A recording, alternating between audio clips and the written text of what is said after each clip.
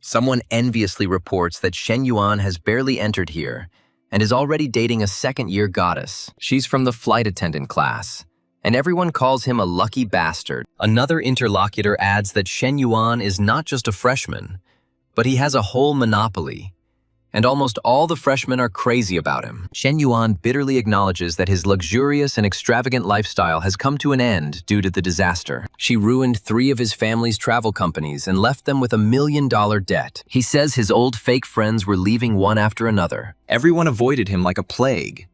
And now, his parents and sister are huddled in a rented apartment. When Shen Yuan invites Lao Zhan to the internet cafe, he coldly replies that they are not that close. Does Shen Yuan really still consider himself to be the same rich man? The hero understands that in the current situation, it is worth forgetting about those carefree days.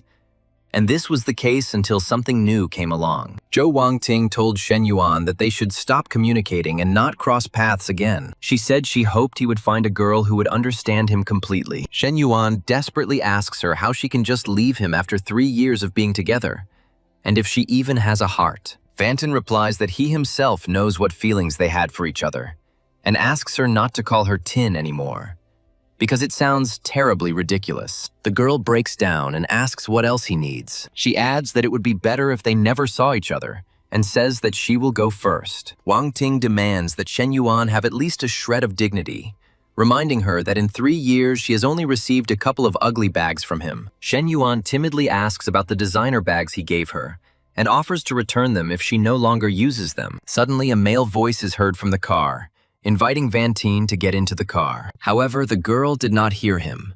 She continued to speak angrily at the guy, asking how he could do it there. The protagonist said that since she can't bring them back, then their old wishes can be made true. The driver turned to the girl again and told her not to be angry, and then kindly asked Shen Yuan if he wanted a lift. Shen Yuan bitterly notes that Ting sounds ridiculous from him, but normal from the other guy, and refuses the offer. The guy in the car reassures Shen Yuan, saying that he is a good guy, and he replies that there is no need to worry so much because he really doesn't have far to go. Shen Yuan asks the new suitor to take care of Wang Ting in the future. The guy replies that Shen Yuan shouldn't worry because she's in good hands. The stranger adds that men are obliged to give them only the best. Shen Yuan suddenly starts listing Wang Ting's intimate preferences, including Okamoto 01 condoms. He also recalled the uniform of a police officer and a nurse, to which the listener exclaimed indignantly. Shen Yuan says with a smile that maybe Zhou Wangting made the right choice. He hopes that her decision will lead to an ideal life. The hero reasons that everyone should strive to live the life they deserve. The system displays the parameters of Shen Yuan's character.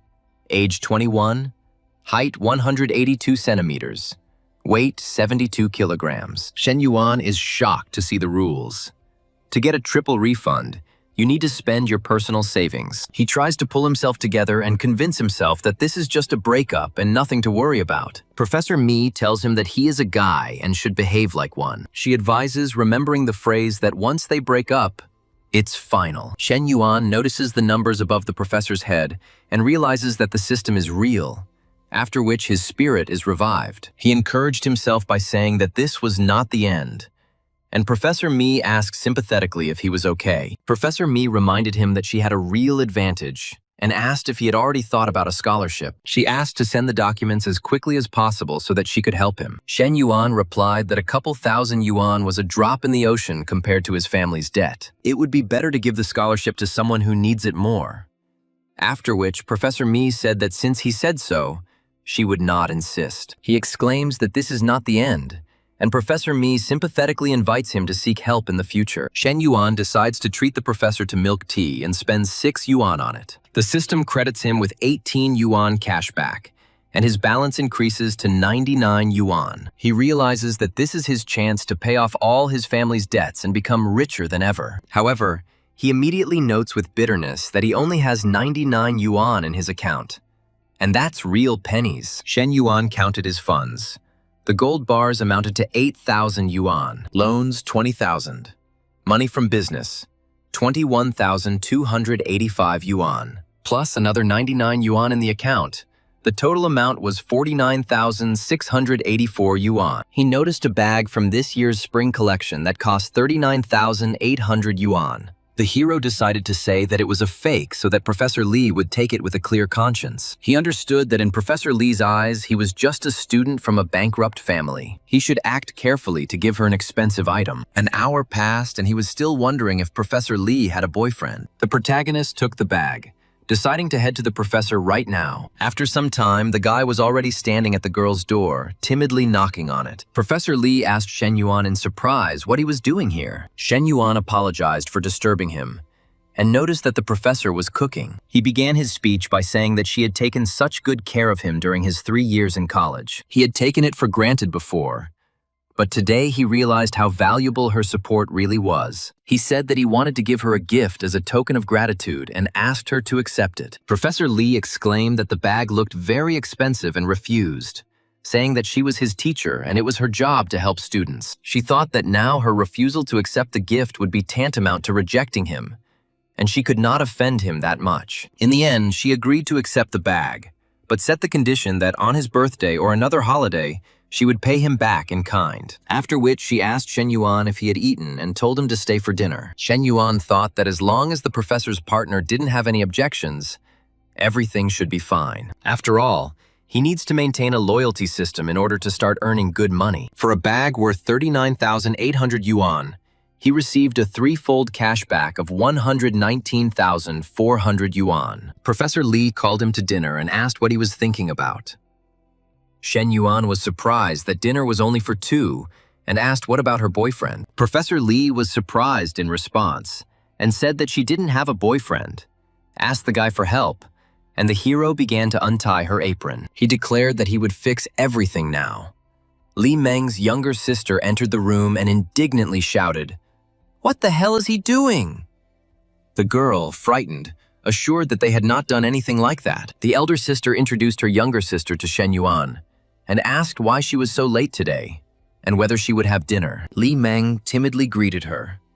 Shen Yuan lied that he had already eaten dinner before coming and was about to leave for the dormitory, but Professor Lee doubted it, because a minute ago he was ready to sit down at the table. The sister indignantly declared that he was just her student and called him impudent. She added that no normal student would suck up to a professor like that, and told him to just eat. Shen Yuan wondered who he should spend money on now, since his relationship with Professor Lee was still that of a teacher and student. His neighbor Huang Haibao came up to him and asked Dao Huan what had happened to him. It turned out that the goddess Huang Haibao, named Fang Minghui, went to the cinema with the cursed Li Jianpeng. Fang Minghui turned out to be an excellent second-year student in the Faculty of International Trade, and an unattainable goddess for poor Huan. Huang Haibao had never had a relationship, and he had never even spoken to her. Shen Yuan chuckled and asked, and that was all the neighbor was indignant at, that Shen Yuan was laughing at him. He threatened him not to joke like that, otherwise he wouldn't know who he was talking about. The heroine named Wang Ting flashed through Shen Yuan's thoughts again. Huang Haibao asked hopefully that she had just gone to the cinema with that bastard, not to the hotel, and that meant he still had a chance. Someone asked Ming Hui if she knew that Shen Yuan had been dumped by his girlfriend. The interviewee recalled that during his student training, she even bought him drinks and said that such behavior should not have been encouraged. She added that rich guys don't understand anything and are very arrogant. The protagonist noticed that the numbers above the girl's head were getting smaller and smaller. Shen Yuan asked Mao Huan if it would bother him if he started dating Fang Minghui. Mao Huan responded ironically that Shen Yuan was no longer the rich man he once was. And where did such conclusions come from? Shen Yuan was delighted and said that he was glad to hear it. Fang Minghui asked in shock what Shen Yuan wanted from her. Shen Yuan invited her to dinner at Xing Sushi Restaurant the next day and said that he wanted to take a walk after dinner and choose a gift for his sister. Fang Minghui was surprised that he was inviting her and asked if he had that kind of money, since the minimum per person in this restaurant was 1,000 yuan. She said in confusion that she had just been to the cinema with Li Jianpeng, and now she was going to a restaurant with Shen Yuan. And how could that be possible? Her friend advised her not to worry, saying that Shen Yuan, although a little arrogant, was still a handsome man. Li Jianpeng is just rich, and if Shen Yuan's family gets rich again, he will become cooler than that idiot Li. The friend added that she had nothing to lose. It was just a regular walk and dinner, and she promised to help with the answer. It seemed like the girl had no choice, so she agreed. The next evening, the waiter announced that the order for two was ready and wished us bon appetit. Fang Minghui said that she heard about his family's plight and that he didn't need to spend so much. Shen Yuan replied that it was quite tasty and the aroma was trustworthy. So it was worth it, he added, adding that he had always wanted to invite her to dinner, but there had never been the right moment. He noticed with horror that the sympathy level was dropping again, from 69 to 68 to 67. Then he decided to change the subject and asked if she remembered their trip. At that time, she often bought him things and they chatted at night on WeChat. And he said that he always remembered it. Fang Minghui asked him with a touching expression, "Didn't he forget?" And the sympathy level began to rise from 67 to 68. Shen Yuan told himself to control himself, and the likability level rose to 70. 40 minutes later, the waiter presented a check for 2,920 yuan, but with the discount for special customers, it came to 2,774 yuan. Fan Minghui was amazed at herself, because 3,000 yuan was her monthly allowance, and he had just spent almost everything they gave her. She remembered Li Junpeng arrogantly saying that they would eat at the school cafeteria first. Next time they'll dine out. And she was outraged that his family had enough money, but he was still so stingy. Shen Yuan saw that the sympathy level had risen from 72 to 76, and everything was going swimmingly. He marveled at the amazing feeling that he had earned several thousand yuan just from one dinner. Fan Minghui hurried him, saying that they still needed to stop by the shopping mall to pick out a gift. At the shopping mall, Zhou Wangting was surprised to see Shen Yuan and asked what he was doing there. She was indignant that they had only broken up yesterday, and today he was already hanging out with a new girl. Li Junpeng hypocritically suggested that Shen Yuan take a stroll through the shopping mall, window shop, and nothing more. Wang Ting rudely asked Shen Yuan what he was doing here and who that girl was. Shen Yuan replied that it was a coincidence and they came to get a gift for his sister. Li Junpeng mockingly said that it would be better to go to the market and choose a toy there. Wang Ting said that she wanted to warn the girl not to let Shen Yuan fool her. Shen Yuan sharply asked what business it was of hers and who he was fooling. Li Junpeng rebuked Shen Yuan, saying that he shouldn't talk to a girl like that, especially his ex-wife Wang Ting, and urged him to act like a man. He added that everyone is aware of his family's bankruptcy and debts, and there is no need to pretend to be rich. At this point, a new task was activated. Spend on a person of the opposite sex with an affection level above 60. Also increase the level of negative emotions in others, and the system showed -30 and -35. Shen Yuan agreed to come in and take a stroll, and the saleswomen began to whisper. They decided that he was their regular customer and passed him on to each other. One of them refused, saying that there was no point in running around a bankrupt former rich man. She remembered how she had been chasing after one lady for a long time, and she had taken the cheapest item. She noted with envy that wealthy clients who did not leave without expensive goods were going to others. She gets ordinary balabons without a penny in her pocket, and praised Zhou Wangting's choice. Fang Minghui didn't worry about money and said she was choosing a gift for his sister, settling on 2 bags. Li Junpeng thought that 100,000 yuan was a big waste because he was counting on bags worth 20,000. The girl chose a whole set for 100,000. He told himself that he had to pay and show Shen Yuan what a real man should be like. Out loud, the main character proudly declared that he would take both bags and the accessories that the other girl recommended. The saleswoman, shocked, asked where the bankrupt man got so much money. Shen Yuan, fortunately, noticed that this was exactly how much money he had left on his card after dinner, and said that he would pay by card. The saleswoman was delighted, thinking that she would be wasting her time. But he bought 2 bags and even accessories. Wang Ting exclaimed that she never thought that Mr. Shen would be more generous and careless than before. Li Junpeng demanded to know where he got the money, since his family was bankrupt, and asked if he had taken out a loan. The heroine mockingly remarked that a man should not only be cool, but also generous, and that this should cost 600 to 700,000 yuan. Wang Ting asked him not to let him say that, but Li Junpeng muttered that he bought it on credit and couldn't say anything about it. He screamed into the phone in a panic, asking who had given permission, because he had said that projects worth $1 million could not be decided without him. After the call, Li Junpeng wished Shen Yuan to take care of himself and disappeared. The level of negativity dropped to -45 and to -35. Shen Yuan said that there was no need to continue this circus, The task was completed, and handed Minghui a gift. Minghui refused, saying it was too expensive, but Shen Yuan insisted that she had to listen to all this horror, so let her accept it. Minghui thanked him shyly, and he replied that there was no need for thanks, since it was all for her. She asked in confusion what about his sister, to which Shen Yuan replied that he didn't know about her taste. He laughed and said that if he gave such a gift to his sister, she would definitely scold him for wasting money. The girl was worried that one bag was already too much, and here there was a whole set. Shen Yuan reassured her, saying that he shouldn't worry.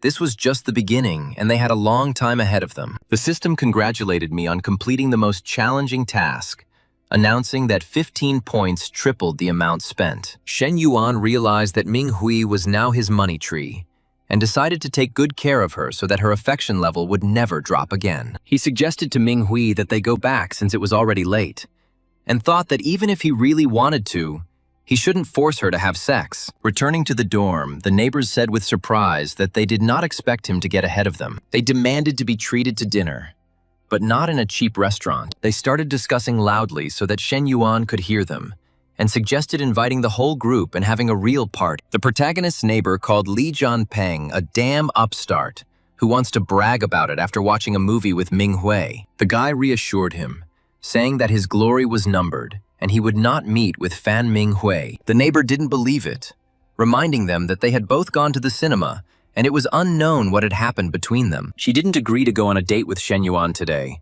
so they are definitely together now. Suddenly, Shen Yuan had a large sum of money in his account, and he began to think about going home tomorrow. At Shen Yuan's home, Uncle Shen Yaode was talking to his father, and his mother told him to wait while the adults talked. The uncle asked for a little more time, saying that he would soon receive payment for the goods and return part of the debt. But the father replied that this was not enough, and he needed full payment. The mother was indignant, reminding him that they had given their uncle 300,000 yuan to open a car wash and had not pressured him to pay. Now that he has lent them 200,000, he continues to demand money over and over again. Uncle said that it was natural to pay off debts, especially since they were family.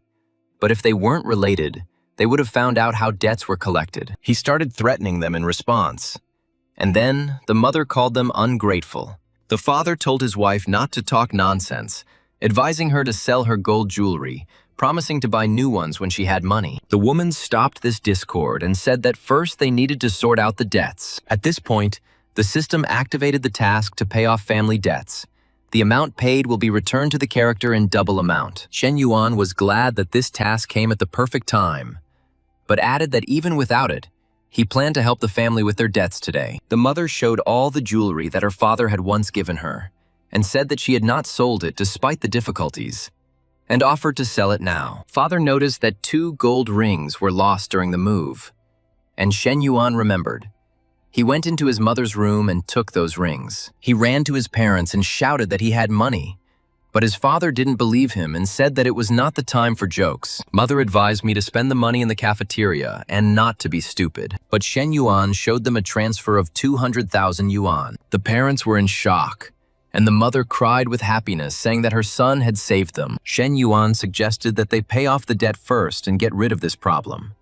And his father immediately called his uncle, informing him that they had paid off the debt. Then they rudely told their uncle to leave here, and their father said that in the future it would be better for their families to intersect less. He looked at them in bewilderment and began to say something incoherently, but was interrupted. At that very second, his mother screamed in rage at him to get out of there quickly. The uncle was perplexed, thinking that his brother's debt amounted to several million, and the more time passed, the less he had left. But he didn't understand how he paid everything so quickly.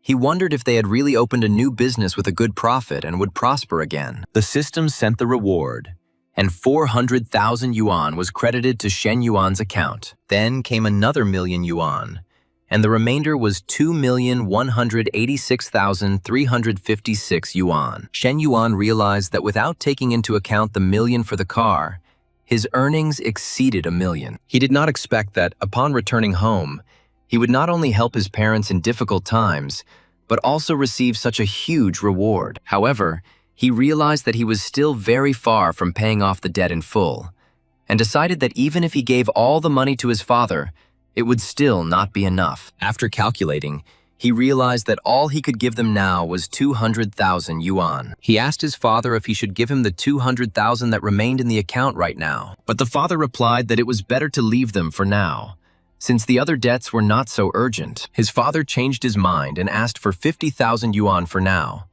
and Shen Yuan recognized his old man with a smile. At that moment, the teacher approached him, and the hero asked what she was doing there. The girl replied that there were no classes after lunch today. Then the guy asked if he could invite her to dinner.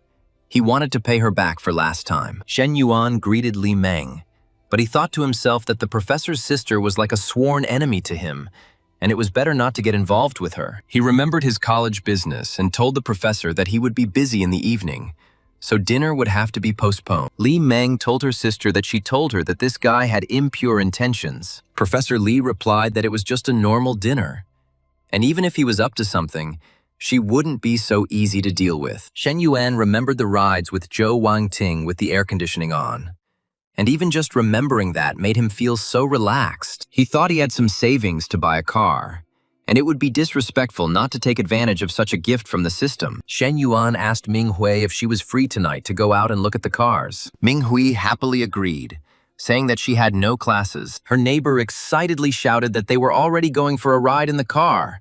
That was progress, and asked if they were planning to come back today. Ming Hui told her not to talk nonsense, since they weren't dating yet. The neighbor praised her for finding a rich and capable guy, and Shen Yuan's time would soon come. An hour later at the dealership, the salesman greeted them and asked which model they were interested in. The salesman was surprised to recognize Shen Yuan and called him Mr. Shen. Shen Yuan recognized the salesman as the man who had chased him around in high school, and was surprised how he had ended up here. Ming Hui asked who it was, and her former classmate introduced himself and said that they were in the same class. He offered to look at the cars and asked which model he was interested in, and Shen Yuan replied that he would like to look at the M9 model. The seller pointed to a test car and said that we could look at it, sit in it, and try it out. The seller chuckled to himself that the simplest M9 costs 500,000 yuan, and with all the fees, it costs more than 600,000. He remarked out loud that Ming Hui was as beautiful as ever and said that she had always been his goddess. The seller boasted that he was no longer that young man,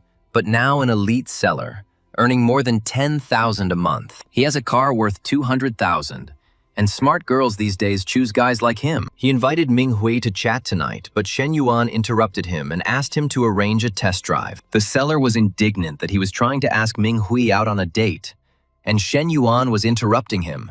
And why did he need a test drive? The seller refused to let me test drive, saying that his boss had taken the test car. Shen Yuan replied that he was no stranger to cars and had seen this model before, and if the seller couldn't arrange it, then he should send someone who could. He demanded to call the administrator and send another salesman for a test drive, and a new salesman approached him. Her name was Chen Na, and she asked how she could help. Colleagues asked Shi Yan why he gave his client to Chen Na, but he replied that he was not in the mood to discuss it and waste time on it, since a student had shown up and said he wanted to test the car. Chen Na professionally explained the smart driving function with a 192-line laser locator. Shen Yuan thought that her appearance and figure would give even Fang Minghui a run for her money. He thought about salespeople who make deals with male customers just to achieve their goals. Chen Na asked him if he was familiar with the model's specifications and what his approximate budget was. Shen Yuan said that he would like to take one car with him today, and the saleswoman was surprised. Chen Na said that she would place the order today, and was surprised that he was buying a car for 600,000 yuan so easily. She wondered if this was an angel client, or if he had other intentions. She asked him to wait, saying that the down payment was 50,000 yuan, and she would bring the contract. A colleague asked her what the client had decided, and when she replied that she was buying, he couldn't believe it happened so quickly. He stated that such guys would apologize and disappear at the moment of the first payment, and the store was full of them. Chen Na clarified that the client was going to pay in cash right away, and the colleague exclaimed how stupid he was for blowing such a deal. Chen Na invited Shen Yuan to contact her if he had any difficulties and asked if she could give him a ride. The remaining salesman noted with annoyance that he had been distracted for a minute and had missed such a girl. What a ram! Ming Hui asked Shen Yuan if he was upset or jealous, but he replied that he was not. He said that their relationship was only that of a buyer and seller, Nothing more. But Ming Hui noticed that they chatted pleasantly and spent a lot of time together. Shen Yuan explained that it was just a habit.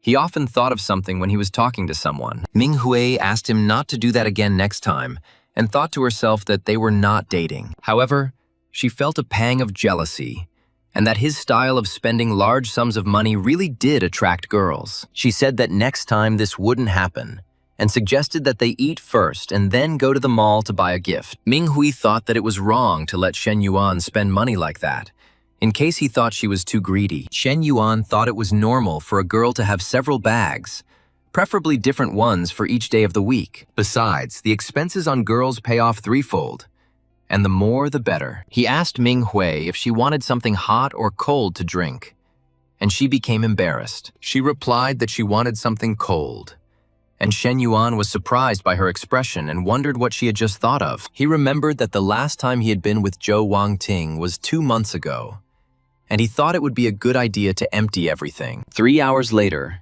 Ming Hui noticed that Shen Yuan was taking such good care of her and had spent more than 140,000 yuan in 2 days. The system credited 252,000 yuan to his account, bringing the balance to 2,254,000. Shen Yuan realized that the system was not mistaken in its calculations and spent 50,000 on the car and 50,000 on his dad. He also received a normal cashback, and he has 1,600,000 left in reserve. Shen Yuan suggested that Ming Hui not return to the dormitory today. Half an hour later, they found themselves in the Grand Magnate Hotel, in room 808. Min Hui told her friend on the phone that she wouldn't be back today, and, if they asked, to say that she was staying with her parents. The main character, coming out of the shower in just a towel, asked the girl if she was ready. Ming Hui looked at him with embarrassment and mentally apologized to her friend, justifying herself that he had given her a lot. She admitted that she still hadn't showered,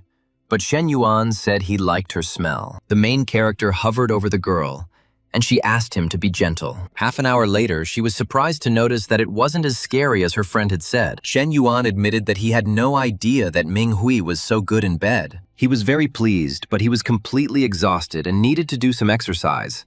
Otherwise, he had become weaker over the past 2 months. Ming Hui asked if they should do it again, and Shen Yuan asked to rest for a while. But Ming Hui said that she wanted it now, stroking the guy's hand. The next morning in the dorm, Shen Yuan remembered that the system refunds money even for paying off debts or credit cards. His roommate asked him where he had been hanging out last night and said there was a faculty party that evening and asked if he was going. Shen Yuan saw in the group chat that bastard Li Junpeng had bought a car and suspected that he was the one who asked to organize this party. He said that if he went, it would only be for the sake of this bastard's personal show.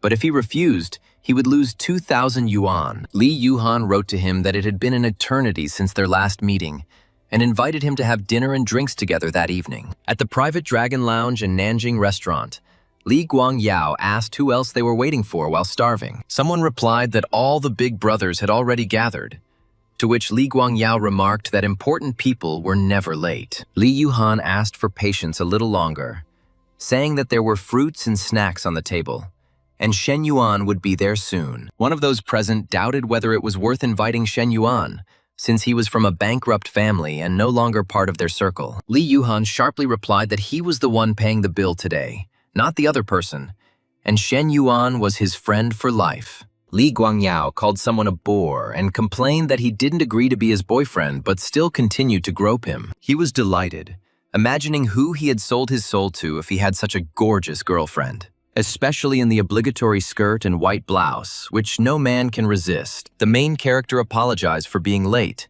and someone asked why the hell he was so late. He explained that there was traffic jam on the road, and the taxi driver decided to go around the busier sections. Someone advised him to complain about the driver, and another sarcastically noted that everyone here had luxury cars, but she had arrived by taxi. The guy introduced his girlfriend Chen Na, who works as a saleswoman at a luxury car dealership. He said that if anyone needed a new car, they should feel free to contact her. Chen Na was surprised to recognize Mr. Shen, who had bought a car yesterday. Shen Yuan didn't even greet her, and she decided to pretend they didn't know each other. 40 minutes later, Li Yuhan said he wanted to upgrade his bar and asked his close friends who wanted to invest. Someone pointed out that the Li family earned tens of millions of yuan.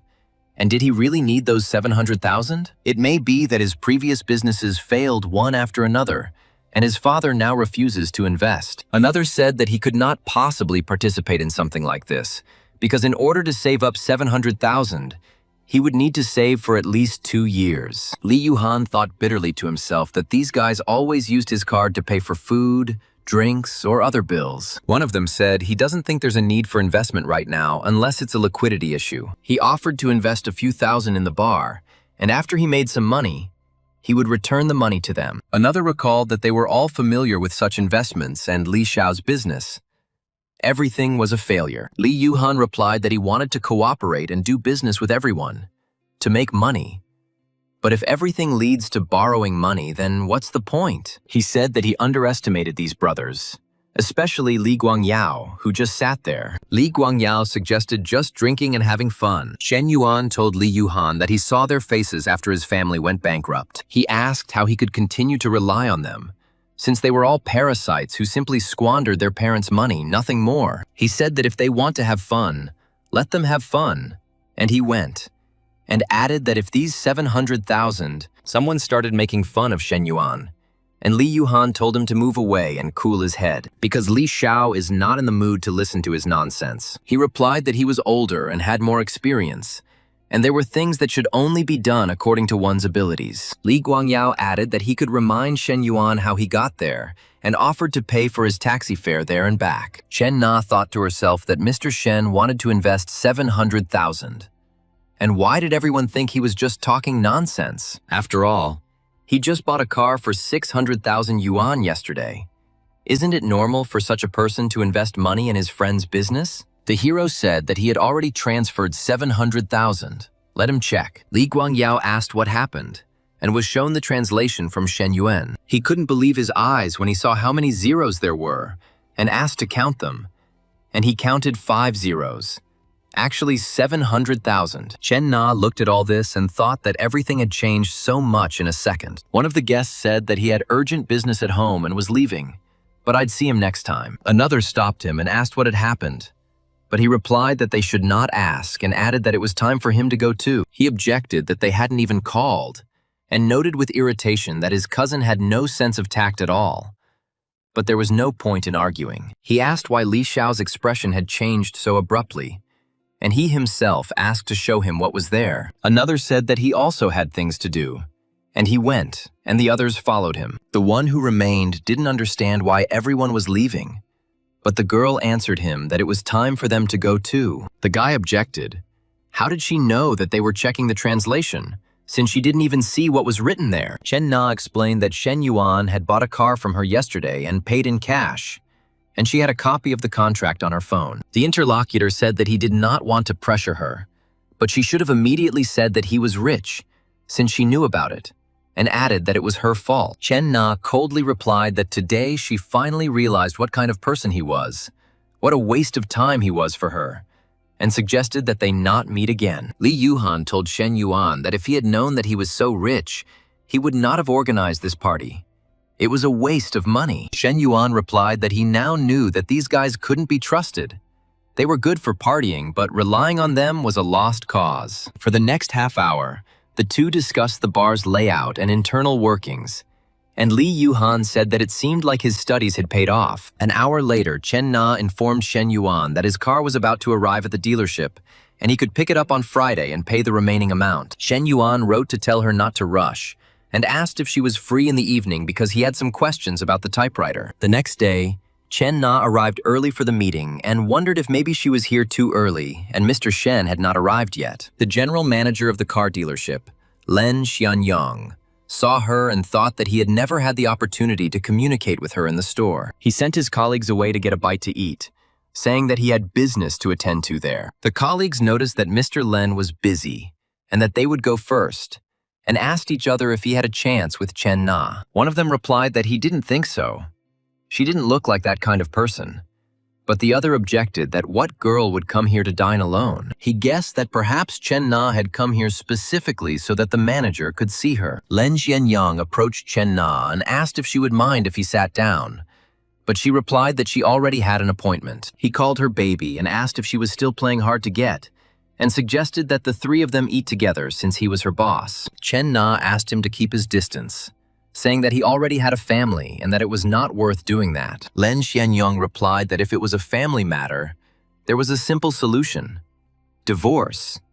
Then the husband exclaimed, "Did Chen Na really leave him for someone else?" He told her not to underestimate him, because he earns 400,000 to 500,000 yen a year, and he also has a car worth 300,000. He asked why he was at fault here and whether he had lost to this fat pig. The man shouted that they were traitors and were having an affair behind his back, to which Lin Xianyong asked what he was talking about and apologized, but asked who he was. The husband stated that he should be the one asking who he is. Lin Xianyun was indignant.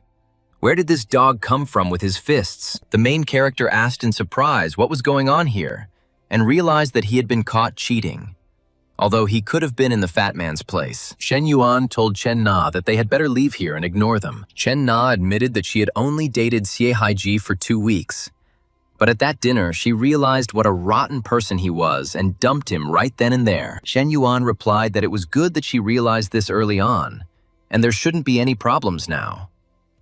But Chen Na said that this was not all. The man who was hit was her boss, and now she did not know what to expect from him towards her. Shen Yuan remarked that she didn't deserve such a boss, and wouldn't it be better to change jobs? Chen Na replied that it was difficult to find a new job now, and even if she got a job at another car dealership, she would lose her customer base. She added that working in sales is very tiring, and she would like to change industries, for example, open her own cafe.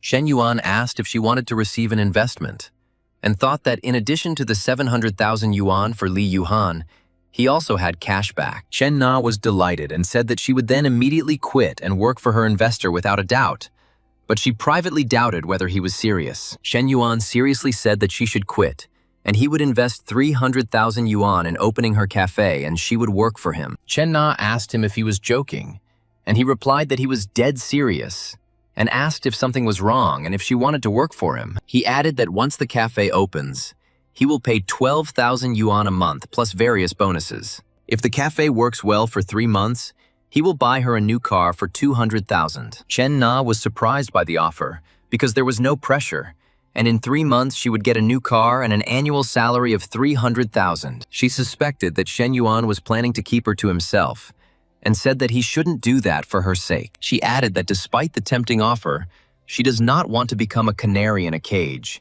and even be a third wheel. Shen Yuan asked not to think too much, explaining that he was simply planning to open a cafe. At this moment, Ming Hui texted Shen Yuan and asked if he was free to go for a walk that evening. In the evening, the main character was at room 808 of the Grand Magnate Hotel. Ming Hui ran up to the guy, hugged him from behind, and said that she missed it. Afterwards, she smelled women's perfume on Shen Yuan and asked where it came from.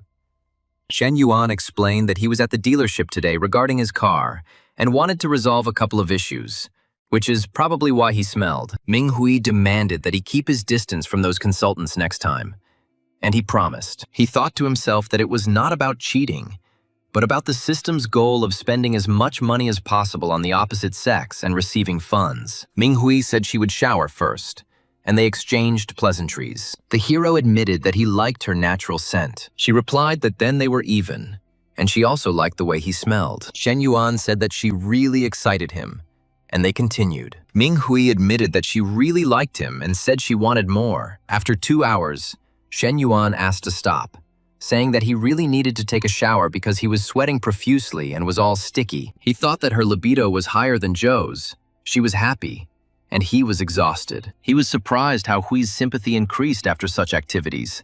Since last time, the level had risen to 86 in just 1 evening. The system gave him a 1,000,000 yuan ticket and a new skill called ruthlessness and strength. He felt a surge of excitement between his legs and realized that these rewards for increasing levels of intimacy and affection were simply incredible. The system seems to give out rewards based on what he requires. He thought that it was not easy to reach a sympathy level of over 90, and Li Meng's level had already exceeded 60. He said he didn't know when he would meet another girl of such a high level, or what rewards he would receive in the future. There is no point in worrying about this now, and the most important thing at the moment is to test the skill that the system gave him. He changed his mind and told Minghui to turn around. Meanwhile, elsewhere, Chen Na told her friend Qian that a guy offered her an investment in a cafe worth 300,000 yuan. At first, her friend thought it was a scam, but Chen Na said she had seen him several times, and the last time he bought a car from them. Qian was surprised that the customers in her salon were usually all middle-aged, but Chen Na replied that he was only 21 years old. His friend admired him for being young and already having a luxury car, and asked if he was handsome. When she found out that yes, she said that such a young, handsome, and rich guy, isn't it every girl's dream? Chen Na objected that he was younger than her. A friend said that if a girl is 3 years older, it's like having a gold bar, and in her case, 2 gold bars. Chen Na said that he had a girlfriend, but her friend replied that a girlfriend was not a wife, and under such circumstances, what difference would it make? A friend joked that if she couldn't make up her mind, then she should hand over this young, rich man to her, and she would endure everything for her sake. Chen Na asked if she had a boyfriend, and she replied that if such a guy tried to keep her, she would immediately be alone. My friend said that her boyfriend had just returned and they would talk later. 40 minutes later, Minghui asked Shen Yuan why he was different this time, to which he asked if she liked it. Then he suggested making another attempt, but she was surprised if he still had any strength left. Shen Yuan remembered that she went dancing and suggested that she take the initiative. To her objection that she didn't know how, he said that ignorance was no excuse. She was shocked and called him incredible. The next morning, he thought that there were no classes in the morning and he could sleep a little longer. But then he saw that he had won the 6 million jackpot and told himself that he needed to tell his family immediately. He ran home and shouted to his mother that he was home, and she was happy, but asked him not to shout so as not to scare the neighbors. He announced that they were rich because he had won 6 million. His father asked him skeptically if the college program was difficult and advised him to focus on his studies. He asked his father to think carefully before saying such a thing and showed him the winnings, and his parents exclaimed in shock. Shen Yuan said that even after deducting 20% tax, they would still have 5 million left. Mom said that this time they would add his name to the family book of merits, and today they would not cook but would go to a restaurant to celebrate the jackpot. Shen Yuan added that since he is already in his 3rd year and only has 1 year left until graduation, he plans to start his own business. His father supported him, saying that it was not so easy to start a business now, but it was good news that he had such a desire. Young people need to learn and gain experience, especially since he won the prize and can handle it. But he advised putting some of it aside for a backup plan. Shen Yuan said that he would only take 1 million, and the parents could take the rest for themselves and do whatever they saw fit. Meanwhile, Len Xianyang called Chen Na and showed his broken face, saying that it was the work of her boyfriend. Chen Na replied that she had broken up with him a long time ago and had nothing to do with it, and if it hurt him, he should deal with it personally. Len Xianyang said that everything was not so clear-cut, and if it weren't for her, then that suitor of hers wouldn't have beaten him up for no reason. He thought that this girl was something, and he should take advantage of the situation and win her over. Chen Na objected. What did this fight have to do with her? Especially since she said yesterday that she had an appointment. Len Xianyang said that she left her post yesterday afternoon and left customers alone in the store without supervision. Chen Na was indignant that she had asked for time off yesterday, but he only chuckled in response. The man thought that a suspension in sales meant a loss of commissions from customers, and in that case, for a month, she will receive no more than 1,200 yuan. And this is a meager salary that is not even enough to pay the rent. The girl noticed that Shen Yuan, although he did not seem like an adult, was calm and behaved with dignity, unlike the others. Chen Na decided that there was nothing else to think about and announced that she was leaving, and that was it. Half an hour later, she wrote to Shen Yuan that she was ready to quit and asked if what he had said yesterday was still valid. Shen Yuan congratulated her and said that she had stepped onto the bright path, escaping hell. He was glad that he didn't have to look for another way to invest the remaining 300,000 from the investment system. Professor Li said she needed to move to another office urgently, but there was so much stuff here that she was afraid she couldn't handle it on her own. Shen Yuan replied that everything was fine. He had no classes in the morning anyway, and he was completely free. She asked if all of this needed to be moved, and said that if it was just a matter of books and records, she could handle it herself. Shen Yuan suggested that she first move the books as far as possible so that they wouldn't fall out while being carried, and then helped her. During the transfer, they were very close to each other, and Professor Li thought that they were now a little closer than last time. She wondered if Shen Yuan really felt something for her. Shen Yuan asked if we were finished yet, and Professor Li replied that that was all. The students came into the office and said that they had come to help, and were surprised why the professor's face was so red. She thought with relief that it was a good thing these guys were a little late, and if they had noticed the situation, it would have been very awkward. Shen Yuan thought that he was becoming more and more bold, and that moment at home was not enough. Now he was doing it in the office. The girl was upset by this, but she immediately pulled herself together, saying that she was his teacher and this was not right. He wondered why the teacher's affection level had jumped to 71, and realized that her feelings had just awakened. The hero grinned and thought that it wasn't that he was too tall. It was just that the professor had such attractive hips. However, he didn't expect a level of intimacy to grow so much. Maybe he should visit her more often to strengthen their bond. On Saturday, 800 meters from the front entrance of the college, students sat and discussed their questions. Someone admired the fact that he hadn't even received his diploma yet, but he could already drive. And because of this, he was 99% higher. He thought Ming Hui was playing hard to get and turned him down.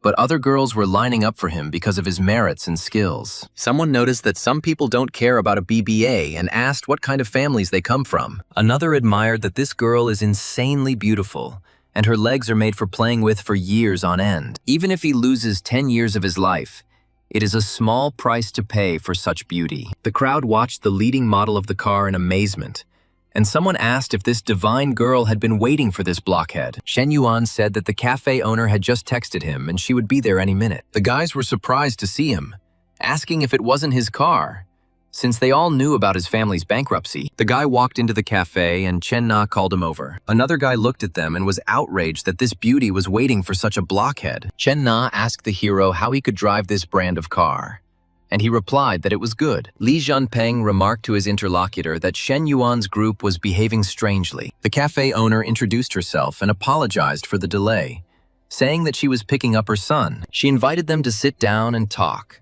and the guests noticed that Mr. Shen looked very young. The hostess said that they were all about the same age, around 20, and invited them to sit down. Shen Yuan said that he had an investment deposit of 300,000 yuan, but he still needed to leave 50,000. He offered to draw up a sales contract today and said that as soon as they signed the contract, he would immediately transfer the money. The owner introduced Xiao Chu as the new owner of the cafe and asked him to show him how everything was set up. Shen Yuan said to show everything to Chen Na because he won't come here anymore. She will be in charge of managing the entire business. The guys were shocked to notice that in just a few minutes, they had made a deal worth 250,000 yuan. Chen Na whispered to Shen Yuan that this woman was the wife of Len Xianyang, the same guy with whom Xie Haijie had fought. Shen Yuan was surprised by the coincidence and was indignant that, having such a beautiful wife at home, he continued to take advantage of his position. Chen Na said she still has screenshots of the chat where her boss stalked and threatened her. She wanted to bring it all out into the open as soon as she got paid,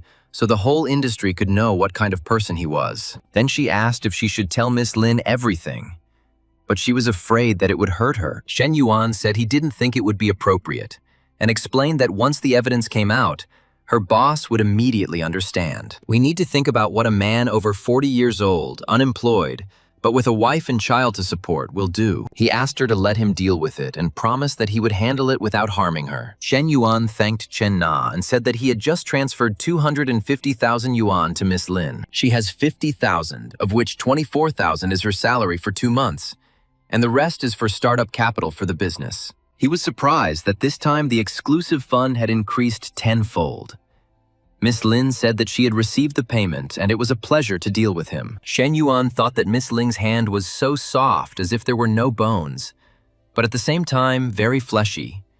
And maybe this was his wife's charm. He replied that of course he would definitely see her again. Chen Na said that this restaurant was very expensive and asked him if he came here often, but he replied that he didn't come here very often. Today is a great day to celebrate their partnership. He thought she was irresistible, and any normal man would feel the same way. He invited her to sit next to him and asked her to move a little closer, which made her confused. He began to think that in this world, nothing comes for free, and everything must have a reason. Does he really want to make money from running a cafe business?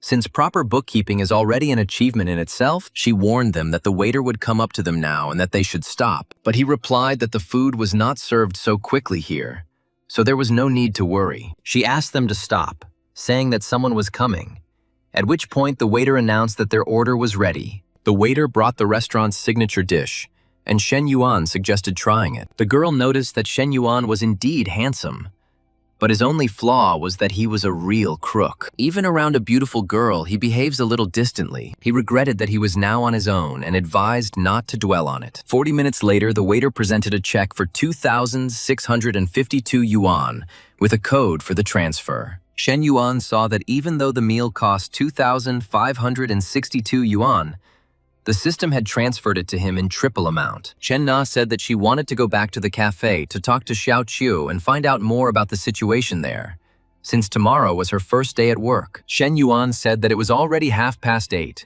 and she finished at 9. And if she went there now, she would only cause indignation. It's better to go home now, rest a bit, and go to the cafe tomorrow with renewed strength. She agreed and asked him to give her a ride home, to which he replied, "Of course." She thanked him for his good work and said that she would send him a report for the day tomorrow. Then she asked if she could drink some water from him. It was okay. He replied that he didn't think it was very appropriate and wondered if he was being too hasty, as that situation in the restaurant had already reached his limit. She clarified that she had broken up with Xie Haiji, and the guy replied that there were no problems then and that he just wanted to drink some water from her. She wondered if he hadn't said he just wanted to drink some water, to which he replied that he did, but not the kind of water she thought of. At this moment, Xie Haijie came downstairs to Chen Na's house with flowers. He told himself that she should have quit because of him, and he needed to apologize properly, at least for the sake of becoming friends again. And then he will return her to himself again. He noticed that the lights in the apartment were off, and she was not at home. Hearing groans from the apartment, he became indignant when he recognized Chen Na's voice. The man shouted that she had said that she had nothing in common with Len Xianyang and asked what the two of them were doing there. Chen Na said that she thought she heard something outside, someone knocking. Shen Yuan replied that she misheard and suggested that they go inside, but she asked him to be gentle, saying that she was not ready. Xie Haiji bitterly realized that he had completely swallowed up his Chen Na and had no chance, and he cried, "Why him?" An hour later, Chen Na noticed that such things were enjoyable but very tiring, and asked what he was doing. Shen Yuan told her to lie on her back, saying that she would not get tired so quickly, and thought that thanks to her special skill, his excitement did not subside. The next day, he woke up to the incredible smell of toast and fried eggs. He thought she was so attentive, and the atmosphere was very different from the one he had fun with Hui at the hotel. You can only feel this at home, but you won't find it in a hotel. The system has activated a new task. The ideal life should include owning your own home, and you need to purchase real estate. Shen Yuan was delighted that the system had just brought his thoughts to life. Shen Na asked if he was awake yet, and said that breakfast would be ready in 2 minutes. Shen Yuan wondered what kind of reward he would receive if Chen Na's affection increased to level 90. The guy asked if he only had breakfast, and they decided that everyone could do their own breakfast. Shen Yuan said that if she had no plans today, how about they take a walk and choose a house for her, and he would give it to her. Chen Na thought that he had already spent 300,000 yuan to buy a cafe, and now he was talking about a house. Shen Yuan asked why she was silent, and if something was wrong, and if she wanted such a gift. But she replied that it was not that. He replied that in his case, it was almost the same as if money grew on trees. He asked her not to think about how much she needed to spend, and said that there was nothing wrong with buying a house for her woman. He noticed that last night they had set the whole house on its ears, because the soundproofing here was nonsensical, and the neighbors probably heard everything. She said it wasn't all her fault, and he admitted he was partly to blame. But he noticed she was screaming so loudly. She blushed and called him shameless. She remembered that she had to meet her friends at 10:30 today, and suggested having coffee first. Shen Yuan replied that buying a house was not like going to the store for bread, and that one needed to choose a suitable location and deal with the paperwork. Liu Menggu, a professional personal trainer and Chen Na's friend, was surprised that Chen Na had urgent matters to attend to. She thought that there were problems with the cafe, and maybe Chen Na was exaggerating. And what kind of person would just spend 300,000? She said that he was not the type of person who liked to show off, so that option was out of the question, and it would be better to ask him directly. When she heard that this guy wanted to buy Chen Na a house today, she was shocked and said that it was not about buying handbags or cosmetics, but about buying a house. Even a small apartment of 40 square meters will cost no less than 500 to 600,000 yuan. Plus, the purchase of a cafe, a man she has only known for a short time, is already ready to spend 800 to 900,000 on her. She said that she simply had to meet this guy. Even if he was dating Chen Na, a guy like that simply can't have just one girlfriend. And who knows how many more he has. When it comes to her ability to attract men, she has more advantages. She offered to help with the property selection and told Chen Na that this time she would rather help her best friends than other women. 40 minutes later, in the Songhu shopping center, the friends met Shen Yuan in the sales department. Chen Na introduced Liu Menggu, her personal trainer, and Hu Qian, a Ferrari-class salesman. Liu Menggu greeted Shen Yuan and said that she saw that he was well-built and had a good figure, and his muscles had potential. If he wants to work out, let him come to her at the gym. He replied that he didn't think he would be able to concentrate properly in the gym. She noticed that he could flirt in front of Chen Na, which meant they were not a couple. But Chen Na's swollen knees spoke volumes. They seemed to have had a lot of fun, and it's quite possible that she was very pretty, since he liked her and decided to buy her a house. Hu Qian said that if he wanted to change his car, he should come to her showroom. Shen Yuan thought that in less than 5 minutes of meeting each other, these girls had already taken a liking to him. He asked Chen Na if she was sure they were her true friends, but he decided it was only for the benefit. There is no harm in it, because the more people he knows with a high level of sympathy, the greater the chance of making more money. The realtor offered apartments in buildings 3 and 9 with an average price of 15,000 yuan per square meter. She asked if he wanted to see the layout first. Shen Yuan said his budget was 3 million yuan and asked to see apartments that would fit his capital. The realtor invited them into the meeting room for a more professional consultation. The friends were surprised that he could spend 3 million so easily. What kind of sponsor should you cling to without looking back? The realtor recommended a 165 square meter apartment with a south-facing view. Taking into account the discount, the final price was 2,984,000 yuan. Chen Na hesitated, saying that it was too expensive.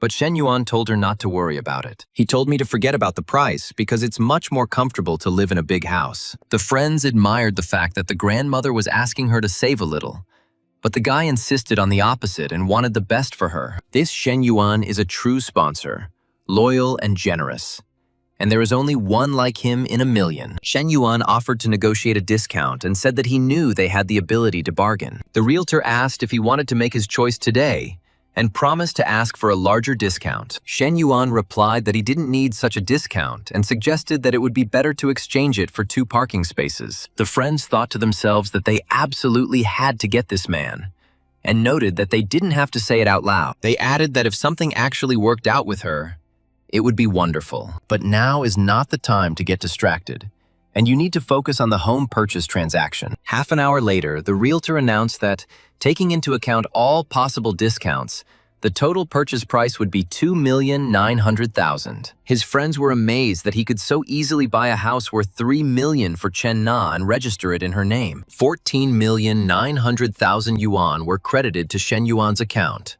leaving a balance of 15,330,000. The realtor noted with admiration that this was one of 10 supermansions in this city, and Mr. Shen was able to pay cash for the house for Ms. Chen. Although it is quite obvious that they are not a couple and do not look like they are in love at all, and she would also like to have such a friend. Shen Yuan realized that his balance was over 15 million, and even in his father's best times, their family had never had so much money. He said that if it weren't for Chen Na launching the mission, he would never have been able to become a multi-millionaire overnight. Liu Menggu said that she also planned to buy an apartment in the future, and when she decided to do so, she would need his advice since he already had experience. She added that if he ever needed training, he could count on her. Shen Yuan replied that it was no problem, but told Chen Na that he had other things to do that afternoon. He won't be able to join them, so let them go get a snack or coffee. My friends suggested that we first look for a place to have lunch and then go to a cafe. They said that today they would definitely force her to fork out money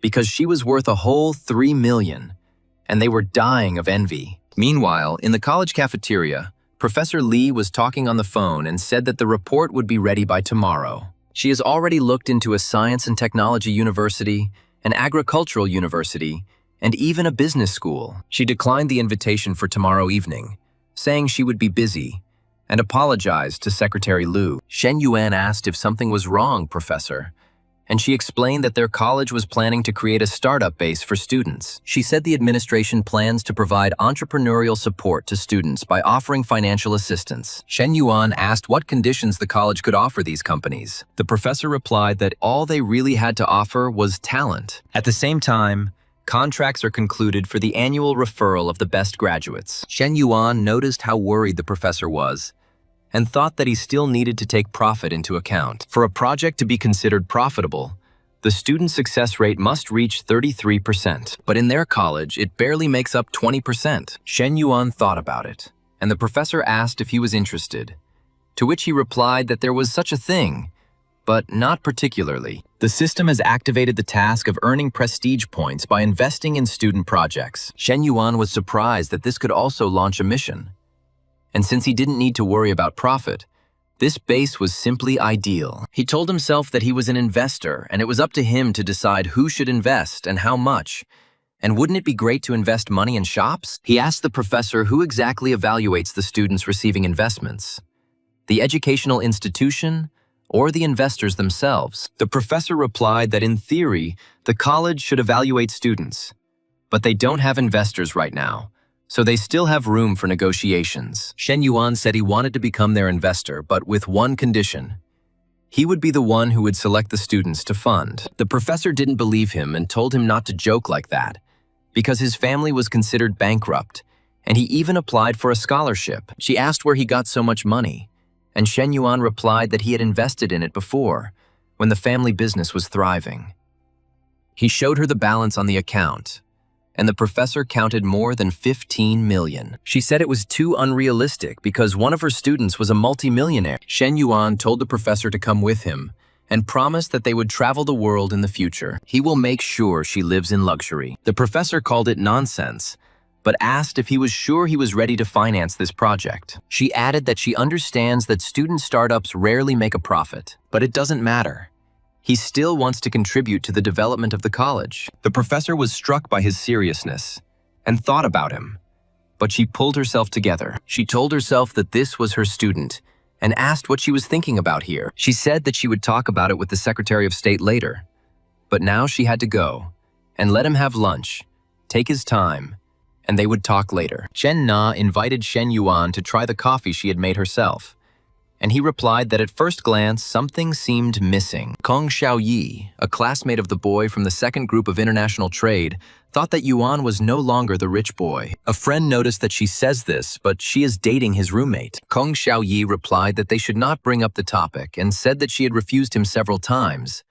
But he continued. Her friend said that at least if she went with Huang Haibao, she would be able to eat for free. But if she chose Yuan, she would only lose money. She advised him to think about it carefully, and then warned him to speak more quietly because Shen Yuan was coming. The friends wanted to know where he worked and said that if she didn't ask, they would. One of them asked Shen Yuan directly why they hadn't seen him lately, and whether he was working part-time somewhere. Shen Yuan was surprised by this question, and thought that they thought he was working part-time. But since it was them, he would simply not pay attention. He replied that he worked in a coffee shop, and asked if they wanted to take a look, and invited them in, promising to buy them coffee. The girlfriends admired the ash-blonde girl in a long-legged corporate skirt. They also noticed another girl with an original figure and exclaimed that they were really seeing big, soft breasts in real life. Chen Na asked Shen Yuan reproachfully, "Didn't he say that he had things to do after lunch?" Shen Yuan explained that they had just finished some business and wanted to have a cup of coffee. He greeted the ladies and asked Xiao Chu to ask the three beauties what they would like to order. At his expense, of course. Kong Xiaoyi thought with indignation that Shen Yuan pretended that he was an ordinary laborer. It turns out he had managed to start his own business, and she said that she had never been so humiliated in her life. After which, they abruptly left. Shen Yuan was surprised why his classmates left so abruptly. Chen Na guessed that they might have been frightened by the sight of the two lovely fairies and said how cute it was. But he better behave decently and not think about stupid things. He tasted the coffee she made and said it was sweet enough. Chen Na's friend remarked that it was the wrong century for him to throw around such phrases. Liu Menggu said that he really needs to exercise more because his body fat percentage is too low. Ideally, you want to gain 7 to 10 kilograms of muscle mass. Shen Yuan replied that she was essentially trying to enroll him in her gym. She admitted that she needed to complete the plan by the end of the month and promised not to let her down.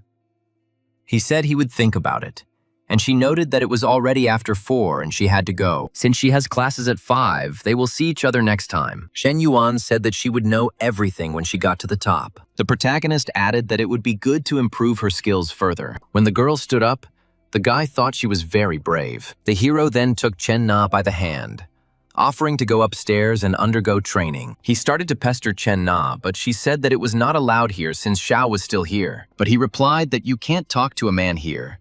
You can only excite him more. The girl was carrying away a tray of drinks, and hearing a knock, she asked what was going on. Xiao Qiwu knocked and said that she had forgotten her bag there and asked them to open it. She asked what happened, looking at the blushing girl. She was outraged that they were doing this in broad daylight. Seriously. 10 minutes later, she was still standing below, thinking, "This guy is skinny.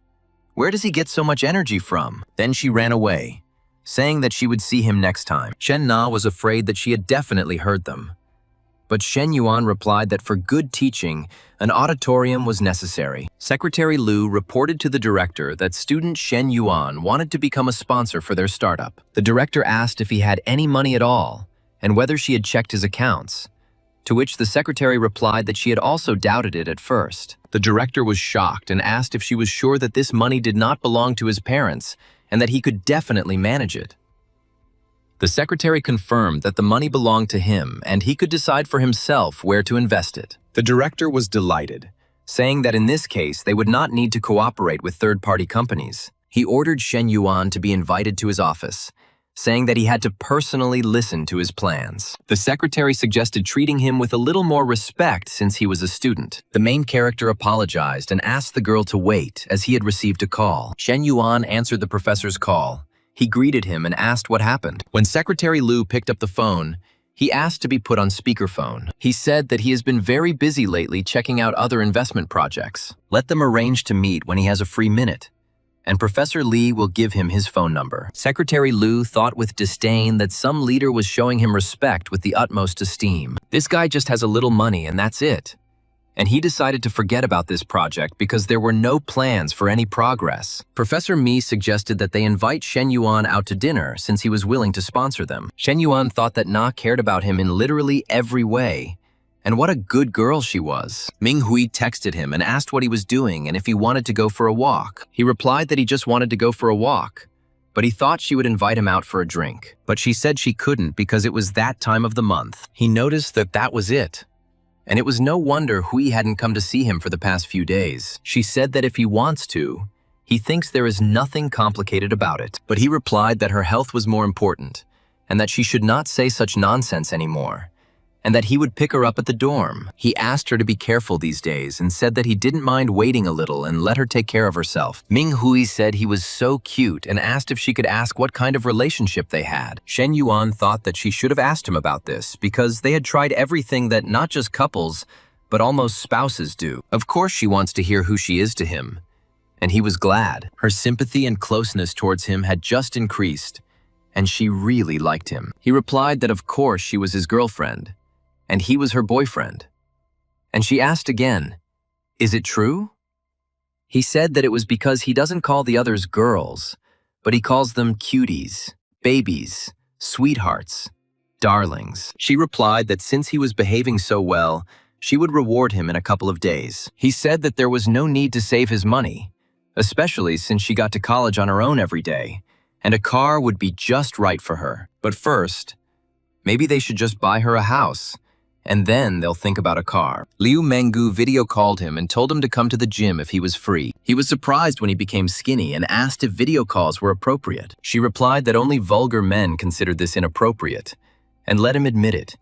He had dirty thoughts. He thought that this tone certainly did not treat him as a stranger, and decided to see how much longer she could hold out. Zhou Wangting came to the gym to see her coach, who asked her why she was smiling so early. The coach replied that she was just chatting with a friend, and he made her laugh. She said that her good friend found herself a sugar daddy, and he bought her a house for $3 million. The girl was surprised that it was just like that, and said that he must have tens of millions, and she was so jealous. Fantine assumed that with such wealth, this sugar daddy was probably very old. But her friend replied that even if he was old, it was worth it. That cheapskate Hao Zhang wants to sleep with her but not spend a penny. And it's time to find a better man. In fact, he is in his early 20s, younger even than her friend. Fantine asked what he looked like. Some kind of ugly guy. But her friend answered that no, he was handsome and tall too. The girl said that her friend must be a real beauty to have picked up such a guy. And she replied that they were about the same. It's just that each one is stronger in different directions. And the coach admired that if she is even a little bit similar to her, then it is not surprising. The trainer asked to reschedule the lesson, promising to refund the fee at double the rate, and explained that it was all because of that sugar daddy. He was going to Qingzhou to get property rights and asked to go with him, to which Wang Ting exclaimed that this was one of the most prestigious. The coach thought that if she met the same guy, she would not hesitate to do the same, and left. Fantine's friends, seeing the car, said that she shouldn't be fooled by his car. He recently bought his girlfriend a house. She can't even imagine how many years she would have to work for this. She recognized Shen Yuan and exclaimed that it was really him, and that he was the tall, rich, and handsome guy the coach had spoken of. Fantine realized that her ex-boyfriend was a multi-millionaire, and she broke up with him just 2 weeks ago. Zhou Wangting realized with horror that she had traded Shen Yuan for some Bao Jun, and wondered if she had gone crazy. Miss Min was asked if she had noticed anything, and was told that there was something for her to do, to which she became indignant. Who does he think he is? Doesn't even say hello and immediately gets down to business, and asked what she is to him. Some kind of cheapskate. He asked her if she had a day off today and told her to come to him in the evening, but she sent him away, calling him an idiot. He was surprised. It was really her, and she answered, "No. Your mommy." Her message was rejected by the recipient. The man became very angry when he saw that the girl had blocked him. She wondered if it would be too much if she joined in too. She wondered if she had a chance to get together with the main character.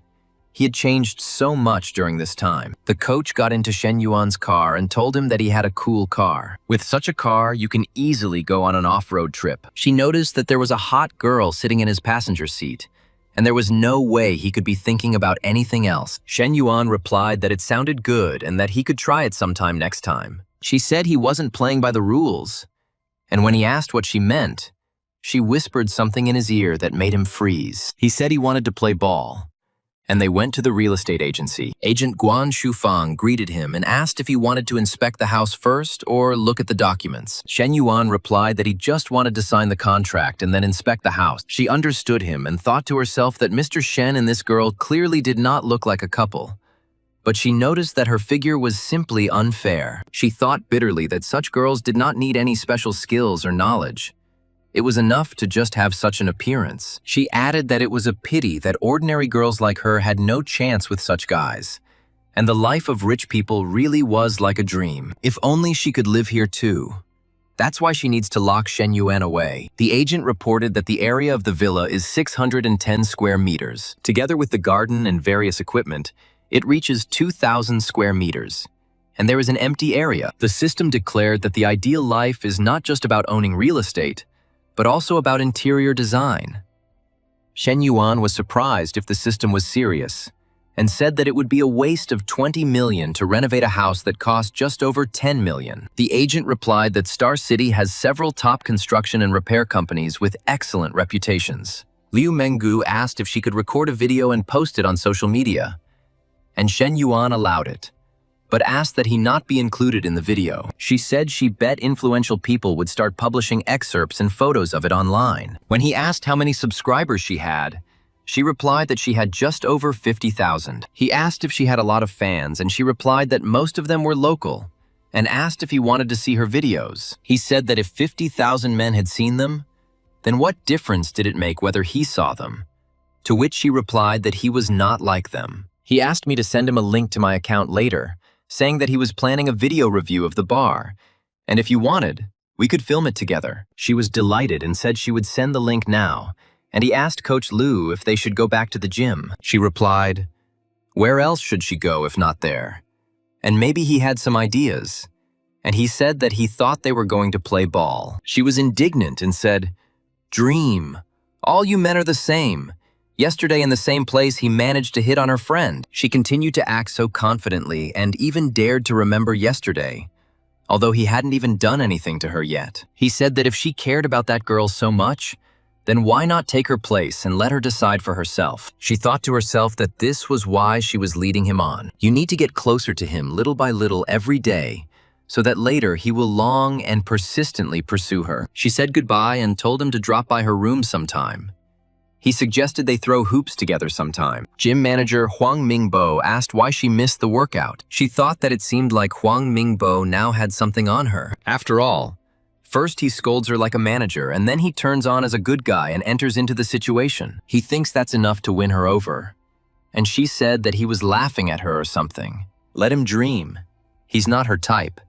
And after thanking him, she returned to work. She told herself that she was a coach both here and outside, and he thought he could put pressure on her. But she is a woman who goes to a pomegranate show in a posh mansion. There's no way she's going to let some trash get in her way. The girl confidently turned around and walked away from the guy. School committee secretary Kong Zongping asked a colleague, so the consultant asks why this student should be accepted. The secretary replied that not yet.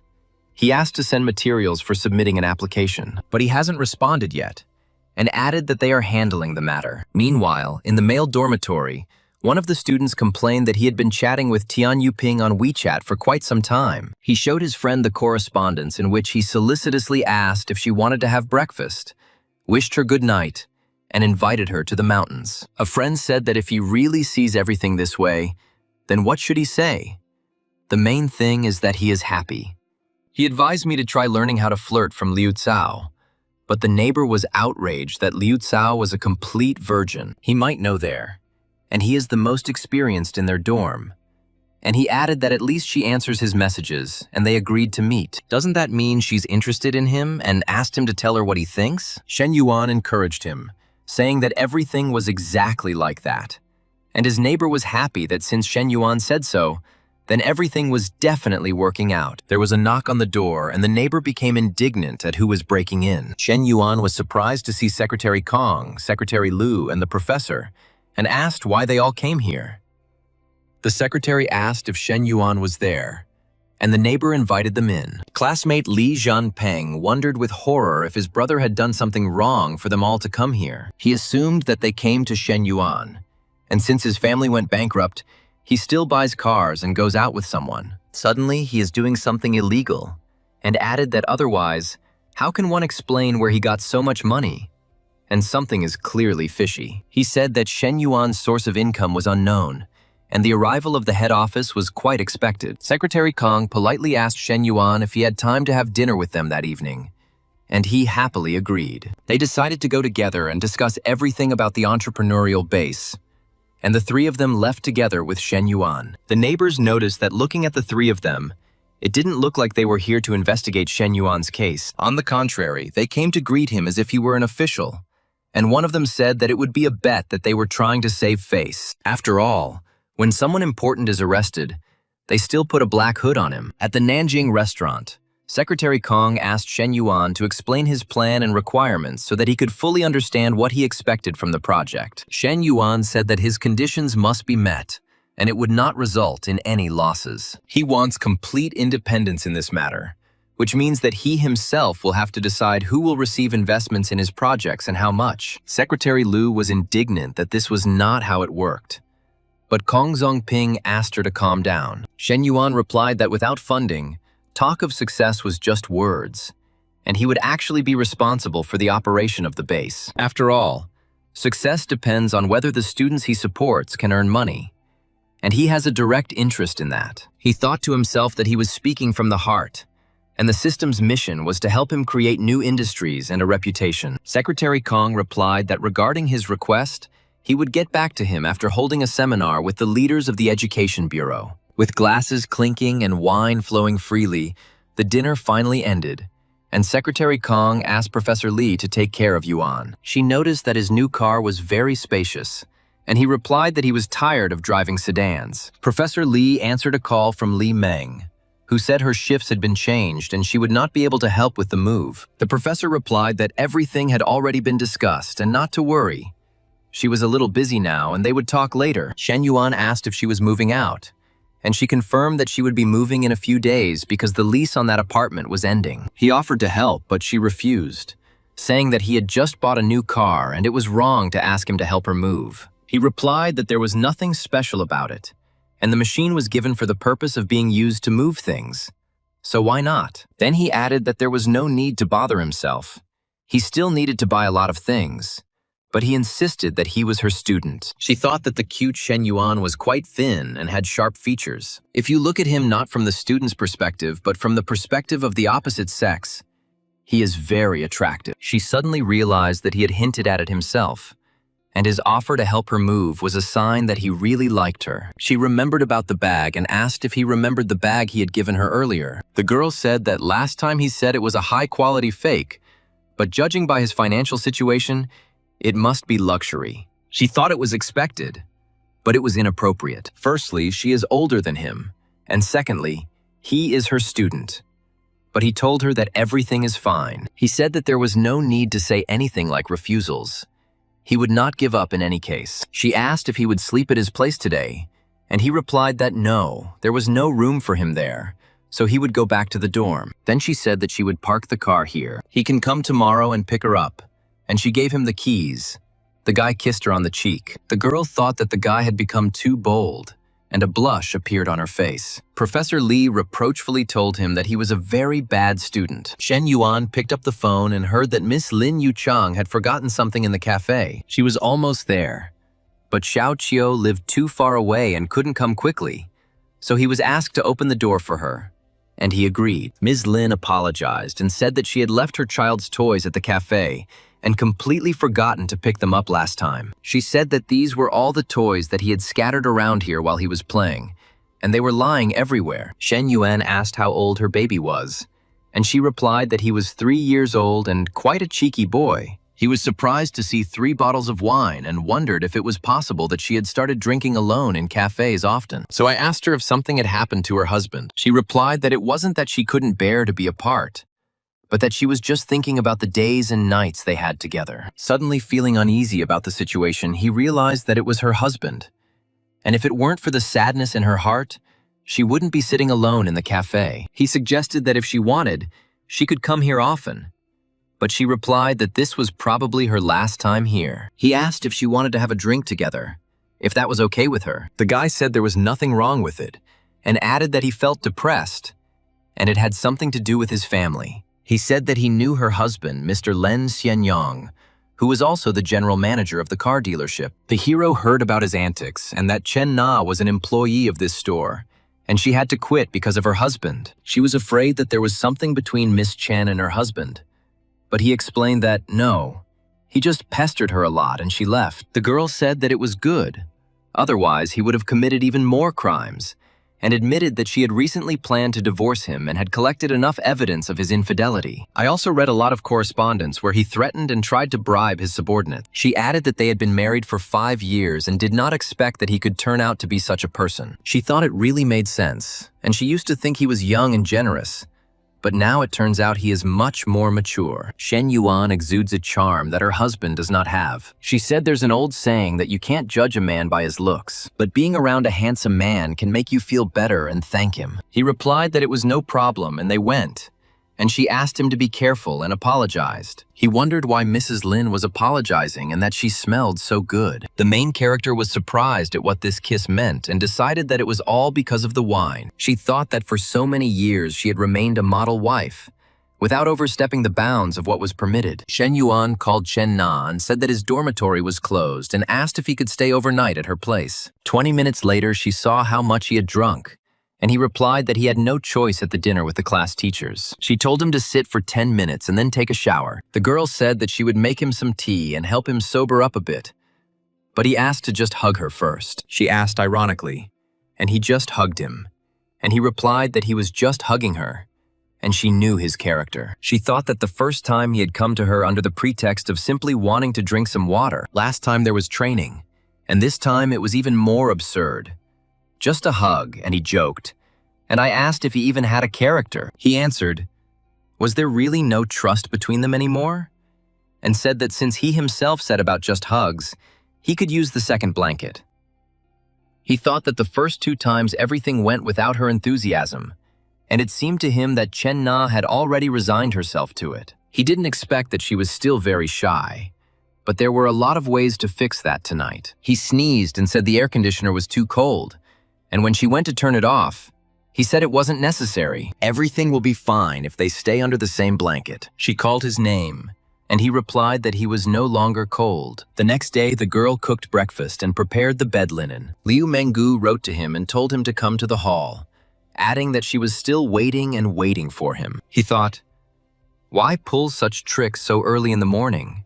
She is Chen Na's best friend, and told himself not to look. Shen Yuan saw that the professor was calling, but he replied that he was very busy and had a lot to do, and they would call later. Professor Li informed him that his proposal had been approved by the administration and the Education Council. Official documents will be ready within a few days. Once they receive application forms and business plans from students, they will immediately send them to him for evaluation. Shen Yuan asked whether the forms would include height, weight, and a personal photograph. The professor was surprised. Did this have anything to do with the startup? He replied that a good entrepreneur should have a good physique. From this data, you can understand whether a person is disciplined. Just a glance is enough, and he has high standards. The professor looked confused and said that this was something new, but agreed to add it to the form.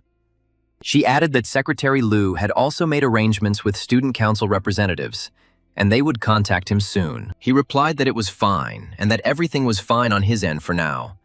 And the professor asked if he would be free the following morning to help her and her sister move. In half an hour, he managed to have breakfast and was about to leave, but the trainer called again. He replied that he was busy and had meetings with 2 interior design companies to discuss the layout of the villa. She asked if he needed any burden. He replied that she had just called herself a burden, so why should he take her with him?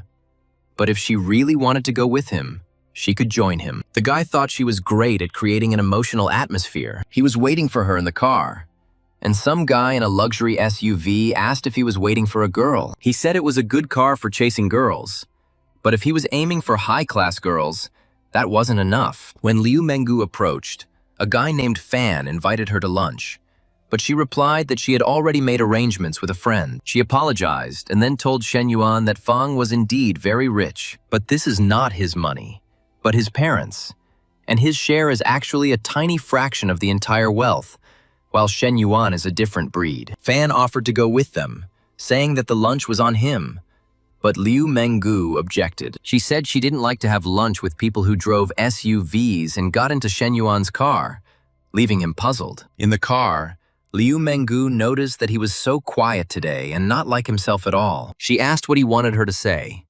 He just didn't seem as animated as usual. He replied that of course he understood that her words about other fans made him feel threatened and so on. She asked if all guys were like that, and he replied that men only got turned on when they were working out or getting ready to work out. Since they don't play ball with her, why should he remain a lively person? To which she called him a pervert. He asked what was wrong, since he was talking about basketball, and she reminded him that that time in the cafe, he immediately ran upstairs with Nana. He thought that it seemed like Liu Menggu wouldn't soon forget that incident. So he decided to change the topic by asking if she hadn't been particularly busy lately. She replied that she had just changed her training schedule a little for him, and he said how sweet that was.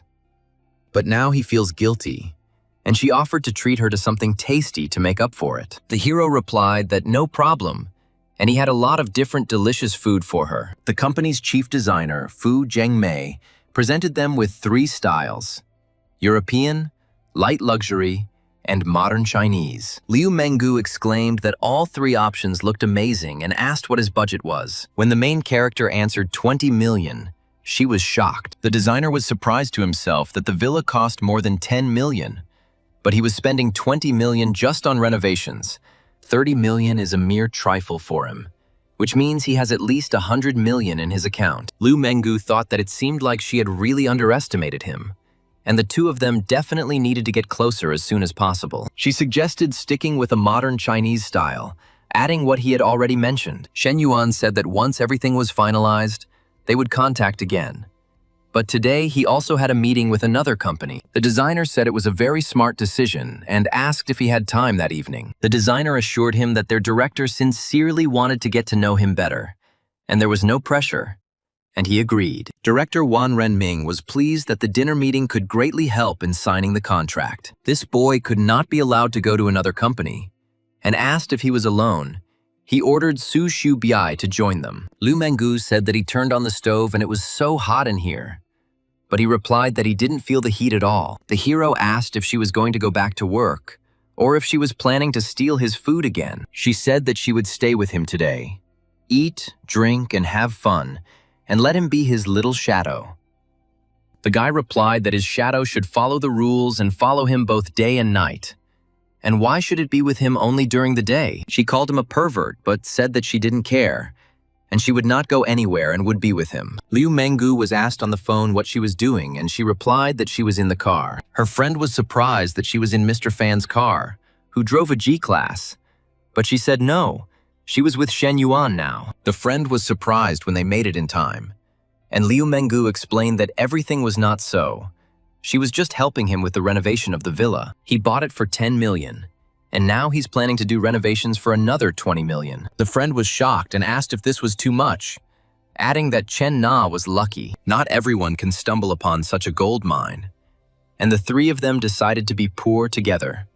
But Chen Na was the first to achieve a luxurious life. She thought with annoyance that one of her best friends was now living happily ever after, while the other was also trying to achieve the same. That same evening, at a restaurant in Nanjing, Uncle Wang, the general manager, met his nephew Xiao Yao, and they exchanged pleasantries. Seeing Shen Yuan with a beautiful girl, Uncle Wang regretted that if they were not related, he would have been able to flirt with this girl. But he can't even ask for her contact information, and his subordinate introduced Shen Yuan as a client. Uncle Wang greeted Shen Yuan and said that he was indeed a young and promising man, and asked if she was his girlfriend. Shen Yuan quickly denied it, saying that they were friends and just met by chance today. He introduced her as Liu Menggu, to which she was indignant. Why was he in such a hurry to deny that she was his girlfriend? The fool. They went upstairs and Uncle Wang introduced Su Shubiai, their company's assistant designer. Shen Yuan thought that her skin seemed so smooth and soft, and her hands were very soft, as if they were boneless, so pure that no one had time to touch them. Su Shubiai's temperament is completely different from all the girls he knows. Uncle Wang was glad that Shen Yuan liked Su Shubai, and now it would be a little easier to get closer to him. At dinner, Uncle Wang raised his glass to Shen Yuan, and Su Shubiai suggested that they drink together. But Liu Menggu said that she had better not drink too much. Otherwise, who would get behind the wheel later? She thought that although Shen Yuan was impudent, the feeling of them being together was very pleasant. He reassured her, saying that she could drink tea and there would be no problem. Uncle Wang suggested exchanging contacts, saying that it wouldn't hurt to make a friend like Shen Yuan, a real talent. Liu Menggu thought that the old fox had finally shown his face. He said that there would be no mention of business, but he himself was laying the foundation for it everywhere. He makes his little girl, who is definitely still a virgin, entertain him, which is different from pimping. Xiao Yao's nephew came over, and Uncle Wang introduced him to Shen Yuan. He said he was about his age, so he could come over and have a drink with him and just get to know him better. Xiao Yao looked at Shen Yuan in surprise and asked, "So this is what he's like?" and offered to drink to their acquaintance. He thought with indignation about what merits Shen Yuan had done to become Uncle Wang's VIP guest. If your uncle asked you to drink to him, that's not the same as kissing his ass, and that will never happen. Uncle Wang said that this gentleman recently bought a villa in Green City near the lake. Now he wants to spend more than 20 million on repairs, and his nephew was shocked. He wondered how such a country bumpkin could buy a villa there and still need so many millions for renovations. Shen Yuan suddenly became so rich, or his family started mining diamonds in Africa. He thought bitterly that he had gone out of his way to please his uncle, and here he was fawning over Shen Yuan, how a gap had formed between them over such a long period of time.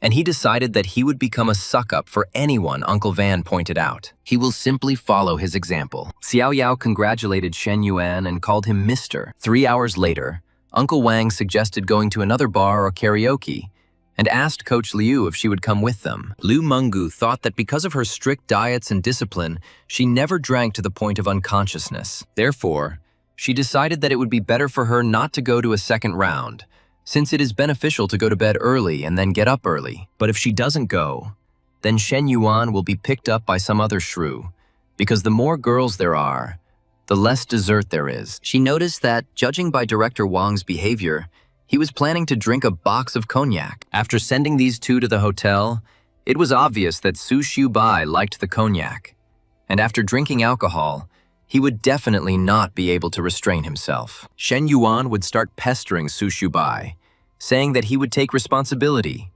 and Liu Menggu told herself that she couldn't allow that to happen. If they reach the bed, she will leave the game, and added that she is with them and she wants to go. Sometime later, the karaoke bar was ready for fun. Su Xiubai thanked Mr. Shen, and he thought that she was so defenseless, and it was not easy for a girl from a simple family to get a job. Liu Menggu asked him with resentment why he didn't pay attention to her. Shen Yuan replied that Coach Liu needed his help, and that the sea was full of fish. Let her check WeChat. Maybe Mr. Fan has already sent her something. She snorted and asked why he was talking about such absurd things. She thought, yeah, with him, all her effective methods are like a mosquito bite. Shen Yuan was not so easily seduced, although she planned to trap him. But she was the one who ended up in the trap. Su Xiubai asked him what song he wanted to sing, and if he wanted, she would put it in the queue. The guy replied that anything would be fine and she could choose whatever she wanted. He noticed that Shen Yuan was acting incorrectly and looked at her, saying that she was going crazy with embarrassment. He replied that it was true, and it seemed to him that she had the same look as that girl, a little tense. Liu Menggu countered that it was not at all, and that she was full of desire, not affection. Shen Yuan said that this was her advantage, because no matter what kind of woman a particular man was attracted to, the result was still the same. She asked what the result was, and he replied, "The night's sliding sheets," which left her dumbfounded. She thought with annoyance how annoying it was that he was constantly driving her into a corner. Xiao Yao said that he never thought that he would be able to become friends with Shen Yuan at his age. They should meet more often, and added that when it came to repairs, their company would be his most professional choice. Shen Yuan replied that he only had 2 companies under consideration, both of which had good designs and very competitive prices. The hero asked about Su Xiubai, and was told that she was her student, and that she would bring her home safe and sound. Liu Menggu asked for help in catching a taxi, but Shen Yuan said that he would rent a room there and spend the night there. She wondered if there was a better place to stay overnight, and he asked if she meant her home. She thought that she hadn't planned on giving up so easily, but her instinct told her that if she didn't get him now, he would simply be torn apart. The girl added that no, she was not going to bring a man to her home. She was a strict and proper girl. Shen Yuan was surprised, that's how it was, and noticed that he hadn't done anything this evening. So why was her sympathy level rising? The guy asked where she lived and if he would let her call a taxi. She replied that she didn't want to go home, and when he asked where she was going to spend the night, she became indignant. What a mean girl. He said, well then, they can choose another hotel. She thought hopefully, wondering what Shen Yuan would be like, hoping that he would be gentle and not as cruel as he had been with Nana in the cafe. He admired her body and thought, damn, it's cool to be rich.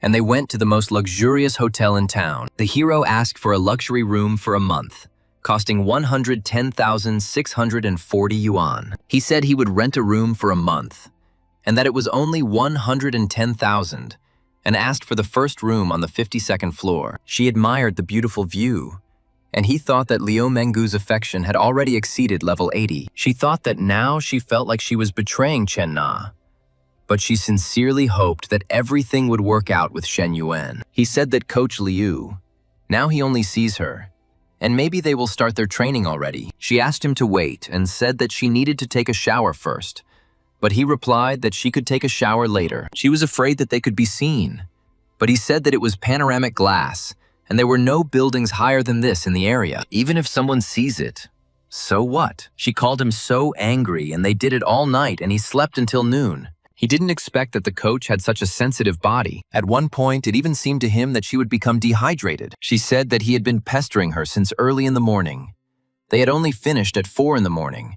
And did he really not care about her at all? She thought she needed to pay more attention to some key areas in her training. She asked him where he got so much strength from, and told him to let her sleep a little, and they would continue when she had some rest. He said that for good behavior, he would let her sleep a little longer, and when she woke up, they could go and buy her a car. Liu Menggu exclaimed in shock that she could choose a new car for 3 million, and told Shen Yuan that she loved him madly. Shen Yuan thought that even though he spent more, he would get more.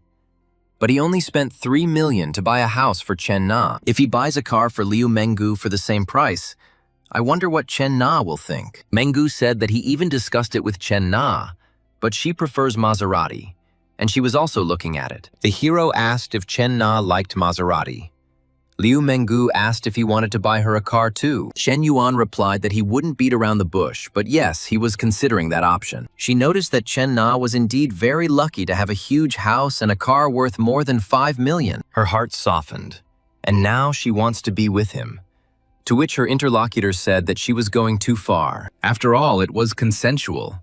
So why is she acting like she was forced there? She noticed that knowing Chen Na, it was safe to say that she was the one who was hitting on Shen Yuan, which meant that her friend was too. Shen Yuan saw that yesterday the highest sympathy level was 82, but now it was 86. Professor Lee wrote that she had learned to brew coffee to suit any taste and asked when she could expect to try it, but he replied that he already had something planned for today, so he couldn't come by, and he was planning to buy her a car. And shouldn't they look at it? Chen Na was indignant that he had just recently bought her a house and now a car, and asked him not to spend money so thoughtlessly. Moreover, she has a car that she uses to go to work, and there is really no need for it. He replied that he simply wanted to please his woman with gifts, especially since he had enough money, and asked what kind of car she liked. She said, confused, that the simplest car would do, and there was no need to choose an expensive one. He said that her birthday was coming up soon, and she should consider it her holiday gift and not be shy about spending money, since her man was rich. Then he asked if he and Liu Menggu would mind. She replied that it was impossible to hide something like that, and that it was better to confess it yourself right away than to let her hear the truth from someone else. She added that she knows she can't change him, so if this happens again, she asks him not to tell her about it. He promised that she was special to him, and no one could replace her. She said that she trusted him and wasn't asking for much, just that he should come to her cafe once a week or have a regular dinner at home when he was free. He thought that Chen Na was a real find, treating him well and always trying to save him money. The guy said he would keep her company tonight, and he needed to make it up to her. She asked him if he would do everything right, and he said that of course, and she knew what he was like.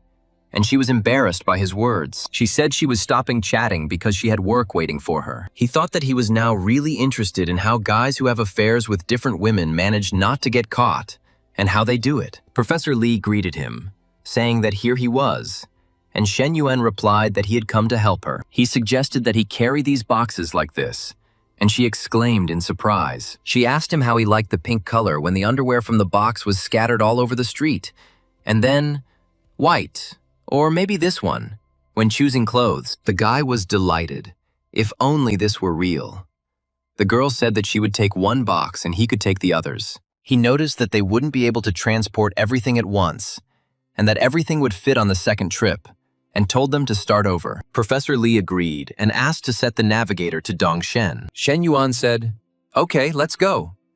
And Professor Lee asked not to pay attention to her sister, and it's not that she is rude. He replied that everything was fine, especially since he felt that she had become warmer towards him over these 2 times. Professor Lee said her sister wasn't always like this, and when she was in college, she dated a rather sophisticated guy. Her heart was broken, And after that, she closed herself off from men. Shen Yuan was indignant that he was such a scumbag and that such people were the scum of society.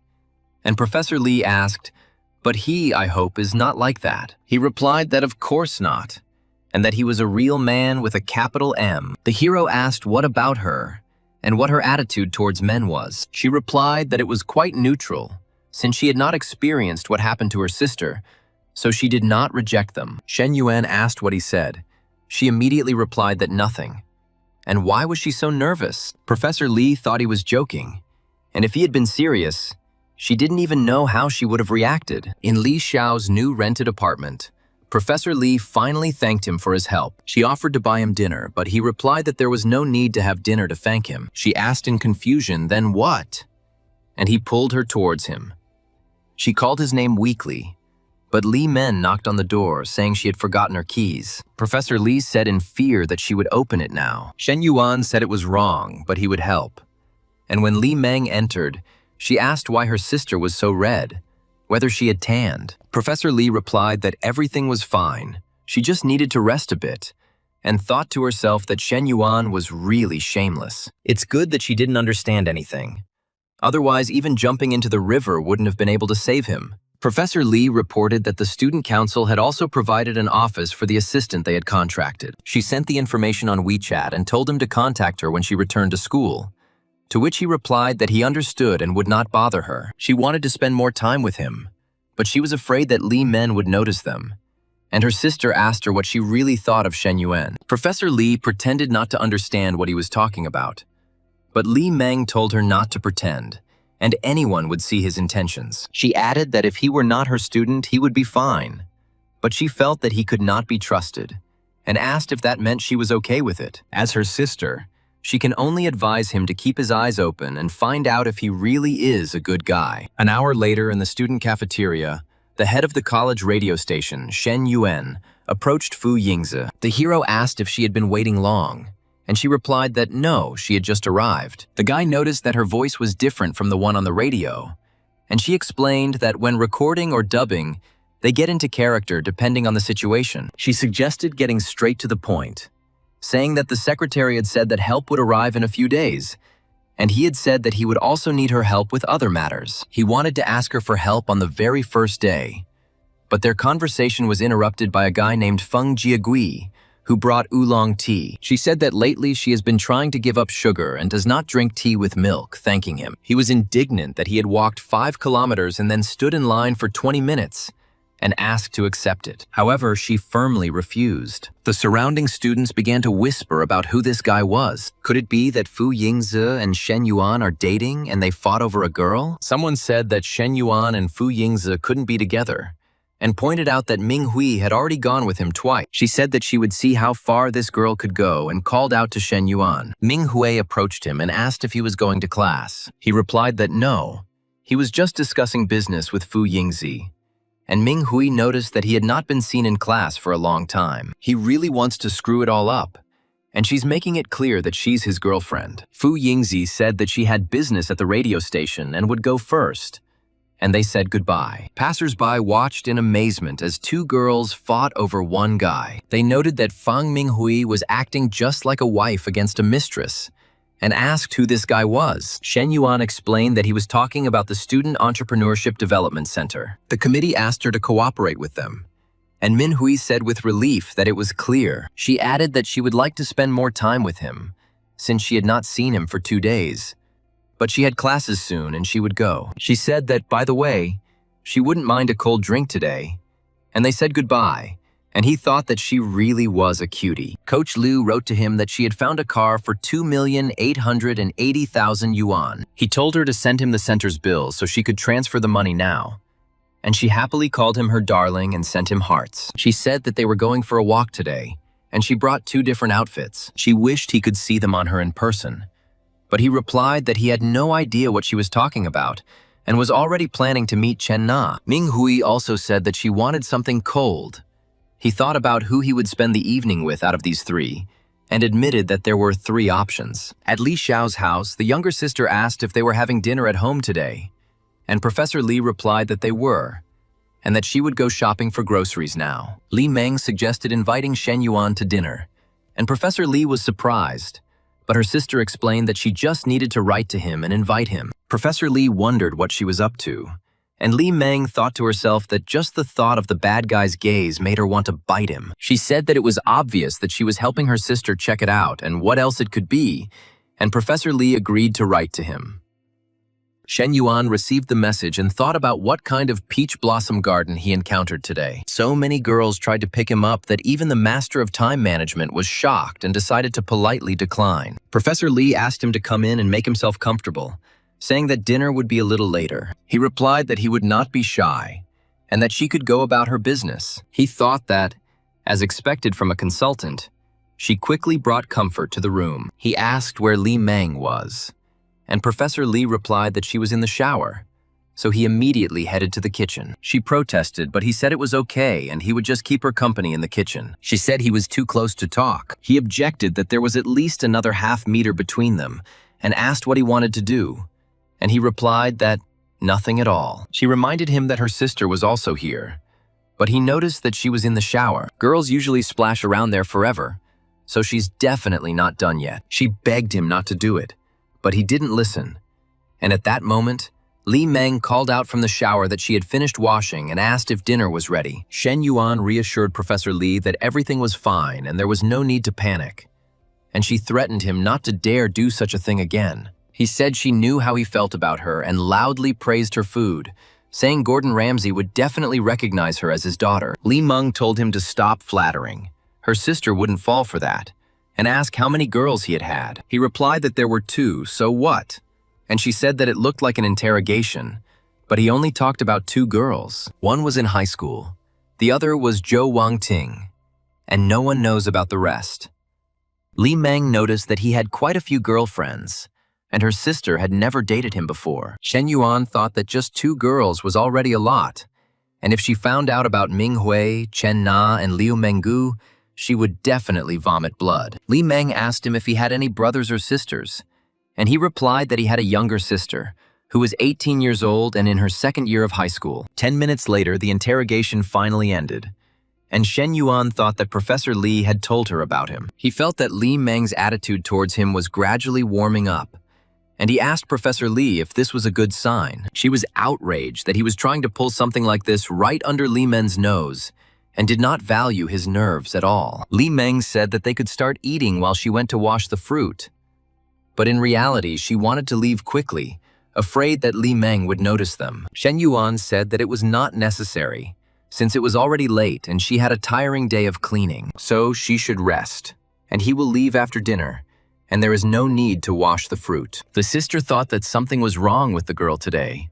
She was quieter than usual. Li Meng asked him if he was sure he didn't want to stay longer, and he replied that no, he still had things to do. Li Meng told her sister that she had asked about everything, both what she wanted to know and even what she didn't want to know, and her advice needed to be tested further. Shen Yuan came to Chen Na and asked if she hadn't said that she would come to the cafe and try her coffee. Then he asked her if she still had that gray business suit and stockings. She was surprised, and he told her to guess, and added that it was she who said that she had good makeup on today and told him to trust her character. Had she really already forgotten?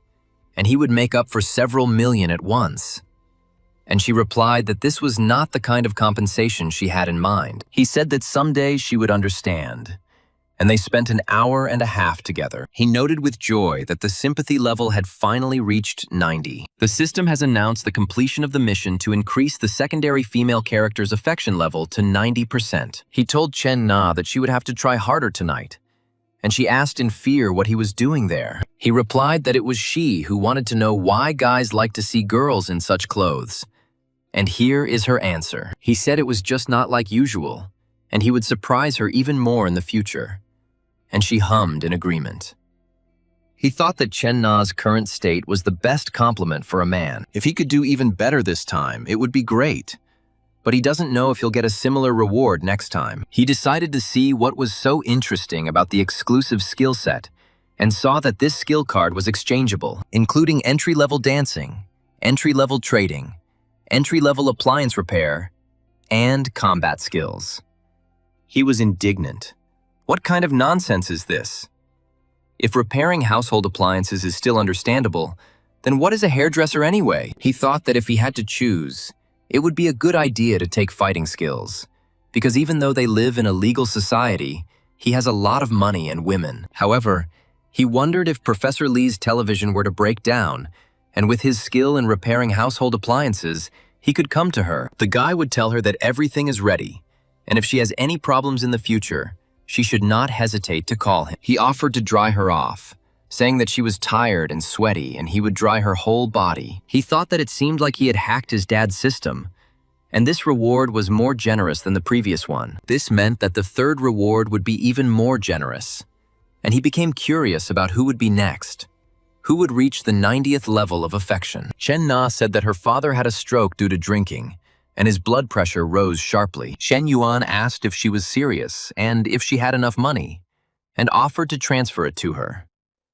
He told her to be sure to call him if anything happened. She said it was unsafe to travel at night and she would return home tomorrow morning, and he replied that he would go with her. Chen Na said that she could go back on her own, and Shen Yuan replied that it was fine, and if she needed money or anything else, she could say so. She thought that although Shen Yuan cared about her very much, they were not in an official relationship, and it was inappropriate to bring him home. She thanked him, and the next day she left in a hurry, but still made him breakfast.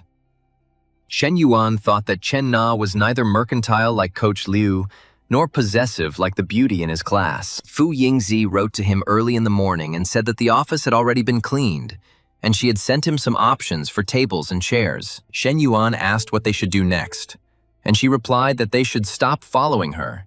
And it wasn't like they didn't have someone to clean up. She said that he wasn't even on the student council and that he should stop following her or she would just go crazy. Her stalker thought bitterly that he had been stalking her for 3 years, but lost to the guy she met yesterday just because. He noted that the main thing was that he was also 21 years old, and what that meant, and called her Secretary Fu. She decided that even if she couldn't become his girlfriend, she could be his subordinate or secretary. After all, with such wealth, he clearly has more than one company, and it must demonstrate its capabilities in work. Also, other strengths and qualities to stay close to Shen Yuan. Meanwhile, at Chen Na's home, her mother tricked her into returning home. He said that his father had a stroke, but, in fact, he arranged a blind date with Dong Chi Tao. He manages dozens of people, has an annual income of more than 10 million, and has already bought a car and a house. The mother boasted that Chi Tao had his own company, and asked what brand of car he had. He replied that it was not a luxury car, just a 5 Series, and she said that it was not bad, and at least it looked good. Dong Chi Tao gave his mother a gift of pure gold worth just over 3,000. She exclaimed that it was more than 3,000, but he said that it was not expensive. Chen Na was outraged that her parents had deceived her, and asked if they understood how she felt. The mother replied that they were just worried about her and looked at Xiao Li, who was a year younger than her and already had 2 children. Chen Na said that she didn't want to talk to her mother and wrote to Shen Yuan that she was very angry. It turned out that her father was not admitted to the hospital, and they tricked her into returning home. We set up a blind date, but she'll be back this afternoon. Shen Yuan replied that he was almost off the highway and asked him to send him the location of her house. She was afraid that he would come to her house and asked what he was planning. The mother asked if the friend was a man or a woman, and Chen Na replied that she would soon see for herself. The parents and Dong Chi Tao began drinking wine and having fun, and 15 minutes later Shen Yuan arrived with a huge number of gifts. He said that this was his first meeting with his uncle and aunt, and how could he come without gifts? He introduced himself as Chen Na's boyfriend, and said that his name was Shen Yuan, and that they could call him Xiao Sheng, and that these were small gifts for them. The parents were shocked, and the mother asked Chen Na why she didn't say anything. Shen Yuan added that Chen Na was his girlfriend, and they would still become a family in the future. The mother asked how much it all cost, and he replied that it wasn't that much, about 300,000. She exclaimed that it was about 300,000, and he said a little, "And would an ordinary person say that?" Auntie was indignant at the sudden appearance of Chen Na's boyfriend, since she said she was lonely. Dong Qi Tao said in a panic that he had also just found out, and damn, why did Chen Na bring her boyfriend over now? He thought that it was the first meeting, and even with gifts that cost more than 300,000 yuan, he looks like a complete idiot, and asks his aunt if she means to say that this guy might be a fake, but she replied that spending so much money on the first meeting with parents, if he was fake, then such an amount was simply absurd. The aunt decided to find out more about him and asked how old he was. He replied that he was 21 years old, and she exclaimed that she was 6 years younger than Chen Na. Now it really looks like a sham. And who would even believe it? He said he was still in college, but he had extra income from investing in finance in some industries. Dong Qitao thought that nowadays everyone he met could say that he was an investor, but he wouldn't buy it and asked if he had a house. Shen Yuan replied that they had two of them, one registered to him and the other to Chen Na. Both houses are in Xingcheng, which made Dong Qitao think that he was definitely bluffing. And his aunt said that there was no need to worry, and she would remain calm and let him expose it. She said it was great to have pride, but one shouldn't pretend to be someone he's not. Honesty is the key to relationships. And one house in Xingchen costs over 1 million yuan. Even if he could afford to buy it, he would never buy a house for a girl before marriage. Shen Yuan told Chen Na that the house would be ready soon, and he would send her 1 million yuan to decorate it. If it took more, and he thought they probably thought he was a fraud, so he needed to reassure them. Chen Na was surprised that home improvements wouldn't cost that much, but 1 million yuan was deposited into her account, and she counted 6 zeros. The parents were shocked, and Dong Qitao bitterly admitted that, damn it, it was true, and he just transferred 1 million like that. He doubted him, and how rich he was if he could easily transfer 1 million to improve his home. He dodged the bullet, and if his aunt hadn't intervened first, he would have received a brutal slap in the face from reality. Shen Yuan said that it was just pocket change, and if there was too much, he could spend the rest as he wished. Dong Qitao thought that it seemed like he had lost and it was time to end here. And he wondered if he could return the liquor and expensive cigarettes. He added that even if the blind date failed, one shouldn't just waste the trip, and this rich man could become a useful contact. Chen Na's parents were delighted and said that they were now at peace. There is no need to be so attentive. To which Shen Yuan replied that for sure, and he cares about her very much from her side. At this moment, Chen Na's sister ran in and greeted her brother-in-law. The hero noted that she was very similar to Chen Na, less mature but younger. He thought that the genes were the same, but why did she seem plumper? And were her parents biased? He proposed a toast and thanked his parents for raising Chen Na. He said he was very lucky to have such a wonderful girl, and suggested that they look at the house and car together after dinner. Dong Qitao thought with horror that he had not only bought a house for Chen Na, but also for her parents. And what kind of son-in-law was he like in his dreams? The father said that they were no longer young and could barely drive a car. And why did he buy such an expensive one? In response to the talk about the empty house with an area of 280 square meters, Chen Na replied that she would now return home more often. Chen Na asked him why he did that, and he replied that she was his woman and he had to do that. But he had a question. He asked if her parents would allow them to sleep in the same room, and she replied that when they fell asleep, she would come to him. At 11 o'clock, she called his name and asked if he was asleep. He replied that how could he sleep without really being with her, and noticed that she was not dressed. And she really understood him. She said that she was waiting for him.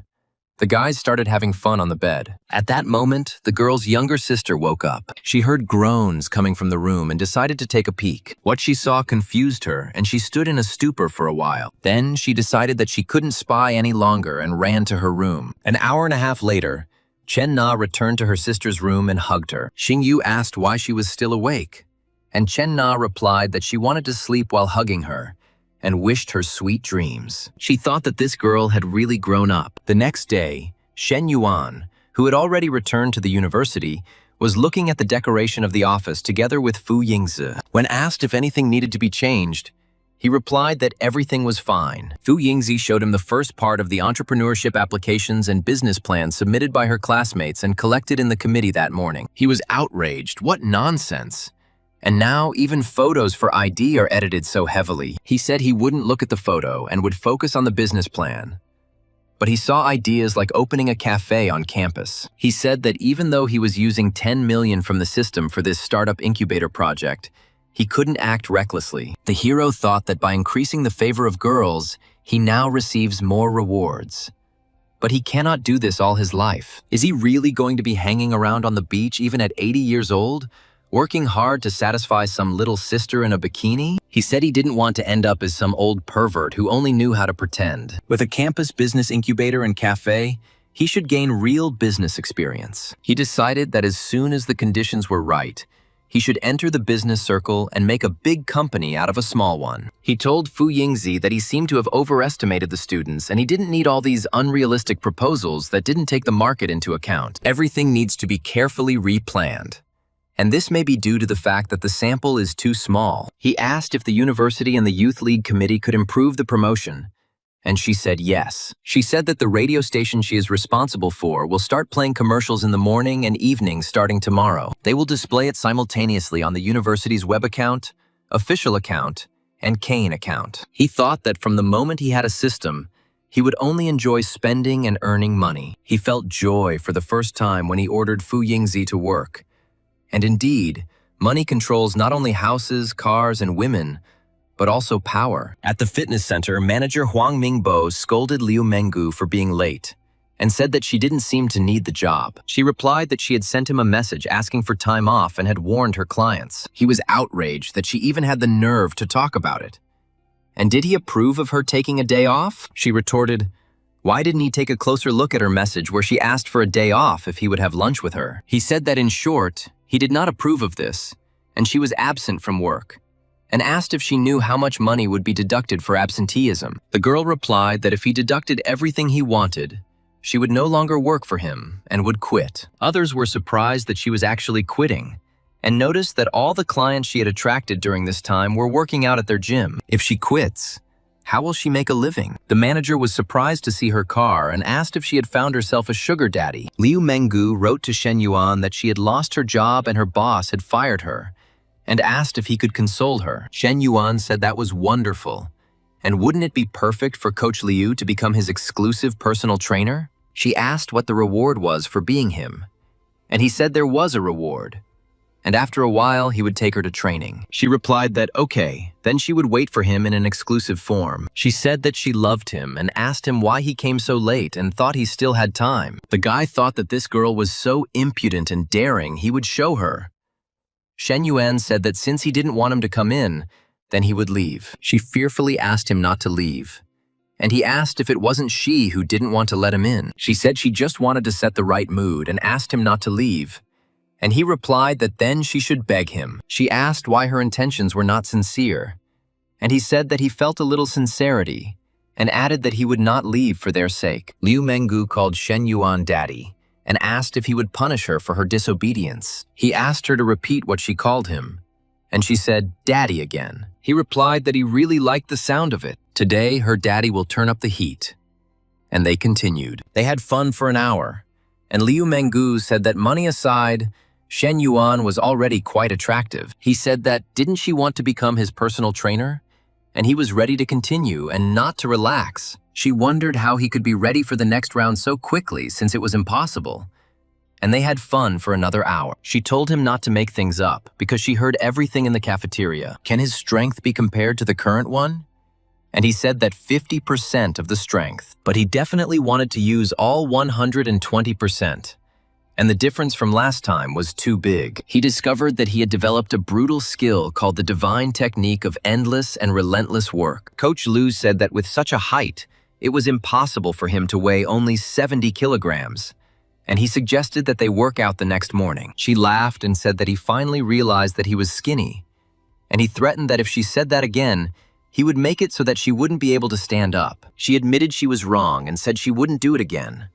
And he replied that it was better this way, and that she should help him create a training plan. She said she would take a shower first and then come up with an exercise plan and diet. He needs to maintain a certain percentage of body fat through a combination of cardio and anaerobic training. He agreed and said that there was a gym in Junyu's, offering to use it. Tomorrow morning, he will go home for clothes and buy her a couple of suits on the way. The system detected that the wearer was planning to start exercising and announced that a rich life also required improvement. The fitness panel has been successfully activated, and a time-limited mission has been issued. If the wearer reaches a weight of 75 kilograms within a month, the system will improve the wearer's physique. The next day, Liu Menggu prepared fitness food for him for breakfast and lunch, saying that the hotel breakfast was too high in calories. He praised her, saying that it was so much and very good. She replied that she was glad he understood how hard she had worked, and that in the future he was forbidden to torment her the way he had last night. He asked if she felt like he was torturing her,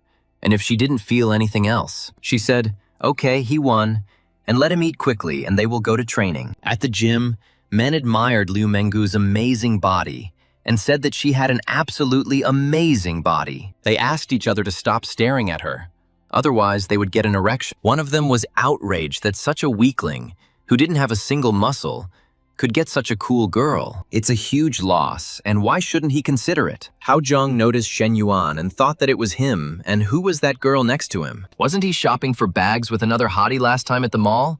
And he's already found a new girl, and he knows how to have fun. He walked up to Shen Yuan and said what a coincidence, and asked why he didn't take the same girl he went to the mall with. It seemed like they were very close, and he bought her a lot of things.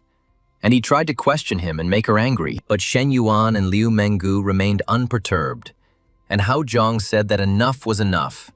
And why was he sticking his nose where it didn't belong? Are they really that close? Hao Zhang said that Shen Yuan is not who he claims to be, and is playing both sides at once. He asked not to let him fool him. The girl replied that even if he were dating 3 people at once, she would happily stay with him, and it was none of his business. He said that Shen Yuan bought that girl 2 bags that cost more than 100,000. It was better for him not to interfere where it wasn't wanted.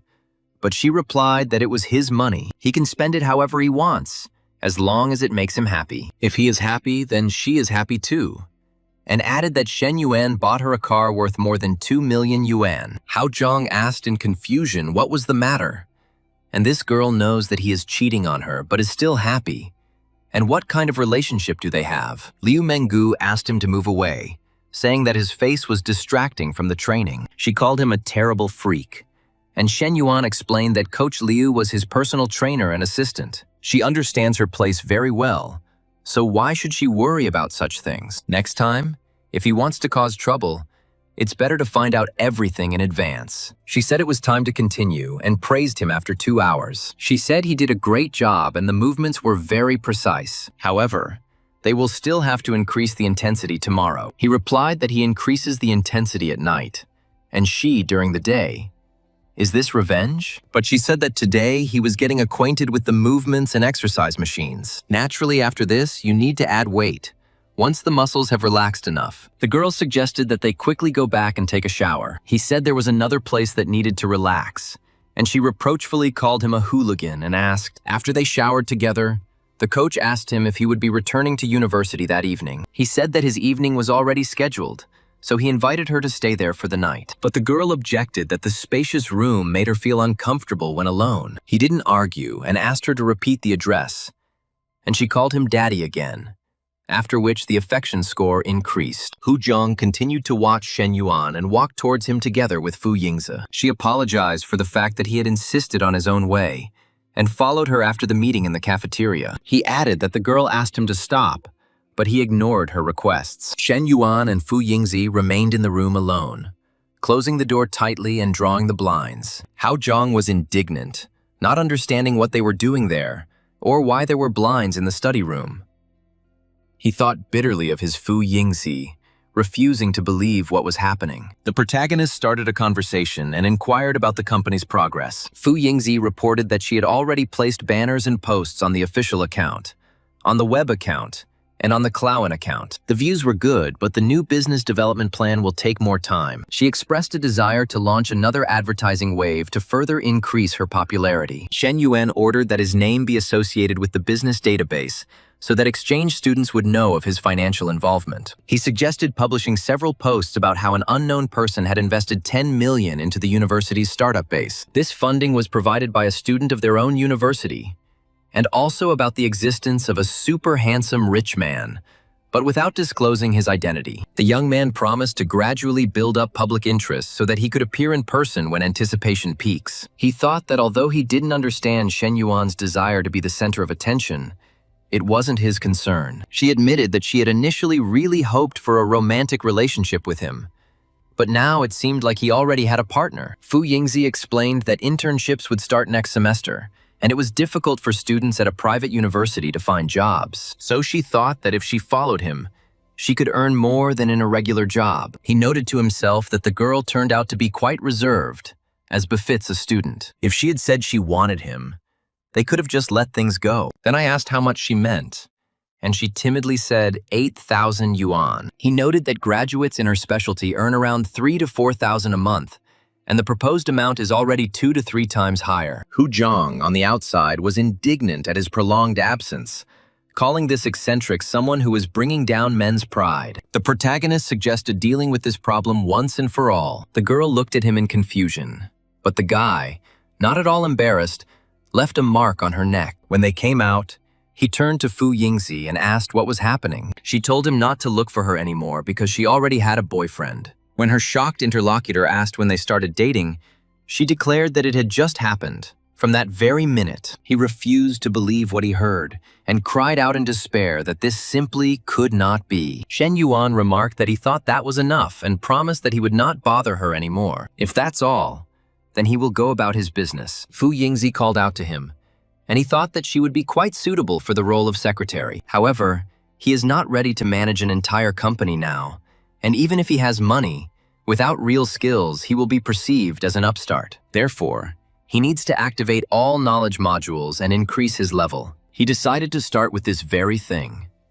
The university had a mandatory introductory course in management. He always felt like he had learned little there, and the system had discovered the native's desire to study business management. She unlocked the corresponding panel with a time-limited task: master the concepts of the fundamentals of management within a month, after which all the knowledge of the EMBA level of Tsinghua University in China will be integrated into his brain. He realized that it would be difficult to cope with this in a month, but he remembered that his advisor, Professor Li, had a double degree. Ms. Lin invited him for a drink this evening, but he rescheduled the meeting for tomorrow, explaining that he already had plans for today. She noted with regret that she would have to wait another long day. Ming Hui approached him and asked how she looked today. He replied that it was great, and his Ming Hui always looked amazing. He added that no matter what she said, to meet him, she had to take a place in line. He noticed that Ming Hui's affection had risen from 91 to 93. The guy discovered a pattern.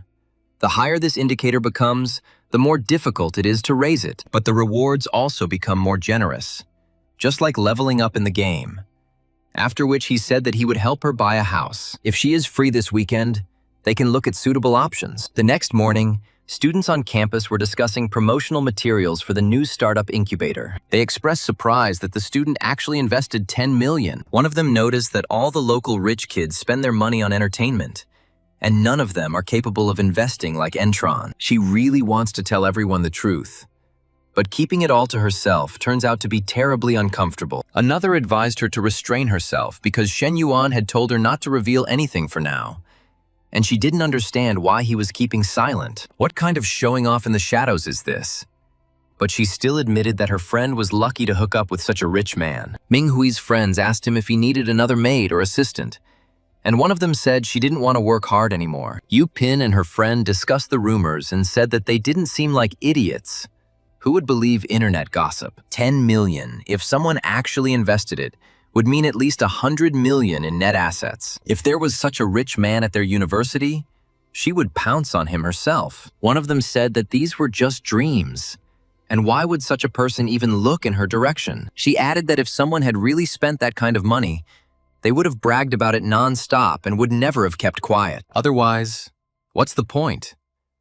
After which she glanced at Shen Yuan, who didn't have much money. Shen Yuan continued to put his plan into action. He immediately asked Professor Li to help him seriously take up the study of the basics of management. When she asked him what he had in mind this time, he assured her that he was truly committed to learning. She warned him that he should understand that things would not go as they had last time, and he made a promise. After which she asked him not only to memorize the material, but also to connect it with real-life situations. The girl noted that this would help a lot. He replied that he understood and would begin memorizing it immediately. But after a whole hour of classes, he was looking at her, not at the book. She asked why he stopped and why he was looking at her, telling her to look at the textbook. The protagonist objected that she was much more interesting than this book. She reproached him for being at it again, and reminded him that he hadn't promised to come only for the sake of studying. He replied that he was serious about it, but he also wanted her to be his girlfriend. These goals do not contradict each other in any way. He noticed that her little sister was sleeping in another room, and that was even for the better. After all, they can let her know that they are now officially together. When she said he had to let her go and she wouldn't agree to anything, he retorted that he would. She said bitterly that he had sworn not to do it, and added that men really were pigs. But he didn't pay attention to her words. Li Men exclaimed in shock, wondering what was going on here, and saw her sister and Shen Yuan on the sofa. She asked if they had completely lost all shame, and since when had her sister become so brave? Shen Yuan pointed out that she would have found out sooner or later anyway, and wouldn't it be better for it to happen now? Professor Li indignantly objected that her younger sister had seen everything. She stated that this was not the best solution, since she had not even agreed to be his girlfriend yet. Now she doesn't know how to explain everything to her sister. And he asked in response if she liked him. She hesitated and admitted that if an answer was needed, then yes, a little. But they were a teacher and a student. At this point, her affection stat increased by 2 units. Shen Yuan thought that she was not mercantile and money would not help here. He said goodbye, promised to see her next time, and left the room. The door to the room opened slightly and Li Meng asked if they were finished. When she received a positive answer from her sister, the girl entered the room. Li Meng asked if it was time for her to call him son-in-law. Professor Li replied that they had not yet reached the end and asked her sister's opinion. She stated that it was obvious that she was already head over heels in love with him. She just hadn't realized it yet. At that moment, the professor's sister felt like a relationship guru. At the cafe, Ms. Lin approached Shen Yuan and apologized for disturbing him. She spoke about her bad mood lately and her desire to talk, after which she asked if she was disturbing him. She thought to herself that if he was busy, she could at least have a drink with someone else. It wouldn't be wrong, but even if she did more, he had no right to complain, since he was the one who started it all. She asked if Chen Na was his girlfriend, and he replied that one could say so. He added that she wouldn't mind even if she found out. Ms. Lin said that she understood and would not feel guilty in that case. After all, she really didn't want to get involved in other people's relationships, and she only asked him to hug her once. He asked what about her husband and whether he knew that she was drinking with him here. But she asked him not to mention this jerk and suddenly kissed him. She noticed that something similar had happened before at Chen Na's cafe with another woman. She feels guilty, but after half an hour, she exclaims that this is what heaven feels like. She asked for help getting herself together, and noticed that people say that guys don't appreciate mature women. They go after young girls, and they are not wrong. After which, her affection level rose to 63. Shen Yuan thought this was something new. After all, earlier, when relationships with women went further, their affection already exceeded 60. With her, this indicator reached such a level only after what happened. The system congratulated him on receiving 5 characters whose affection had exceeded 60. She gave out a milestone reward: 2 cards for super efficient training, and 1 exclusive ticket for the exchange of a skill set. Also provided 2 lottery tickets. Ideal life. Mrs. Lin noticed that he seemed pleased and admitted that, frankly speaking, she had never been so satisfied before, after which she asked if they should continue next time. Shen Yuan was surprised by her desire to repeat this experience. Fu Yingzi sent Shen Yuan screenshots of the comments, and he thought that the negative comments were also good. They increased discussion and popularity, and he can name 20 hints. For example, what his specialty is. But the main thing is not to mention his name and group number. He decided to put the startup aside for now and find out what surprises the system had in store for him. The system congratulated him on receiving a 500 square meter retail space in the elegant Yunish garden. He admired that this was the most luxurious complex in the entire city, and the rent alone would bring in profit. The modification process is complete, and he has gained a few pounds of muscle mass, which is still not enough to reach his goal. He called these points just something, and noted that there seemed to be 2 patterns in the system. This is getting a high level of affection, or getting a certain number of characters with a high level of affection. He planned to study and at the same time get closer to Professor Li and use the map for super efficient studying. In the following days, without interrupting his studies and training in the gym, Shen Yuan bought Chen Na a Maserati and took a G63 for himself. At the University of International Studies Career Fair, Students whispered. The investor behind the startup incubator is studying international trade at a business school and drives a G-class. This car costs more than 3 million, and it cannot be that such a person studied here. One of the students said that you need to learn from other companies, and a good manager must constantly develop. The girl asked the senior if she couldn't find an internship, if she could come to his company. The senior replied that of course, just send him your resume and he would put in a good word for him. And the student was delighted. The senior added that junior students, if they haven't yet found an internship, should not hesitate to contact his company. Those present were outraged that this boy had not come to the fair, but to relax and get some food. They said that if only old Juan were here, he would knock the crap out of his head. The elder is modest and capable, not like Shen Yuan, who runs a cafe and hits on old women. The girl added that running a cafe or owning a company is like comparing day and night. A girl named Madasha Tan agreed to have dinner together after the fair. Someone was surprised that driving on campus was prohibited and what was going on, and pointed out that it was a G-class. Students said that the whole university was buzzing about this Gallica, and that some student who had sunk 10 million into a startup was driving it. If this rich guy really studies here, then he is much more interesting than the other older ones. The girls decided that if they could hook up with him, then to hell with this dinner. And one of them asked Old Man Huang and Old Man Cao what they were doing there. They were shocked to see Shen Yuan driving the car and realized that he was the rich man, and that this was a test. The students exclaimed that he was here. He had come. He had finally shown up. And he had arrived in a helicopter. And you were just in time. One of them couldn't believe it, and said that it was definitely not Shen Yuan, and that he was just a driver.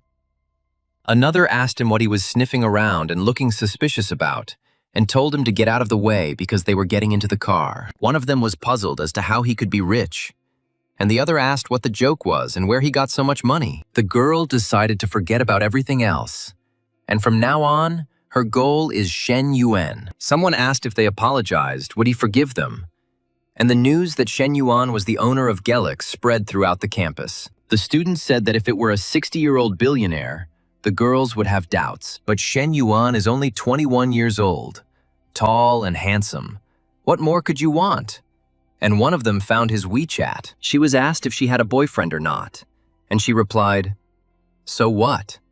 And if Shen Yuan gives her a chance, that guy will be banned." Yingzi's sister approached her and asked what was going on, and the girl said that she was working with Shen Yuan on a startup. Fu Yingzi replied that she was only a sophomore and should be preparing for the broadcasting club. Why the sudden interest in entrepreneurship?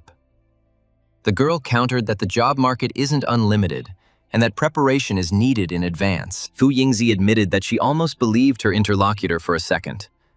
But to be honest, Zhang Qingchang was not called the little dragon girl for nothing. She was 168 centimeters tall, had a perfect figure, a sweet face and great energy, and she would be a perfect fit. She immediately pulled herself together, wondering what she was even thinking about, as if she was choosing concubines for Shen Yuan, and told herself to pull herself together. The students continued to discuss the rumors and claimed that no one in their specialty drove a G-class. There isn't even such a person in the entire university, and the author is clearly lying. So they decided to consider it a joke. Shen Yuan was inundated with friend requests from numerous female students from different departments who introduced themselves. They indicated their parameters and invited him to meet, and his neighbor noticed that the phone was ringing off the hook. Shen Yuan replied that no, and he felt somehow disgusted, and the neighbor was surprised that so many girls had joined him, and he felt disgusted. He explained that if they were all girls, he wouldn't mind, but a bunch of guys joined him too. It's infuriating, he added, that even girls who can't contact him write to him. The neighbor advised them to simply ignore them, and bitterly exclaimed that he and Lao Cao had been alone for all 3 years of university. We haven't even smelled women's perfume, but he lives like a celebrity. The system reminded him that for every 500 reputation points he earned, he received a chance to win a lottery. He thought that if it weren't for the tasks from the system, he wouldn't have paid attention to all this. No matter how much hype it generates, it means nothing if it doesn't actually benefit students. He said he needed to contact Fu Yingzi and asked her to meet him in the office. And she replied that she understood, boss. Ming Hui asked if she heard that he was on campus now, and if he could spend time with her today. The guy understood that he needed to keep the rumors under control. after which he said that he was leaving and that they shouldn't wait for him. As soon as the girl saw the main character, she threw herself on his neck and said that she missed him. She started saying that he was a celebrity now, and every girl on campus knew him. Shen Yuan asked if it was true, and she confirmed that even his personal information had been leaked online. He remarked that it seemed like people were having a really boring life, and that guys should know how to protect themselves, right? The hero agreed, but asked how the closed window related to this. The girl answered because she could do something too, and asked if he wanted to. However, the guy said that not now. He had a meeting. Minghui asked him to stand up, and he made a dissatisfied sound, and she asked him if it was like that and if he liked it. Fu Yingzi, who was guarding the door, heard suspicious sounds and realized that this did not sound like a business conversation at all. She thought that her boss was clearly an unusual person, and as a secretary, she had to guard the door so that no one could hear what was going on inside. But they're still not finished, and her legs are already falling off. Minghui coughed, out of breath from running. A girl walked past her, and she realized that she was sure that she had heard everything. She must understand that Shen Yuan is only hers. Fu Yingzi walked in and asked the boss what he wanted to talk about, and he praised her. He said that everything has been going great for her lately, and the buzz is gradually growing, and everything is happening on its own. He said that with this momentum, they will have a lot of applications for the startup incubator. When selecting, these applications need to be filtered first. They needed practical projects, and she replied that it was all thanks to his leadership. She couldn't have planned all this on her own. He asked what the selection criteria were, and she asked again. He replied, to choose those who reflect the new image of their university. Although it is not elite, they have one big advantage. She asked what it was. The hero said that their students were very beautiful, to which she was surprised, and he was serious. After all, the boss spent so much money just to find a girl. He explained that they were offering an opportunity, and since they would have many applicants, why not choose the ones who were good-looking? She asked if she could leak the answers to preferred candidates so they could get through, and he called it a smart idea. He wondered what the difference was between him and the ancient official who offered beauties to the emperor. Wasn't he betraying his education? But he immediately decided that it would be better if these girls got involved with other guys. It's a mutual choice, and if they're not suitable, they simply won't be considered. Besides, she is paid 10,000 yuan a month, and loyalty is also part of the job. Then she asked to be allowed to present the first candidate. Fu Yingzi said that the girl was about her age, maybe a little older, but then she began to smile shyly and apologized several times. She clarified that she was 19 years old, a second-year student, and her nickname was Little Dragon Girl. Shen Yuan asked with a grin, so he would become a dragon rider. Madam Lin asked Shen Yuan if he had time this evening. Would he like to have a drink? And he thought that last time she said that they would continue next time. He didn't think it would come so quickly. He asked if she was sure she just wanted a drink. She made an appointment for 9 o'clock in the evening, and Shen Yuan responded immediately. She didn't think that after 2 drinks something like this would happen to him, and she even felt that thrill of first love again. The girl hoped that time would fly by quickly, and that it would already be 9 in the evening. Professor Lee asked him to give her and her sister a ride to the shops, but he replied that he had to pick up someone and there were no more seats. She asked if he could add them on WeChat so they could hang out together next time, but he replied that he was sorry, but his WeChat contact list was full and he couldn't add any more people. The students watched this scene and remarked that this is what it means to be rich. He just brushes off girls they can't even dream of. One of them said that he is just a little taller, more handsome and richer, and that's why so many girls are throwing themselves at him. Another one countered that he was a little richer, and that this G-Class car costs 3 million, and perhaps they will not earn that much in their entire life. Another student said enviously that with a car like that, you can forget about girls, and he would also like to go for a ride. At 9 o'clock in the evening, Mrs. Lin asked if there was trouble at home again, and said she wanted to ask him something, and he said, "Let's go." She asked him if he believed in love and said he should answer yes or no. He replied that in high school he really believed in love. That tremulous feeling associated with his first love was true love. He added that after the breakup he never felt that way again. Not with Zhou Wangting, not with Chen Na, Liu Menggu, or Ming Hui. Something was always missing. and she noticed that his answer was too vague. She started talking about her first love in high school and that thrilling feeling. But then she switched and said that she called about repairing the air conditioner. They asked the girl when it would be convenient. They could agree on a time, and they would come to her. Shen Yuan asked her if her air conditioner was broken, and she confirmed that it had been broken for several days. He said she didn't need to call a repairman, and he was pretty good at it. She was surprised, and he confirmed that he knew and asked if her husband was home. And she answered that he was not. She thought that Zheng Sanyun said that he would not be home tonight. The child is with his parents in the village, so bringing Shen Yuan home, even if it is to repair the air conditioner, seems a little strange to her. Before bringing him, she was afraid that he might do something. But now, he really only came to fix the air conditioner. She began to doubt her attractiveness. She said that her head was a complete mess and she would go take a shower to calm down. She thanked him, saying that she would quickly take a shower. After 15 minutes, she was surprised that it actually worked. She thanked the guy again, saying that she didn't even know how to thank him. He asked if he wanted to thank her, then let him come here. The woman was afraid that Zheng Sanyun might return at any moment, but the man replied that this would not happen.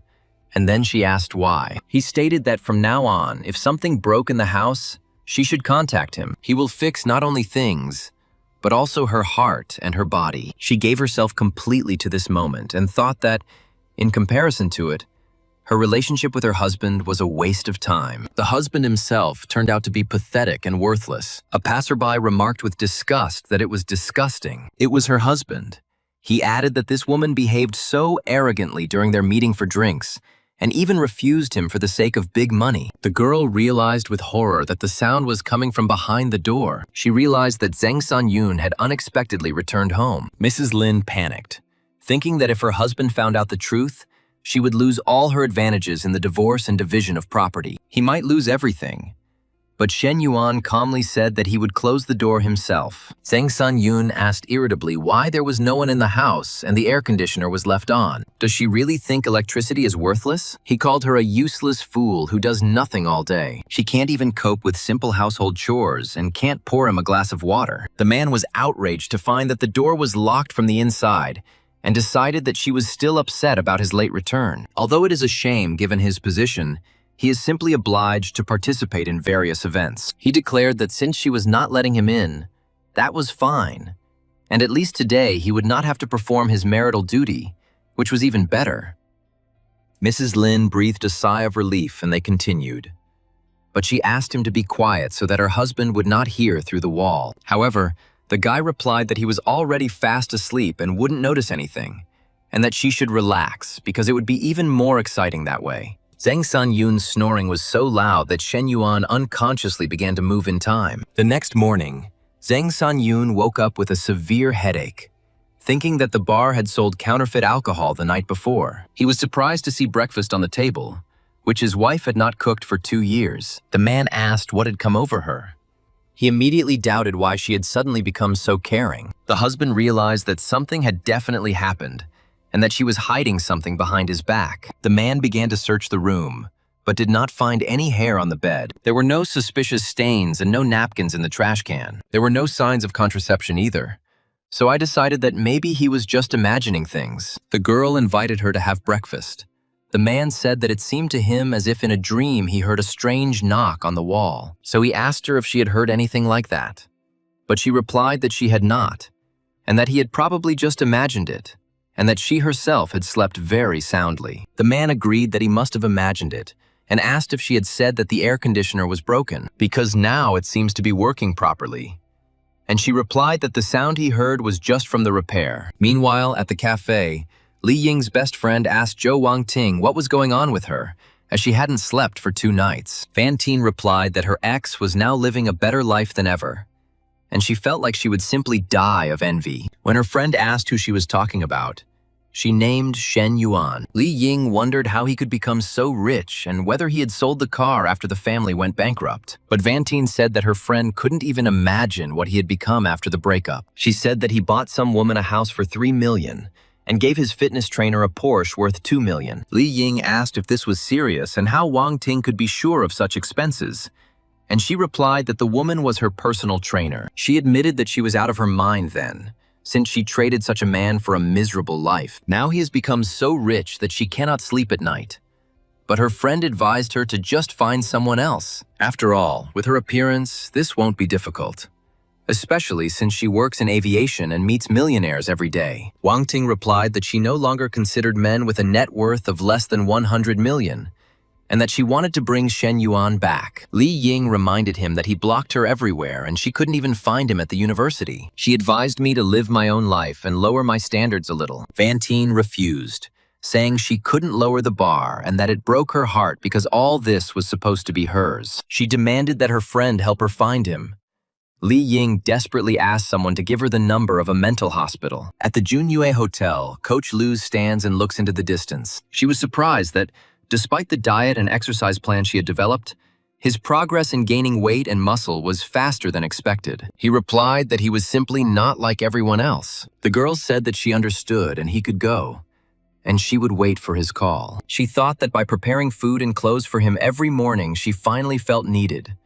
And maybe this way she could stay with him forever. Shen Yuan reflected that Ming Hui was one of the first girls next to him. But apart from a couple of bags and vague promises, she received nothing. While Chen Na and Liu Menggu, who joined later, had already acquired houses and cars. At a restaurant near the university, relatives asked Ming Hui if she came there often, and she replied that she sometimes came with friends. Her cousin asked her what she planned to do after graduation, as her third year was almost over, and it was time to think about an internship. Her husband added that they needed to prepare in advance because their university was not one of the best. My sister asked if she had a boyfriend and warned that finding a relationship would be more difficult after university. She told me about her cousin from a prestigious university who was already interning at a Fortune 500 company and offered to introduce them. Ming Hui replied that she already had a boyfriend. And then her surprised relatives asked how long ago. She replied that they had only been dating for a couple of weeks and she hadn't told her family yet. The cousin countered that relationships were not a game and that her university was far from the best. If she gets involved with the first person she meets, things will be difficult for them after graduation. Ming Hui coldly replied that she didn't think her life would be hard. The sister continued to insist that her boyfriend would have a hard time providing for both of them, unlike her cousin, who had prospects. But her husband tried to stop her, saying that the girl had her own plans. She replied that she was simply worried that she would suffer with the wrong person. Ming Hui thought to herself that compared to her Shen Yuan, that cousin from the fortune list was simply a nobody. After all, her boyfriend was taking her to choose an apartment. Her cousin was taken aback and asked again, to buy an apartment. Shen Yuan introduced himself to his relatives and apologized for not being able to join the dinner because he had promised Ming Hui. He promised to treat them next time. And they replied that everything was fine and that they were now one family. They purchased a spacious apartment with 2 parking spaces. Shen Yuan announced that she was now officially the owner of the property, and the girl herself was at a loss, not knowing what to say. He thought that this purchase brought him a huge profit, and now his fortune is measured in billions. He promised to send her training videos so that she, as a smart girl, would quickly master everything. Ming Hui's affection level had risen, and he realized that he was still far from the maximum, so he needed to try to move forward tonight. At this time, the female students in the dormitory complained that Shen Yuan had accepted their applications, but he didn't respond to a single message, and one of them bitterly admitted that she had always hated such people, but had become the same. Others advised against focusing on it because the competition was too high, and suggested focusing on studies and certifications. The students in the dorm said they had plenty of cool girls and asked why they had to humiliate themselves. They suggested focusing on studying and getting certificates,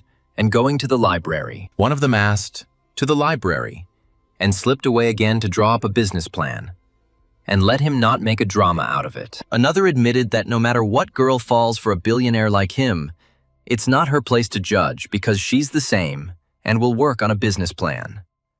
Min Hui was asked if she had thought about her future and whether she should apply for a business incubator. The protagonist replied that it was possible, but he had other projects and would organize something for her. Shen Yuan thought that Ming Hui had a strong sense of possessiveness. If she was always on campus, he wouldn't be able to work freely, and in order to build his team, she couldn't always be around. He asked if she wanted to study foreign techniques and which teachers she would choose from the list of names. She wondered how he knew so many names, and he replied that he had just found them on the internet and that he hadn't known anyone before. She said she would then choose one with her eyes closed, and after 20 minutes asked him if he liked it. He asked her not to stop. She was surprised that she could learn this. She asked if she continued like this, would he want to be with her even more? The next morning, Lee Yu-han urgently called him, saying that there was no time for talking. He will reset the location and let him come here quickly. Shen Yuan asked what was going on, but he had already hung up. Lee Yu-han reported that they had changed locations and he was now in Suyun Cave, and demanded that Shen Yuan leave immediately. Shen Yuan was indignant that he had almost arrived, and his friend was only now talking about changing places. Lee Yu-han said he had just started his shift, but his friends had invited him here, and to be honest, he wasn't particularly interested. He told me not to apologize and to quickly drag my ass back to my place, promising to wait at the bottom of the cave. Shen Yuan thought that Suyun Cave was not far from Professor Lee's workplace, and he wondered if he would stumble upon it. Lee Yu-han said that waiting outside was boring as hell, and asked if he wanted to go up to do some maintenance. But Shen Yuan replied that he was out, and that he had a better technician from the university, and this place was not even close to being comparable. Lee Yu-han was surprised to see his car and asked where it came from, and Shen Yuan replied that he meant where it came from. He just bought it. Lee Yu-han admired that he was rich because he was buying himself a Gelik, and that it was the car of his dreams. Shen Yuan asked, more to the point, why he called him here, and Lee Yu-han said that he was a co-owner of the bar and wanted to kick the ceiling. Lee Yu-han suggested that they discuss everything inside, and when the girl asked if it was Shen Yuan, he saw Professor Lee with horror. He exclaimed that only he could be so lucky, and she said what an unexpected and pleasant meeting it was. Someone present asked who it was, and another replied, cuties. The hero told them to wait and asked if they were going home to cook and if he could come and help. The girl indignantly told Shen Yuan that he had no shame at all, and he came to such a place. Shen Yuan replied that she was mistaken and that he was just waiting for someone. Li Meng said she thought they would buy that excuse, and her sister liked him. She even bought him a gift as a thank you for that bag. And he came to a place like this and told him to get lost. Shen Yuan cried out in despair. What a nightmare, they were so close. But this confusion arose. Lee Yu-han asked if she was his new girlfriend, and if he should explain everything to her. But Shen Yuan replied that no, and that she was upset now, and would not believe his words. What happened really hurt the professor's feelings. Lee Yu-han apologized and said that he didn't expect this, and asked who she was, and that he had never seen her before. Shen Yuan replied that she was his consultant, and that she also taught business English. They went into a cafe where Chen Na met them, and he ordered an iced Americano and a vanilla latte. Lee Yu-han said that he had definitely seen this girl before, and then remembered that she was the girl from the Nanjing restaurant. She is Li Guangyao's cousin, and asked if she was not a salesperson at the fourth store, and why she was here. Shen Yuan replied that it was simply mutual sympathy. Lee Yu-han said that he was dating both the teacher and the other guy's girlfriend, but Shen Yuan ordered him to stop, and said that they would talk about business, and he would hand over the management of the bar to him. Lee Yu-han was surprised that it happened so suddenly, and was not sure that he could cope without his advice. Shen Yuan said he believed in him, and added that when friends do business together, the friendship can crumble due to disputes over ideas and other things. He won't let this happen. And Lee Yu-han promised to do everything and not let him down. Chen Na served coffee, and Lee Yu-han noticed that Shen Yuan's t-shirt was wrinkled. Chen Na corrected her, and Shen Yuan said that they were so cute. Today, after hanging out with his brother, he got a taste of life. Chen Na offered to take her younger sister Xing Yu to help out at the cafe for the summer. Shen Yuan said he didn't mind, and she replied that she would go take a shower because she had been busy all day and was now all sweaty. Shen Yuan thought that he should call Professor Lee and explain everything, but she didn't pick up the phone or respond on WeChat, and he said how resilient she was. Meanwhile, in Li Xiao's apartment, Li Men said that she was so annoying and was still calling. She suggested blocking him so that he wouldn't continue to bother her. Then she added that Shen Yuan was a scumbag, and she shouldn't cry because of him. And it was good that today they saw his true face, and it was even for the better. She asked why guys even go to places like that and said that apparently most guys are like that. They think with what's in their pants, and they have needs, and if they can't satisfy them, then they look for thrills. She heard that the girls there are very skilled and know how to make guys happy. Professor Lee said he hugged her and she pushed him away, and she blamed herself. She said it was all her fault and maybe she had pushed him away for too long and he just wanted to satisfy his needs. The girl exclaimed, "Oh my God, what was she imagining there? How could such a thing even occur to her?" And she told her to go drink some water and calm down. Li Meng asked her sister if she looked at her and remembered what happened the last time she fell in love. Professor Li thought that Li Meng was right, and she couldn't just fall in love, and needed to control herself. Ye Jiyan wrote to Shen Yuan, inviting him to a barbecue with some female students from other universities to chat about the project. He added that he had a fuel card for him, and was waiting for him in the evening in a private room in the dining room for dinner with his classmates. Shen Yuan looked at the messages from people he had barely interacted with before and said that he wouldn't even look at them. He noticed that one freshman had sent him so many messages asking about the weather, saying good morning and talking about fallen leaves. Chen Na asked him if she should go inside, and then noticed that he seemed more fit. She asked if he had been exercising lately, and he said yes, and suggested they move to the sofa. He asked her if she could ride a horse, and she said no. He said, let her climb in, and he would become her free exercise machine. Next time they could go horseback riding.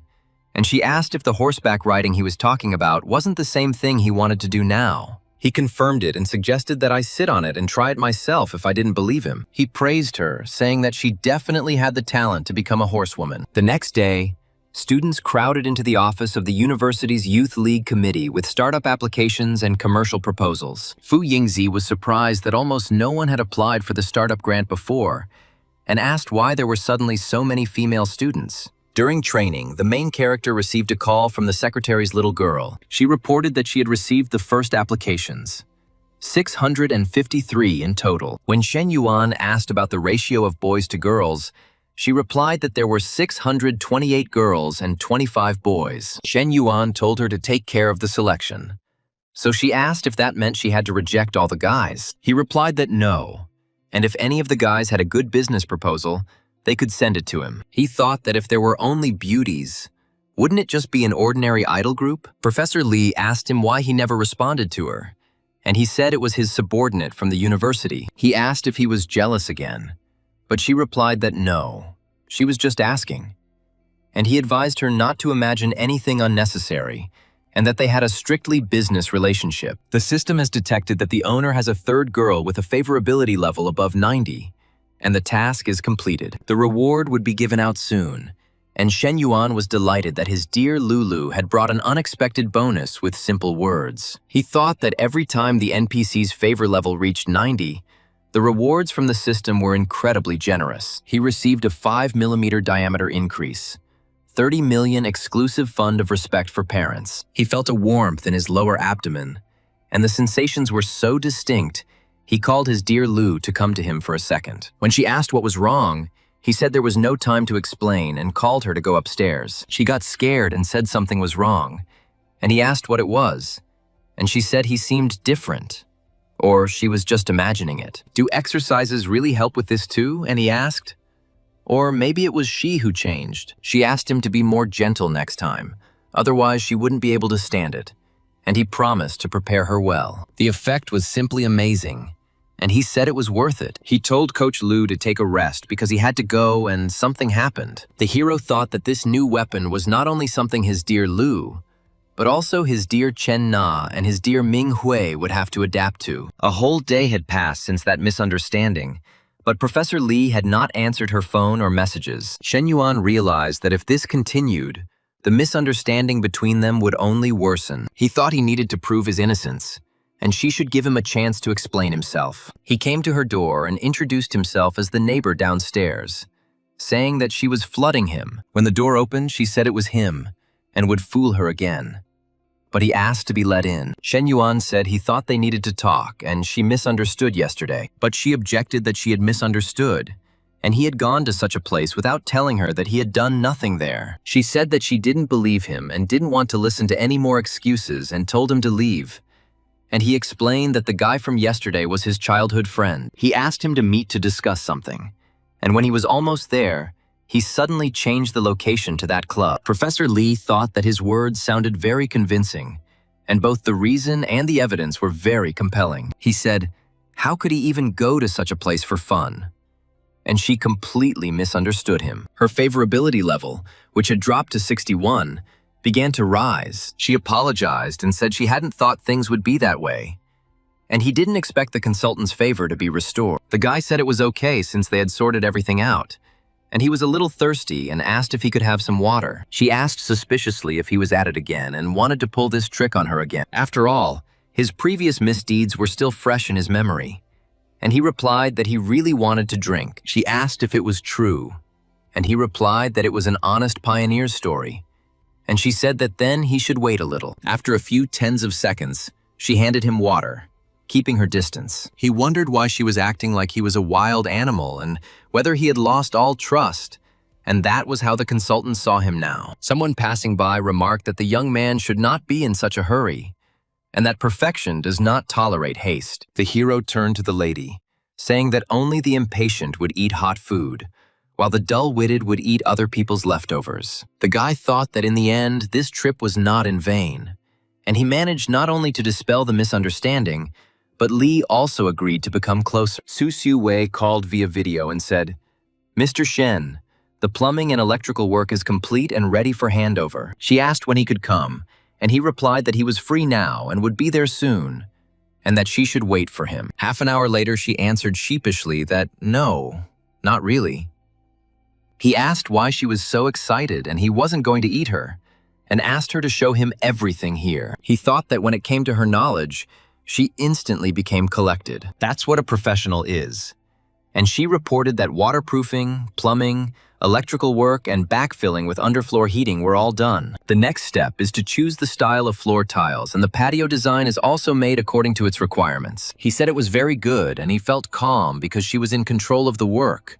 It was already late, and the hero offered to treat her. She apologized and said that she had something to do at home that evening. Suddenly, a heavy downpour started, and he said that it was pouring down, and suggested that they go inside. She agreed, clung to the guy, and accidentally tripped. The girl looked at him with embarrassment, her face flushed, not knowing what to answer. The hero just stood there and looked at her with a playful smile. They then moved towards the building, not wanting to get wet in the rain any longer. Then the girl screamed at him not to look because her wet clothes were sticking to her body. He replied that he had tried, but the sight was too conspicuous. He said it should help her avoid catching a cold, and she thought she had never been this close to a guy for such a long time before. Her whole body tingled and she wanted to push him away, but Mr. Shen was an important client. He asked her why she was looking at him because he was handsome, and she thought he was a narcissist or just wanted to joke. Why should she answer at all?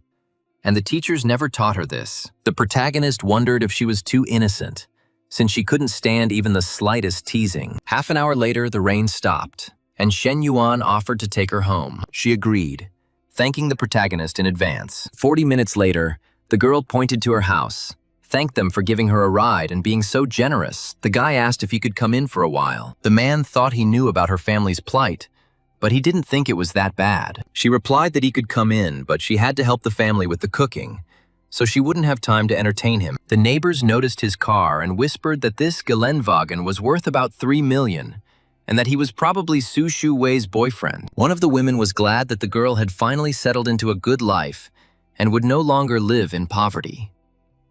Su Shu Wei entered the house and her younger brother greeted her, saying that her sister had returned, and she asked if he was hungry. Shen Yuan asked if this was her brother, and she told the boy to call the guest elder brother. The mother came out of the other room, said that everything was fine and she just went out for a walk. Then she asked who this person was, and her daughter replied that it was her friend Shen Yuan. The woman greeted the guest and noted that he had bought too many gifts and that he shouldn't have spent so much, but she invited him to come in, and Shen Yuan went in, and Su Shu Wei went to cook. After some time, she asked her brother to pour some water for her older brother. Half an hour later, dinner was ready, and the younger brother said with delight that his sister's food was the best. The mother remarked that this was simple home cooking, and next time she would definitely cook something more decent. Shen Yuan replied that she was too kind, and he was more than satisfied with what Su Shu Wei had prepared. Mother said that if he likes it, he should eat more. She thought to herself that it was amazing that at such a young age, her daughter had such a unique aura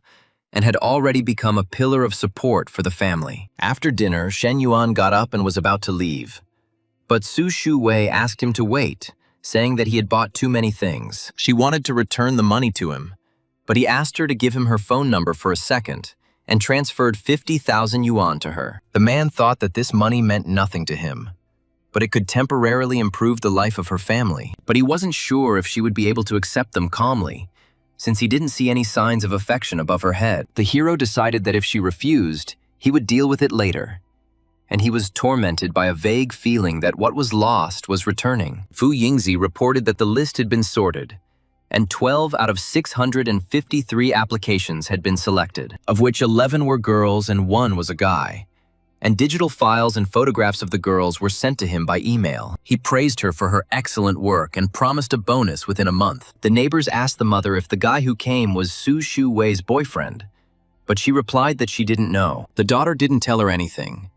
They noticed that he seemed incredibly rich, since his car cost about 3 million. One of the women said that if the girl got together with him, her life and that of her brother would improve dramatically, and the mother should convince her. But she replied that it was about her daughter's future, and she didn't want to be a burden to her, or force her to be with someone she didn't like. It's her life, and she doesn't know what that girl is thinking. But that guy is definitely interested in her, since he brought so many gifts. The mother entered the house, and the first thing she asked was what her daughter's relationship was with him. Su Shu Wei replied that he was a major client of their company, and that he had come to inspect the construction site today. When it suddenly started to rain, he gave her a ride home and nothing happened between them. The woman asked if the client was interested in her, and the daughter replied that he had indeed been acting strange today. But the last time they had dinner, he had a beautiful woman with him, and she was probably his girlfriend, although she didn't know for sure. The mother asked her daughter what she thought of him, but she replied that he was just a client and asked her not to continue. The mother said that she understood and that she heard what the neighbor was saying, and that her daughter should not take it to heart. She added that her father was no longer with her, and that it was their daughter who was now providing for their family, and that she and her brother owed so much to her. She just hopes that her daughter will be happy in the future, and she doesn't have to marry a rich man for their sake. Su Shu Wei replied that she knew, and that her mother should not worry, when at that time the protagonist was in bed with another beauty. Fu Zhengmei from Guanting Decoration called Shen Yuan and said that he finally answered the call. When Shen Yuan asked what the matter was and whether it was urgent, she apologized and asked if it was convenient for him to talk now. We will talk about her student. Su Shu Wei Shen Yuan replied that it was good, and after a short time he was already sitting opposite her. Fu Zhengmei said that Shen Yuan transferred 50,000 yuan to Su Shu Wei yesterday, but she transferred it back and he didn't accept it. Fu Zhengmei asked not to misunderstand and explained that she only found out about it because Su Shu Wei looked depressed. Shen Yuan asked if she asked him to come here just for this reason. Fu Zhengmei replied that Su Shu Wei was not a gold digger, and if Yuan really wanted to win her over, he would need to make more efforts. Shen Yuan replied that he actually didn't mean to say anything with the money, and there was no point in talking about it now. 50,200 yuan was credited to Shen Yuan's card. He thought that this girl transferred 200 yuan more, and it was probably payment for the things he bought yesterday.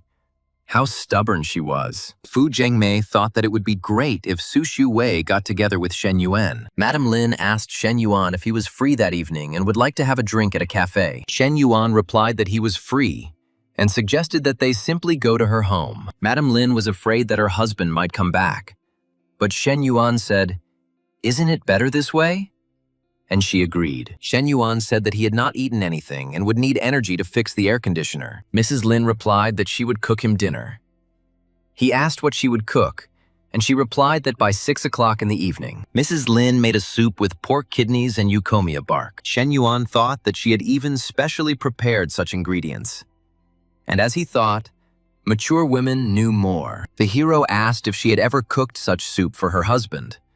Mrs. Lin replied that, no, never, and this was her first time. When asked when her husband usually returns, She replied that it was around 9 in the evening. Shen Yuan said that means they have about an hour and a half to spare. Shen Yuan said that although it was her first time making it turned out very delicious. Mrs. Lin replied that if he liked it, she would cook it for him more often. Shen Yuan said that it was absolutely wonderful, and he was very glad that Madam Lin had the courage to make such a decision. He added that although he would not mind playing the role of a lover again, her happiness was more important. Mrs. Lin thanked Shen Yuan and said that it was because of him that she made this decision. Shen Yuan asked her not to put the blame on him and pointed out that it was not he who broke up her marriage. A man passing by the hero recognized Shen Yuan's car and thought that he was the same rich man who bought Chen Na's car. He wondered what Shen Yuan was doing here and called it strange. The girl's husband saw the soup and said that Mrs. Lin was becoming more and more caring every day. Lin thought to herself that this soup was not for him. Chen Na said,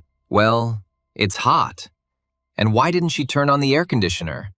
The fan won't make it cooler." Mrs. Lin replied that she was not hot and had nothing to be afraid of, and she just thought that Shen Yuan's scent might have remained in the room. Shen Yuan said, okay, he understood, and since he had eaten the soup, he would go take a shower, and then they would have a good time together. 10 minutes later, he couldn't open the door and thought that Mrs. Lin had fallen asleep. Fu Yingzi revised the selection plan based on Shen Yuan's words. Now there were 2 guys on the list, and the girls were mostly past or current campus goddesses, especially the eldest Yayu from the flight attendant class with a height of 175 centimeters.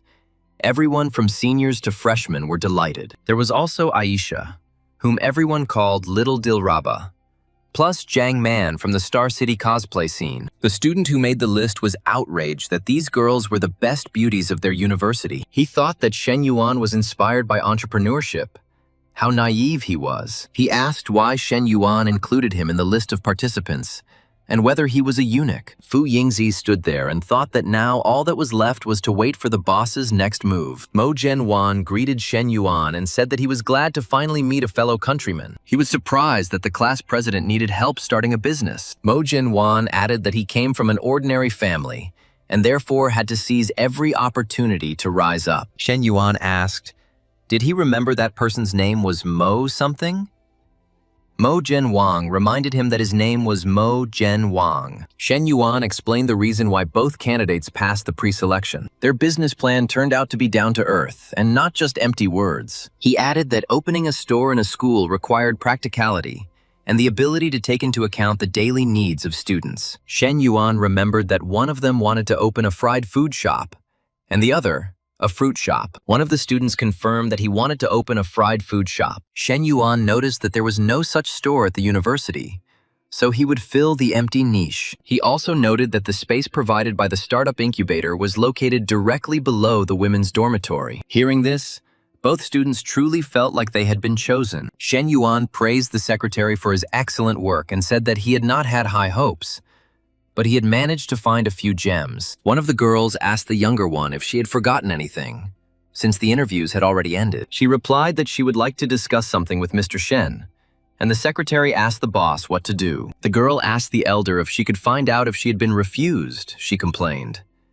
And during the interview, his gaze never left the 2 girls. The senior replied that the final list would be known after the final exam. The girl asked if she had a chance at all. The elder replied that he hadn't given it to her. The girl realized that the fact that Shen Yuan let her in was her chance. She said that she already had a junior accountant certificate and an international certified public accountant certificate. She was preparing for the junior economist exam and said that although she had no practical work experience yet, she could handle it. The girl assured that she could be a cashier, prepare financial reports, and organize transaction data. She asked if it wouldn't be better if a senior, experienced accountant did the job. She asked herself how many times in life would she have the chance to go all in? And if not now, then when would she, Long Jin Han, be able to catch it? The elder said that her words were quite logical, and 40 minutes later he said that if she became his woman, he would not let her lose. The elder was surprised that the little dragon turned out to be a virgin. He promised that they would go shopping this weekend. Her affection rose to 61. The girl thought that from now on there was a place for her in Shen Yuan's heart. Even if it wasn't big, it was better than nothing. Shen Yuan noticed that the little dragon had developed an affection, and that was not a bad thing. Someone asked her why she did it. but she replied that everything was fine. The secretary still looked at her with incomprehension, not knowing what to say. Shen Yuan thought that tomorrow was Friday, his father's birthday. We need to check the gift he ordered for him, that very car. He decided that he could not give preference to one more than the other, and that he also needed to prepare gold jewelry. His mother told him not to spoil his sister, because she had just passed her college entrance exams, and he was already indulging her whims. Shen Yuan replied that Xuan just wanted a car, nothing special, and told his father to go because the uncles and aunts were already waiting. The daughter was outraged that her mother did not love her at all, and it was good that she had a brother. The guests at the table were indignant that the heroes of the occasion had not yet arrived. They said that they had invited guests and were making them wait, and should have warned them if something happened. One of the guests said that although their uncle had borrowed from that family before, they had long ago returned every last penny. But when they were the debtors, they came to remind them several times, but not only delayed the return, but also kicked the uncle out. Another guest added that it was his fault, and Hong Zhuang called today and asked him to write a message, but he completely forgot. The guests noted that this only proved that they had planned everything poorly. They asked why they called only them, and added that it was their personal business and why they were involving strangers. One of the guests said that each of them at one time benefited from the help of the second brother's family. The third uncle offered good care for the new car and promised a 30% discount on all services at his car wash. The older brother asked why not call the second brother and find out when he would arrive. After all, the children were already hungry, and he added that the second brother's family had gone bankrupt, and he decided to show off. And this was too much. A Yang's wife and Shen Yuan's mother had long been in a tense relationship due to past events. Moreover, Shen Xuan's academic success had overshadowed their daughters. And now that the Shen family had lost its former fortune, she dared to speak out. The guests at the table asked what had happened to their family and why they were making them wait so long. Shen Yuan apologized to the guest for the long wait, explaining that something had happened and they had to wait. One of the guests replied that they hadn't waited that long, and besides, it wasn't dinner time yet. Another guest quipped that everything was fine, and it wasn't as if a small delay would cause them to starve to death. The third uncle said that the second brother should have told them, and if he was busy in the future, he could ask them to pick him up. He added that the second brother no longer had a car, and after so many years of pressure from their family, it was finally time to get even. The third uncle remarked that it would be too difficult and expressed the hope that he would also contact them if he needed help. This nephew did not give him any face at all, and in this case, he decided to show off a little. One of the guests asked the second brother to drink more slowly, noting that no one blamed him. The third uncle was indignant that Shen Yaode did not see that his keys had fallen and could not help him pick them up. He asked if he still wanted him to become a member of his almshouse or what. Then he added that he didn't even agree to membership and wants him to become his advertiser for free and dream on. Someone noticed that the third uncle had a new car, and he couldn't help but smile. The third uncle replied that the Volvo was too old and he had long wanted to replace it. Someone admired that the third uncle was simply incredible, but he replied that he was not at all, and that he was just making a living. He thought that his stupid older nephew was still acting like his support group, and the husband had bragged enough. Someone asked what you understand, and you need to stop while they are ahead. And if in a minute they start asking for a loan, then what? He pays. The guests started whispering that it was just a car. What was there to talk about? And did the second brother really have a Maybach? When asked if he bought the Maybach, Shen Yaode replied that he was simply basking in the glory of his son. The guests were outraged that there was a limit to jokes and that he was taking them for fools. They asked if this was even possible and noted that who among them did not know that Shen Yuan was terribly wasteful, not to mention that he is still studying at university. Someone told Lao Shen that he really had titanic patience, and third uncle acted like that. But he didn't say anything in response. Lao Shen replied that he actually asked him not to buy such an expensive car, but he didn't listen and he could spend 3 million. The guests were shocked by the 3 million figure and asked where Shen Yuan got so much money that he could buy a car on a whim. The restaurant worker apologized and said that the silver Geländewagen was blocking the road for other cars and asked him to park the car. The guests noticed that the second brother's family not only bought a Maybach, but also a Geländewagen. The two cars together would cost about 6 million. And then their family, Last time they realized that their affairs had improved a little, but to such an extent, one of them congratulated his brother and called him a real winner in life. However, another guest asked Shen Yaode how he even had the nerve to suggest such a thing. In this atmosphere, the dinner came to an end, and the girl told her brother that he had been incredibly cool today. Shen Yuan said that children don't understand anything about adult matters, and he would take his sister home first because he still had things to do. The sister replied that it was terribly boring at home and she wanted to have some fun with him, and she understood what he was planning. If it had really been important, he would have done it long ago, as soon as he set off. Shen Yuan arrived and was invited in. The girl asked who it was, and he replied that it was his younger sister Shen Xuan. The guest said that his younger sister had also come and that they looked alike, and asked them to pass quickly. Everyone noticed that the little sister was so cute and offered her some fruit and coffee. Shen Xuan wondered why these three beauties were so kind to her. You could hear in their tone how much they wanted to please her, and she asked what was going on. Coach Lu said that she and Chen Na heard about the move and came especially to celebrate the housewarming. She then introduced herself to Shen Yuan's younger sister as Meng Lu's sister. Coach Lu introduced Chen Na as the owner of the house, and said that she could be called Sister Nana. Shen Xuan asked. She was probably her daughter-in-law. Shen Yuan looked at the girls and thought that they were waiting for his explanation. He said that in fact both girls were his daughters-in-law. Shen Xuan exclaimed that they were both her daughters-in-law. Shen Xuan asked if her brother's words were true. Chen Na confirmed that yes, it was true. Xuan said that brother, what a scumbag he is. Shen Yuan noticed that his little sister had also recently passed the entrance exam and would be coming to Star City tomorrow. Shen Na told Shen Xuan not to worry and promised that after spending a few days with her, her younger sister would relax. Chen Na thought to herself that she couldn't believe how quickly they had found common ground. She remembered the saying that birds of a feather flock together. At Shen Yuan's family gathering, she felt like an outsider. Liu Menggu asked if they were both like that and could comfortably be in the same room. She added that a man is a man and a best friend is sacred. She asked if they were the same as before. Why didn't they contact each other themselves? And why did they constantly force her to be their transmitter? Liu Menggu said that the whole point is that Shen Yuan buys cars for both of them. She called them friends only in words. The hero invited them to chat here, and he himself went to rest. Chen Na asked, since Shen Yuan was going to take a nap, why don't they go shopping? She offered to buy Shen Xuan new clothes, shoes, bags, or something else. Shen Xuan wondered if even her daughters-in-law had amazing fashion sense. She could create similar looks herself. One of the daughters-in-law replied that not everything at once, and promised to teach her the secrets. The whole group quickly went down to the garage.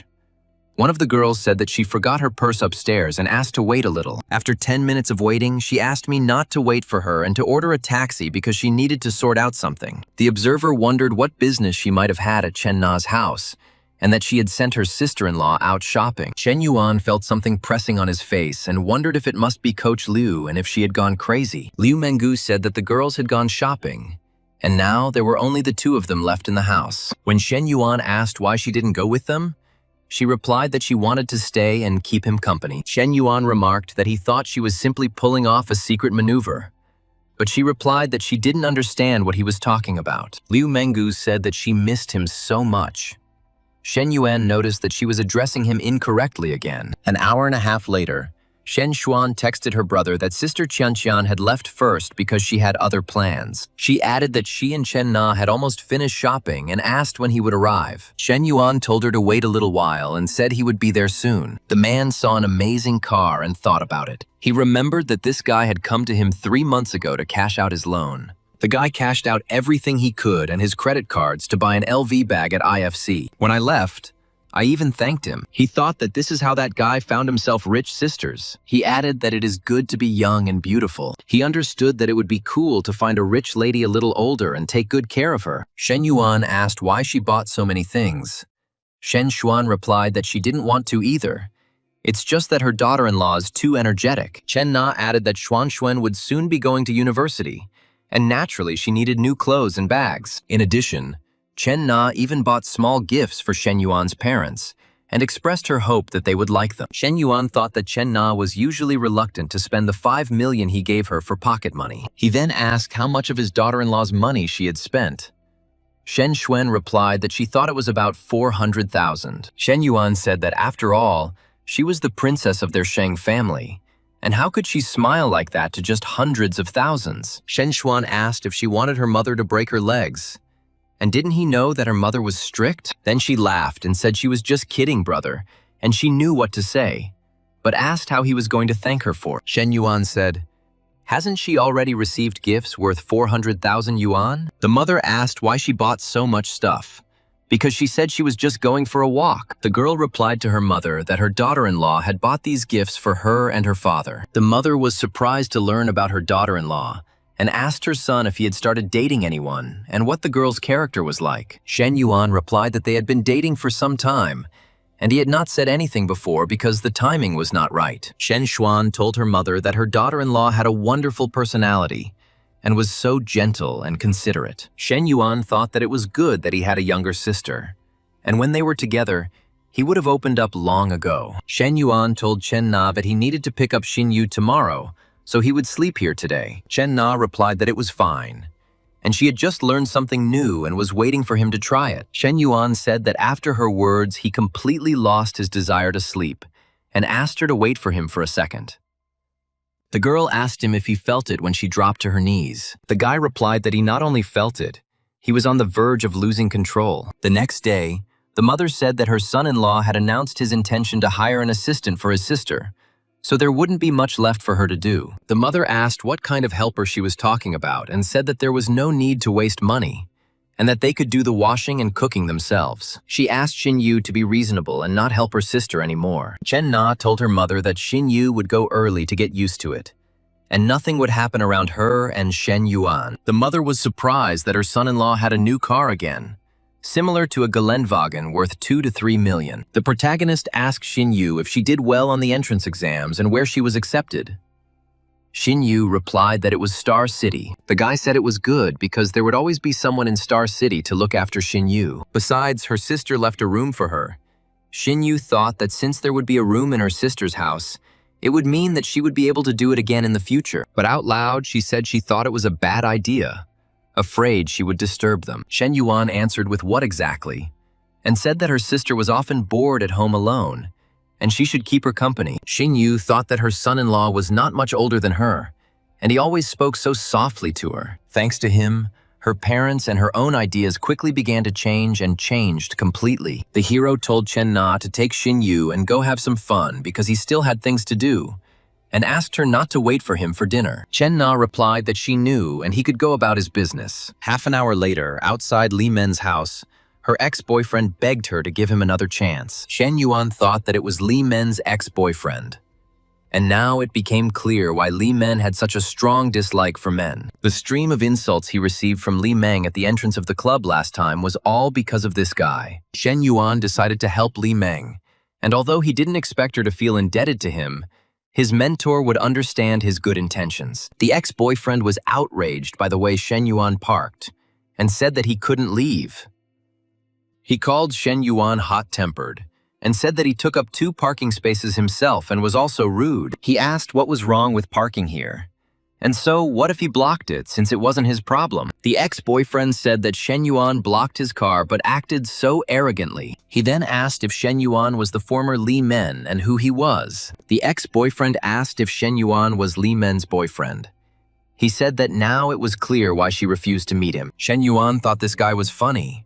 And wasn't this the same trick he used to piss off Zhang? Shen Yuan said that it was fine, and he had never thought of obtaining Li Men completely, and one body would be enough for him. Li Meng's ex-boyfriend was indignant. Wasn't it understandable? He said that he and Li Meng were together in college and for 2 years after that. Shen Yuan called Professor Li and said that the consultant needed to come to him and asked her to wait for a minute. Li Meng told Lu Bing not to dare come here again because her sister had absolutely no desire to see him again. Shen Yuan said, "Let's go." Lu Bing was surprised. Wasn't Shen Yuan Li Men's boyfriend? Shen Yuan told Lu Bing to mind his own business and asked if he hadn't heard that it was possible to have 2 sisters at once. Shen Yuan then bid him farewell, calling him a country bumpkin. Lu Bin was indignant, not understanding whether this was true. He thought that rich people could really do whatever they wanted, And one guy could have two sisters who served him. Professor Lee asked Shen Yuan what nonsense he had just said, and what he meant by his words about having both sisters at once. Shen Yuan replied that he only said this to stop Lu Bing from pestering Li Men anymore. Otherwise, it would affect her mood as well. Professor Lee said that Shen Yuan was turning everything upside down again, and asked who his daughter-in-law was. She added that after his outburst, Lu Bing would probably no longer bother Li Men, and she would be able to move forward faster without him. The main character told the girl to go with him to the IFC shopping center, have dinner together and go to the cinema. She replied that she would not go to IFC because it was too expensive and she couldn't afford it. So I suggested just going to design. Shen Yuan said that expensive or not, he would pay. At the store, the saleswoman offered to try on an item, and Professor Lee asked for a small size. But the saleswoman doubted that a small size would suit her with such breasts, and suggested a medium.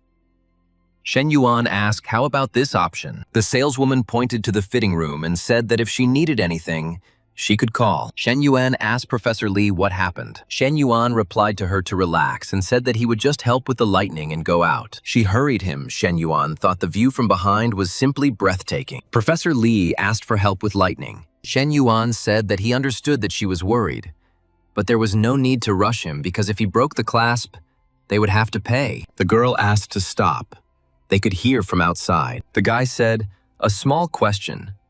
She prefers it when he calls her teacher or consultant. Professor Lee replied that it was neither one nor the other, and that on a date, he should just call her by her first name. He said that this was the first time he had said her name like that, and that she should remember this feeling, because she will remember it too. After which 5 minutes have already passed. She asked them to stop, and said that if they continued, they would cross all boundaries. And it was already hurting her that she was holding back. Shen Yuan said that her breasts were too big, and even the average size didn't fit. The saleswoman asked if it was suitable and suggested trying another model, but Professor Lee refused. Shen Yuan promised that he would behave well next time. Professor Lee's favorability level rose to 75. The guy noticed that shameless flirting actually increased the level of affection. The saleswoman recognized Shen Yuan and said that this was Mr. Shen. He has a new girlfriend again, and this is his third. Someone corrected her, saying that it was actually the fourth, and that we shouldn't forget about the first one, Mrs. Zhou. The saleswoman said that didn't Ms. Zhou end up leaving with another guy and haven't been seen for ages? She admitted that every time she saw Mr. Shen, she regretted choosing Zhou back then. She asked him to bring his new girlfriend so that she could serve him with all her heart. Shen Yuan replied that she regretted it now, but it was too late. There was no cure for regret. He then offered Professor Lee some hot pot, and she accepted. Shen Yuan asked if summer vacation was just around the corner and if his interlocutor had any plans. He replied that his plan was to spend them with her. And she said that she had heard about the completion of the selection process at the startup incubator. Shen Yuan thought that he needed to change the topic quickly, because the more Li Xiao knew, the higher the risk of him slipping up. He remembered that there were 2 guys among the chosen ones, but all the rest were the best beauties of the university. The interviewee replied that she didn't know about it, and in fact, she didn't really care about such things. She added that she had already memorized all the key points from the book he had given her earlier. Shen Yuan was surprised that she did it so quickly. She confirmed his words. He then said that he needed to learn human resource management and asked if she had a book on it. At that moment, the waiter brought drinks. The woman asked to replace the cold drink with something hot, and the waiter agreed. Shen Yuan thought that nothing would probably work out tonight, and decided that he would rather increase the affection of the other characters. He started with his daughter-in-law, but remembered that Ming Hui was on her period, and Coach Liu's level was already over 90 and rising rapidly. He realized that Long Jin Han and Junior Long were left, and he needed to focus on them. Long Jin Han wrote that she missed her.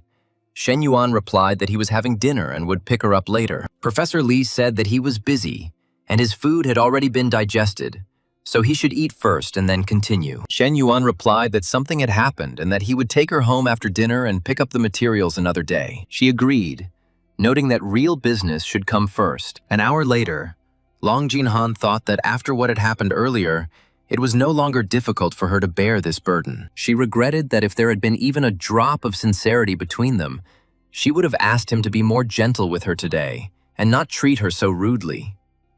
Shen Yuan thought that even without any feelings, This kind of treatment seemed too unfair. Long Jin Han called him by name, and he replied that this time was even worse than last time. He admitted that he was simply carried away by the desire to play a role-playing game. He asked if everything was okay with her. She asked again. In a role-playing game, he confirmed and explained that it was about a dominant guy and a submissive girl. She asked why he hadn't told her anything, and admitted that she thought he really was like that. He replied that next time he would definitely warn her in advance, but, frankly, her reaction was fascinating. She said that only pieces of her clothes were left, and asked what she should wear to university the next day. He replied that she should relax because he would send new clothes and his woman would never be left without them. 2 hours later, he said that the youngest could look at the new bags and clothes that would be delivered to her room the following morning. She thought that among all the girls surrounding Shen Yuan, she must have been one of the few who had slept with him. She wondered if Ming Hui really wanted to conduct a room inspection right now. Long Jin Han called him and said that he hadn't called her for several days. He replied that he was busy and she knew it. She said that she missed him very much and asked when he would come to her. The hero replied that it was she who said that there were still 2 days left, so probably Monday or Tuesday. Professor Lee thought he was so considerate of this girl's feelings and wondered if he would ever treat her like that again. She asked to help her. Shen Yuan asked her why she was wearing a robe and ordered her to take it off. She asked him not to be so rude. He said it was role-playing again, and asked if she hadn't learned her lesson yet. Long Jin Han thought that all of this was sent after Shen Yuan paid about 112,000 yuan. She realized that the life she dreamed of had come true, but now that she had it, she realized. What worried her most was Shen Yuan's heart. She wondered if he really felt anything for her. Shen Yuan noticed that Junior Long had such a high critical level and was a candidate for a premium character. Shen Yuan noticed that the Star Experience card only had half a month left, and it looked like he needed to speed up his training. Starting tomorrow, he will increase the intensity, and the nutrition plan needs to be adjusted because weight gain is too slow. Coach Lu agreed and said it was time to take a shower, and she remarked that Daddy, the more she looked at him, the more handsome he became. He called her a little minx and asked what these sudden compliments were and to just tell her what she wanted this time. She replied that his baby was hungry. The guy said that then she should walk on it. She would be rewarded.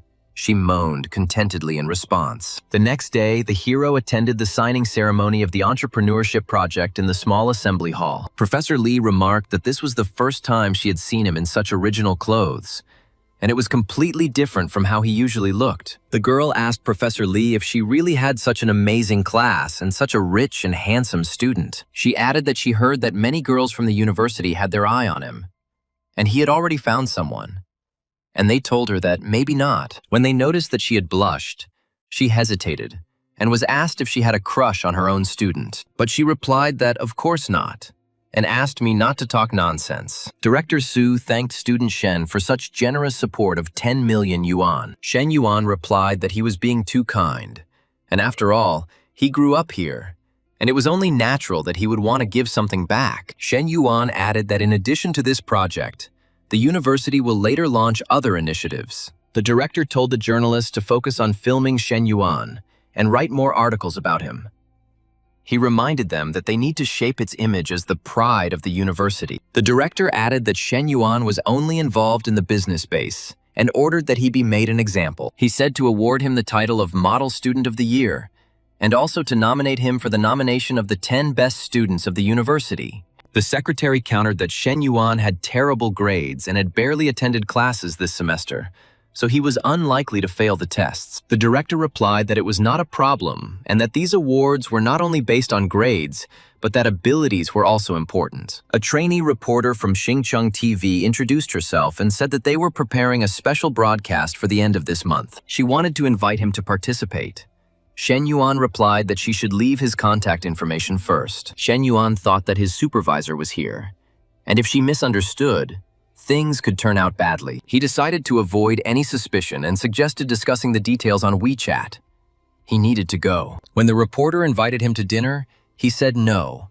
Thanking her, he had plans for the evening and then wished her all the best. The girl asked Professor Li if it seemed like her student wasn't a fan of flirting since he refused. Fu Yingzi reported to the boss the list of those who were accepted into the entrepreneur base after the second stage of the examination held yesterday. She said that she had discussed the distribution of shares with Jin Han, the younger sister, and it was to be done in 3 stages. She explained that he, as an investor, owned 70% of the shares, and the student entrepreneurs owned 30%. After the return of investment, 20% of the shares will be transferred to students based on the project's evaluation. Shen Yuan noted that this distribution of shares could motivate students to work hard, and that was enough. Fu Yingzi confirmed and said that she would bring her right away. Lu Xinyue greeted Shen Yuan. Shen Yuan thought that the senior standing in front of him was so mature and refined. It became difficult for him to control his emotions. Lu Xinyue greeted him again, but he was still in a daze. Shen Yuan asked, her business plan was to open a supermarket on campus, right? And she aimed to expand over time. Lu Xinyue replied that this was, in a way, her dream. He then asked her why she thought Amazon was so successful, and added that he would like to hear her opinion. Shen Yuan approached her and said that he thought it was all about profit sharing. Shen Yuan thought that the elder one had actually prepared, and this case was even discussed in the EMBA program in Hong Kong. But now it was time for him to brag a little, he said. It was true, and it was not only about competition, but also about managing the service. He added that they had the perfect timing and environment, but it was extremely difficult to replicate in other cities. Lu Xinyue hummed in agreement. Shen Yuan said that her idea was quite bold, and they could try it gradually. Shen Yuan thought, firstly, the elder had excellent personal qualities, and secondly, their relationship could deepen. Lao Huang and Lao Cao could not understand why their project was rejected, but Yang Song's project was approved. One of them recalled that he had a lingerie store and figured there were a lot of pairs on campus, so the market would be huge. Another called him a jerk and asked who would even go into a lingerie store on campus, and who would have the guts to do so. He added that, frankly, it wasn't just about the idea, and getting into the startup pool depended more on gender. The first one objected, but if Shen Yuan chose based on gender, then how did Yan Song and that second guy go? They told him that it was obvious that these two were needed as a distraction. One of them said that the guy was just hopeless, and even he and Liu Chai didn't get through. And who did he think he was? He suggested checking out the university's official announcement, which stated that the third brother had signed an official agreement with the director. Another remarked that ever since the third brother had been given the right to date every girl on campus, he had completely forgotten about them. He said that in his place, he wouldn't come back either. And what's the point of hanging out with guys? And he would also change girls every day. He added that, frankly speaking, if a third brother appeared in the dorm now, every guy in the group would turn green with envy. One of them asked why, and they explained that it was because of the startup incubator's list of candidates. The protagonist thought about solving problems as they came, and the first thing he needed to do was build a good relationship with this elder. He asked her to say something in Japanese. The girl asked what exactly she wanted to hear. The guy answered, "Whatever," the girl said. "Konnichiwa." When the guy asked what it meant, she explained that it was hello in Japanese. He asked for something else and she said, "Arigato." The hero asked, "What is this?" The girl replied, "Thank you." The hero asked for more. She said, "Suzukete kudasai." When the guy asked what it meant, the girl explained that it meant, "Please continue." She realized that he probably wanted to hear phrases from those very films and said, "Yamete" and "Yamete yo." Shen Yuan thought that this was it, and swore that if any Chinese guy heard this in real life, such a buff would drive him crazy. It seemed to him that the older one liked it too, and everything was going much better than he thought. Shen Yuan told the secretary to come in. Fu Yingzi said that according to calculations, the investment in the seniors project was 220,000. Lu Xinyue agreed. Shen Yuan thought that they would see how everything went, and then it was necessary to test how capable the elder was in practice. The system congratulated the bearer on the successful investment of 10 million and issued a reward. Shen Yuan was surprised, thinking that this was the loyalty system, and what would happen there. And for some reason, he was nervous. He obtained 100% ownership of Jingfu Health Management Company Limited in Xingheng City. Shen Yuan was amazed. The system was simply something, and the whole company fell right into his hands. Minghui said okay. They made an appointment at a cafe. Her friend asked if she was going to meet Shen Yuan. Minghui confirmed that her friend asked if she had seen the list of participants in the startup incubator, which included 5 gorgeous girls. Minghui replied that she didn't care. She said that Shen Yuan must have had his own reasons for keeping it a secret. Ever since she started dating him, she realized that he was different from others. And there was maturity behind all those things. Her friend asked her to stop already. 2 girls asked for a ride to Zhenghua Street. Shen Yuan thought that there was something wrong with these girls, and they were seriously so shameless. First the cafe, now the auditorium. And wasn't he crystal clear? They still had illusions. He decided that, damn, he needed to be even more direct and said, sorry, but he wasn't going to Zhenghua Street. The girls were outraged that he would die or something if he gave them a lift. And here you have a billionaire, and he didn't even look in their direction. One of them thought that if Shen Yuan was a mountain, then she was stuck at the foot of it and couldn't even find the path. For the first time in her life, she felt so helpless. Shen Yuan thought that his reputation and influence in the university were growing rapidly, and he even received an interview invitation from Xingcheng News. Everything seemed to be breaking. But it still wasn't enough. He decided to use Jingfu Health as a springboard to establish himself in the business world and pursue his ultimate goals. Shen Yuan ordered coffee while waiting for the girl and asked Xin Yu to make him a cappuccino. Xin Yu agreed, calling him son-in-law. Xiao Qiu asked him to keep an eye on her because she was so afraid of messing up. Xin Yu wondered why she stuttered and blushed while talking to her next. Xin Yu thought sand in her sock. And considering the boss's reputation, was it really true that they had such a relationship? Xin Yu offered her son-in-law to try her drink, saying that it was the first time she had made it, and her son-in-law replied that he thanked her. Xin Yu hesitated, but her son-in-law said that for a first attempt, it turned out very well. Then Xin Yu added that she had also learned how to make American-style coffee. She decided to ask her son-in-law if he wanted to try it. Xin Yu said that she would return to her work, and her son-in-law agreed. That same evening, Minghui said that she was there, and added that she missed him so much. The guy replied that he also missed her very much. Minhui asked, but he didn't miss her as much as she missed him. He answered how was that possible, and said that he missed everything about her. Minghui asked, so he just missed her body, right? He replied that her body was also a part of her. So the expression, I missed everything connected with you, was quite appropriate. In the morning, the guy thought that Minhui was usually so bossy, but she didn't say a word about the startup. She seemed to have become much more grown up and mature, and he decided that this was good and wanted to see what was going on with the Jingfu Health Company. That same day, the company's CFO, Lu's sister, announced that 2 days ago their former boss, Shi Wenquan, had cashed out all the money. She said that the new boss would come with a new team, and those present should be ready to pack up and leave at any moment. The former owner of Jingfu Health, Shi Wenquan, said his friends had all been notified and he was leaving the Jingfu family. He thanked everyone for their support over the years. The new owner introduced the new boss, Shen Yuan, and expressed hope that everyone would continue to work hard under his leadership. The employees whispered that this was probably the new boss next to President Xi. They noticed that he was so young. He looked to be about 20 years old, and were surprised that he was able to buy such a large company. Shen Yuan said he was glad to meet him and introduced himself. He announced that today was a handover meeting and that there were no other work assignments for now. He ordered that, except for the HR director and the CFO who were to stay, everyone else could go home. President Shen asked what his instructions were.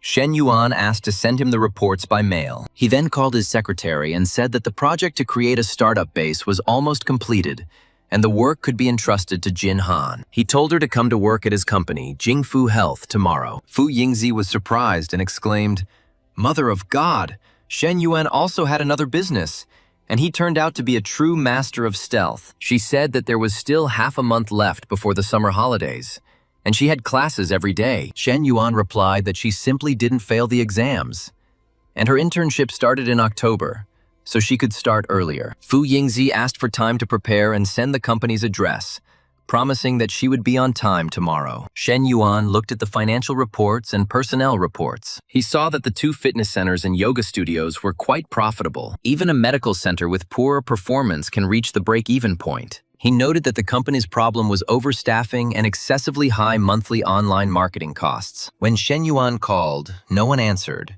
and he wondered what was going on. They told him that Su Shu Wei had left an hour ago, saying that her family had urgent business. When he asked what the urgent matter was, they told him they didn't know, and added that they had called her later but she hadn't answered. At Su Shu Wei's house, Zheng Liangfeng was indignant that harsh words were one thing, but now she was at fault.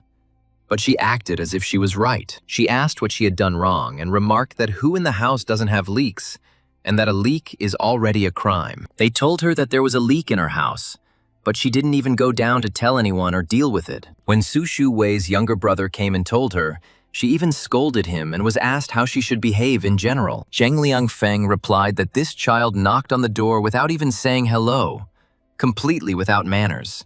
So what's wrong with her scolding him? Shen Yuan said that if you leave things as they are, then next time, things will only get worse. Su Shu Wei replied, asking to forget about it, and she did not want to discuss it anymore. Shen Yuan ordered to apologize to the child, because he was not guilty of anything. Zheng Liangfeng was indignant, apologized, and laughed or something. And why would she apologize? Zheng Liangfeng added that he wasn't even married to her, but he was already so eager to protect her. Do you really have a civil marriage with her? And noticed that young people know a lot about entertainment. Shen Yuan repeated that she had scolded the child, so she should apologize to him. Zheng's son Liang Feng asked, "Who the hell are you? And who did he think he was when the hero hit him?" Zheng Liangfeng's son told Shen Yuan to just wait and he would call his guys now. He called Brother Long, shouting that he had been beaten. Shen Yuan replied that go ahead, call him, and he would also call his people. 15 minutes later, a car pulled up and someone who arrived asked who had hit him. Brother Long arrived and shouted that it was he who raised his hand against his brother. Shen Yuan asked if he should call the police. Brother Lon said that fighting wouldn't solve anything and that the police were needed for this matter. At that moment, the police arrived. Brother Lon was indignant that if he called the police, then why did he call him? His brother replied that he didn't know, and he thought it would be guys like them. Brother Lon called him a moron. The deputy head of security at Guansha Police Station, Shen Wei, turned out to be Shen Yuan's cousin. He asked Li Wenlong why he was everywhere and what happened this time. He told him to stand there while he inquired about the situation and asked his younger brother what had happened here. Li Wenlong apologized to Brother Long and said that he didn't know the guy had such connections. He thought that he had money and it could be squeezed out of him. Brother Lon told him to handle it himself and he was not going to get involved in these problems. Shen Yuan suggested that they simplify things, and if the woman apologized to the child and fixed the water leak, they would simply forget about the matter. Zheng Liangfeng apologized to little Jia and said that auntie was too harsh. Let him not take it to heart, and his aunt is very sorry, and she apologizes to him. Shen Wei said that the matter was resolved then, and let them go back and fix the water leakage problem. They promised that everything would be fixed and said goodbye. Shen Wei asked if this was his girlfriend. Shen Yuan replied that not yet and asked to keep it a secret for his sake. He added that after the incident, they would no longer dare to disturb Su Shu Wei's family, and other families would look at the Su family differently. Su Shu Wei hesitated and thanked him, her favor level rising to 61. Shen Yuan thought that she finally had a good impression of him. He asked, and so she says thank you.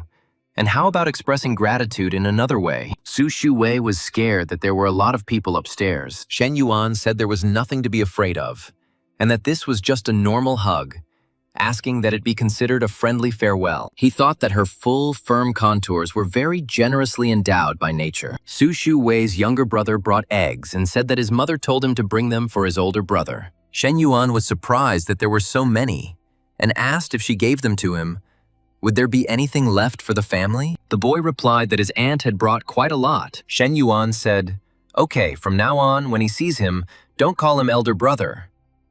But then, the boy asked his older sister what son-in-law meant. Su Shu Wei repeated in confusion, and her son-in-law mumbled in embarrassment in response. Shen Yuan suggested that Su Shu Wei move to another apartment, closer to her company. Su Shu Wei replied that she too would like her family to live better, but with their current income, it was impossible. Shen Yuan said that he would help her find a place and asked her not to worry about money. He promised to cover the rent for now, and as soon as she started earning more, she would be able to repay him. Su Shu Wei replied that she appreciated his kindness, but there was really no need for it. Su Shu Wei thought that he was doing this again.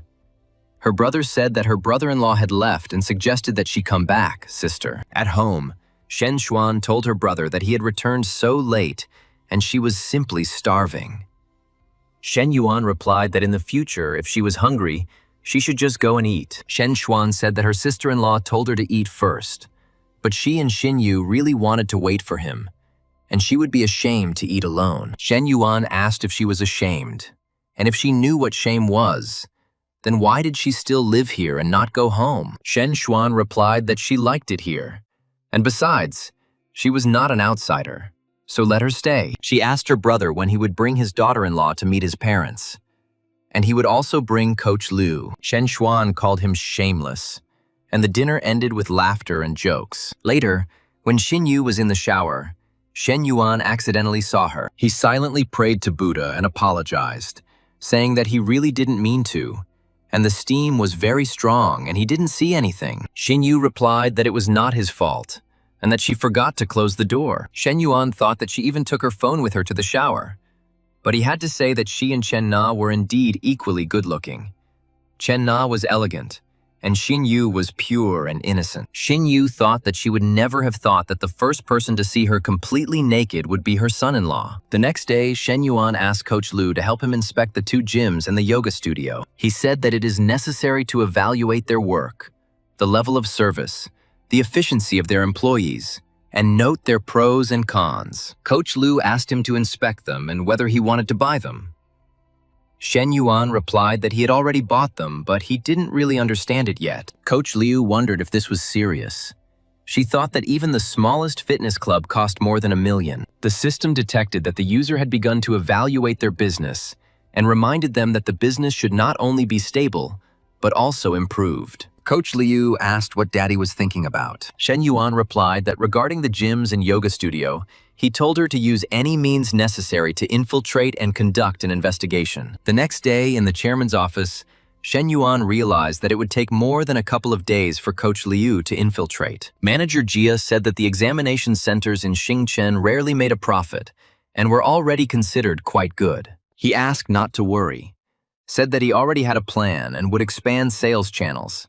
He said he had recently hired several talented, well-connected salespeople and asked for time. Shen Yuan asked if he already knew about the need for expansion, then why did they only start hiring staff now? Manager Jia replied that he had every right to criticize him and that it was his mistake. He explained that they had recently upgraded some of the equipment and he had focused only on that, misplacing his priorities. Shen Yuan said that it was clear and he could go.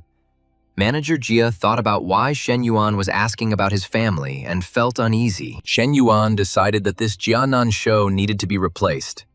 He thought that he was cunning and dishonest. Several employees had his last name, which clearly indicated nepotism within the company. Shen Yuan called Fu Yingzi and asked if she was getting used to her job. Fu Yingzi replied that everything was fine and she was still getting used to it, but everyone in the company treated her well. Shen Yuan said that of course, no one in this company would dare to offend her, and asked her to adapt quickly. He added that she should work harder, and in 2 months he would give her a car worth 200,000 yuan. Fu Yingzi was surprised and asked if he was serious.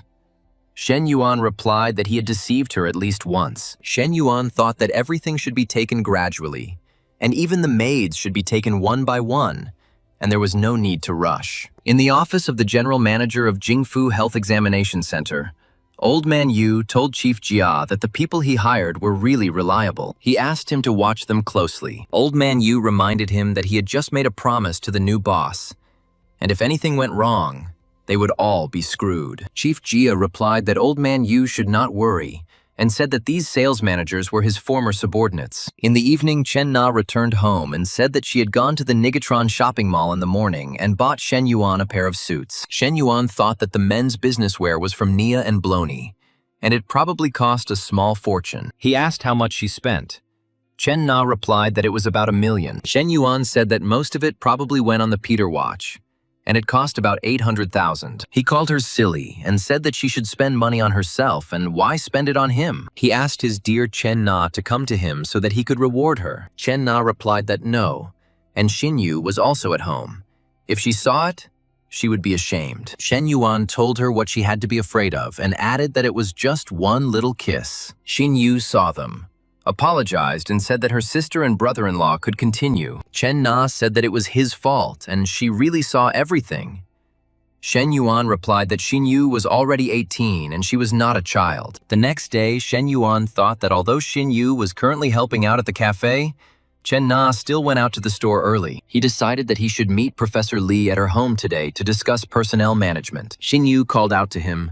Shen Yuan asked why she didn't leave with her sister. Xinyu replied that she had a half-day off, and she noticed that his car did not have a card for a phone number. She said that when he bought a car for her dad, he got another card for her. But until now, she hadn't had a chance to give it to him. Shen Yuan thanked her. Xinyu accidentally touched him and asked him not to tell her sister about it. Shen Yuan thought that she meant the card for the room. Or there was something else she wanted to hide from Chen Na. Li Meng asked her sister if Shen Yuan would come soon. Professor Li was surprised how she knew. Li Meng said that a person who usually does not wear makeup suddenly puts on light makeup at home and carefully chooses clothes. Professor Li replied that Shen Yuan would come to study. Li Meng asked if she should go into that room and said that was fine. And her little sister learned all his bad habits. Shen Yuan arrived. Professor Li asked why he was standing at the door and told him to come in quickly. Li Men received the gift and said that the gift was for her. And from him, she thanked him and said that she would go inside and admire her gift. She then added that she was leaving her sister and Shen Yuan alone to study. Professor Li said that she had asked her to stay in the living room and noted that this girl was not so easy to calm down. Professor Li said, "Come on, it's time to start their joyful teaching." She asked if he did it on purpose. Shen Yuan replied that he did, and he just didn't want to come empty-handed. "So I bought her sister a little gift and that's all." Professor Li said, "Forget about it and let's start training." The system has detected that the carrier has begun studying human resource management. Professor Li noted that the university's program was one of the best in China and very prestigious. She said, "Let's start with this book on human resource management." Shen Yuan agreed. After an hour and a half, Professor Li thought that if it had happened earlier, Shen Yuan would have already tried to pounce on her. She found it strange that he studied so seriously, and she didn't buy it. She decided to check him again and called his name. Shen Yuan asked the consultant and said that he came to study and what she was trying to do. He said that she had just played with fire. Shen Yuan asked what she was up to and noticed her clothes today and asked if she did it on purpose. Professor Li replied that she was simply tidying herself up before meeting him. She asked that when they were alone, they stop calling her a consultant. The girl said that if he really couldn't hold back, she would help. Shen Yuan asked how. The girl looked away in embarrassment and began to sink to the floor. The protagonist's eyes widened when he realized what the girl was up to. At this time, the girl's sister was watching everything from behind this wall. Professor Li asked for a little more time to prepare and asked how he thought a man should restrain himself at such a moment. Shen Yuan replied that he could now concentrate on his studies. Professor Li said she had to leave for a meeting at the university soon, so she could stay with him for about an hour. Shen Yuan used the effective learning map, and the system congratulated him on mastering all the key management skills. Shen Yuan thought that he didn't think it would take so much effort. And next time, using the training card, he will no longer be able to do anything else at the same time. Shen Yuan said that he was tired from studying and a little sweaty, and asked if he could take a shower with her. Professor Li agreed and said that she would bring him a new towel. The protagonist answered Director Shu's call.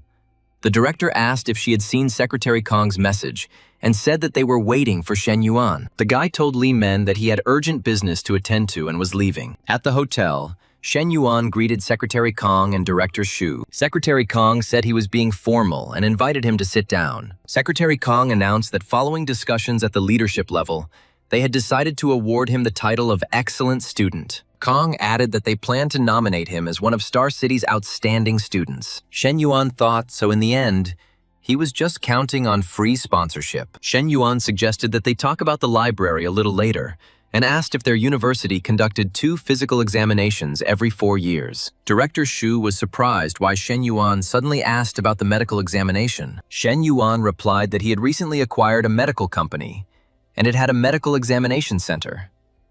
He said he would like to expand the partnership and their university would be a great place to start. Director Shu said that although he understood the matter, He had no authority to make a decision and felt awkward sitting here. Shen Yuan asked, "So what is his decision?" Director Su said that it looks like we'll have to share resources through this library agreement. He explained that ultimately, whoever conducts medical examinations receives a commission. Shen Yuan said that he had overindulged and was starting to feel dizzy, and he was getting drunk quickly. Director Shu came over and asked where Shen Yuan was, and was told that he said he couldn't drink anymore and left first. Director Su noticed that this Shen Yuan was much more complex than he thought, and at his age, he didn't care about titles and fame. Half an hour later, Coach Lu said that the next time Shen Yuan went out to drink, he should take her with him. She could help him cope with at least a couple of glasses. Shen Yuan replied that how was that possible, and she had worked so hard on her physical fitness. Coach Lu said, "Stop teasing her," and handed him some honey water, saying it would help with his hangover. Shen Yuan said that if she wanted the honey water to work, she should drink it differently. Shen Yuan asked if there was any progress on the inspection of the fitness centers that he had requested and told him to report back. Coach Lu reported that, firstly, there were not enough likes and comments on the social media accounts. Obviously, the videos weren't attractive enough. And secondly, the level of service was average. There was no sophistication, no premium, no professionalism, and the staff's reaction could be described in one word: slow. Shen Yuan said it was not bad, and as expected from his personal trainer. During training, Shen Yuan looked at his health indicators and saw that his height was 182 centimeters. The weight was 75.2 kilograms. Health, 80. Body fat percentage, 14.9%. Immunity, 82. Coach Lu asked him to drink some water and noticed why he suddenly seemed different. Shen Yuan replied that he had completed the task she had given him. A month ago, she had told him to gain 5 kilograms. Coach Lu called him absolutely amazing, said she loved him and kissed him. Shen Yuan received a message from Su Shu Wei, asking if he was free tonight and wanted to treat him to dinner. Shen Yuan told Coach Lu that he was finished for today and had things to do. Shen Yuan met with Su Shu Wei and asked why she was waiting outside. Wouldn't it be better inside? Su Shu Wei replied that she was afraid that he wouldn't find her if she was inside. Shen Yuan said that was impossible, and she was so beautiful that he would notice her immediately. He asked why she was embarrassed when he told the truth. Then he said he would find her a place to live near the company and everything was ready. He added that he had already rented the apartment, and if she, her younger brother, and her mother did not move in, the apartment would simply remain empty. Su Shu Wei replied that then she would consider the rent as her debt. Okay, she would return the money to him as soon as she started earning money. Shen Yuan agreed. Dong Qitao approached them. He was surprised that it was really Shen Yuan, and he had already thought that it was some kind of celebrity or idol. No wonder he barely recognized him. Qi Tao reminded him that they had met at Chen Na's house. Shen Yuan reluctantly said hello. Dong Qitao said that he was just having dinner with friends and didn't expect to run into him. He asked if Shen Yuan would like to have a few drinks. Shen Yuan replied that maybe next time. Dong Qitao said that he was in the business of sports equipment. If he suddenly needs something, let him know. They added each other as friends. Shen Yuan thought that the sports equipment could be useful and agreed. Dong Qitao's friend asked who this guy was and why he needed to curry favor with him. Dong Qitao replied that he was the boyfriend of the girl he once went on a blind date with. He said it wasn't about pride, and the guy had money. And if he could get his hands on him, maybe he could milk him later. He noticed that Shen Yuan's watch alone cost as much as his 2 cars. A friend asked if that girl was the one he was on a blind date with, and said that his friend screwed up and she was too young for him. Half an hour later, Shen Yuan asked if Su Shu Wei was going home and suggested that they take a short walk to aid digestion. The girl pointed at the cat and called him to her. She noticed that he was homeless and she needed to buy cat food, otherwise he would not come to her. Shen Yuan said that she couldn't behave like this. Su Shu Wei replied, "What is he talking about? And she doesn't do anything." She asked him not to behave like that. Shen Yuan said that there was no one around. Su Shu Wei replied that even that was not possible. Shen Yuan said that then what can they do? And every time he thinks about it, his head explodes. Su Shu Wei thought that he really thought about this kind of thing all the time. She noted that although he acted like a playful prankster, when he was serious, he surprisingly turned out to be responsible and even reliable. She thought he was so complex and hard to read. And yet, He made people want to understand him better. Her affection level jumped to 67. Shen Yuan was surprised why her affection level suddenly jumped to 67. He thought that with other girls, he would have to spend a few hours in the hotel to increase affection. Later, Su Shuwei told her mother that they would move in a couple of days. Her mother asked them where they would move to. Su Shuwei replied that she didn't know yet. But Shen Yuan said that he had already found a place to live for them. The mother asked if Wei Wei had thought everything through carefully, and added that once they moved, there would be no turning back. Su Shuwei replied that yes, she had thought it over, and she thought that she liked him. The next day, the man asked if there was any news about the health screening partnership. Shen Yuan asked why he was there at 10 in the morning, and was told that since he had come, he should come in and sit down. Jingfu Health Medical Center's marketing manager, Yu Feng, wondered why Shen Yuan was here, since today was only the first meeting. Yu Feng cursed to himself that he had prepared the entire presentation, and Shen Yuan hadn't even glanced at it once. Shen Yuan told them to continue and ignore him. He added that he happened to be nearby and decided to drop in to meet Director Shu. He asked Director Su to continue, and said that he would leave them alone. Shen Yuan thought that the inspector had finally left, and thank God.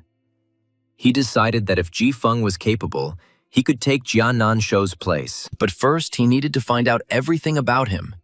He thought that if Yu Feng turned out to be the same as Jia, it would be unpleasant. Shen Yuan decided it was time to go to Jingfu Health, and he still had a lot to do. At Jingfu Health, Shen Yuan asked Manager Chen why online marketing was so bad and TikTok videos were so disgusting. Manager Chen replied that good promotional videos usually featured attractive female trainers. Shen Yuan asked why they needed models and couldn't their trainers appear in the videos. Manager Chen responded that some were camera shy and others did not want to be filmed. She explained that since online clients were distributed equally between the trainers, Shen Yuan asked if they hadn't addressed this issue before, and Manager Chen replied that the fitness club still received plenty of casual clients. Shen Yuan asked Manager Song what his opinion as the general manager was, and why the online traffic was low. Shen Yuan asked if he was wrong. Manager Song replied that he was not, but Shen Yuan said no buts, and ordered him to draw up an improvement plan and submit it tomorrow. Manager Song obediently agreed. Shen Yuan thought that their fitness center had always been the best in both scale and profit. Shen Yuan spent the day studying the documents, then returned to Chen Na's home.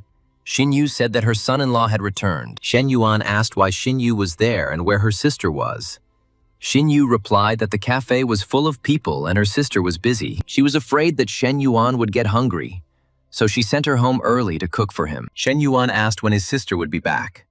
Xin Yu replied that it would not be soon, and his sister had just written that they should not expect her for dinner. Xin Yu added that it might not be as tasty as her sister's and asked her to ignore it. Shen Yuan replied that as long as it was her or her sister, he would be happy with it. However, he immediately corrected himself and clarified that he meant the food they were preparing. Shen Yuan said it tasted good. Xin Yu said it was true, and she noticed that he liked these dishes, so she cooked them. The girl said that she needed to go to the bathroom for a minute. Xin Yu then asked if she could call him Shen Yuan, but then she got scared that she almost said what she wanted. She told herself, no, no, no, and those words must never, ever leave her mouth. Xin Yu thought that she needed to explain herself to her son-in-law. Otherwise, something bad would happen. Xin Yu said that son-in-law. In fact, she didn't mean that.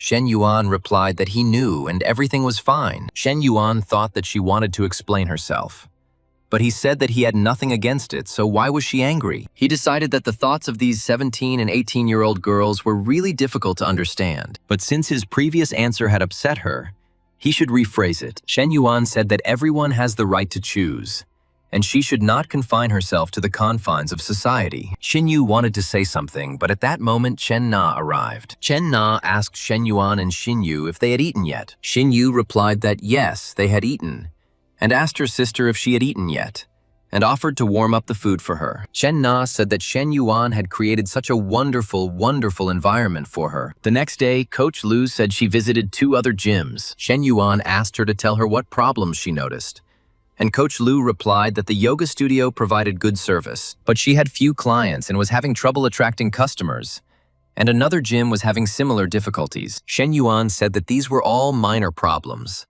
and it all depended on whether the managers were willing to solve them. He asked who she thought he was, and said that he was free that afternoon and suggested going on a date, but he added that in addition to reporting the problems, she should provide him with a plan to solve them in the evening. They spent 230,000 yuan, and after triple cashback, the net profit was 460,000 yuan. Coach Lu said that today was probably, perhaps, the happiest day of her life. Her affection level reached 93.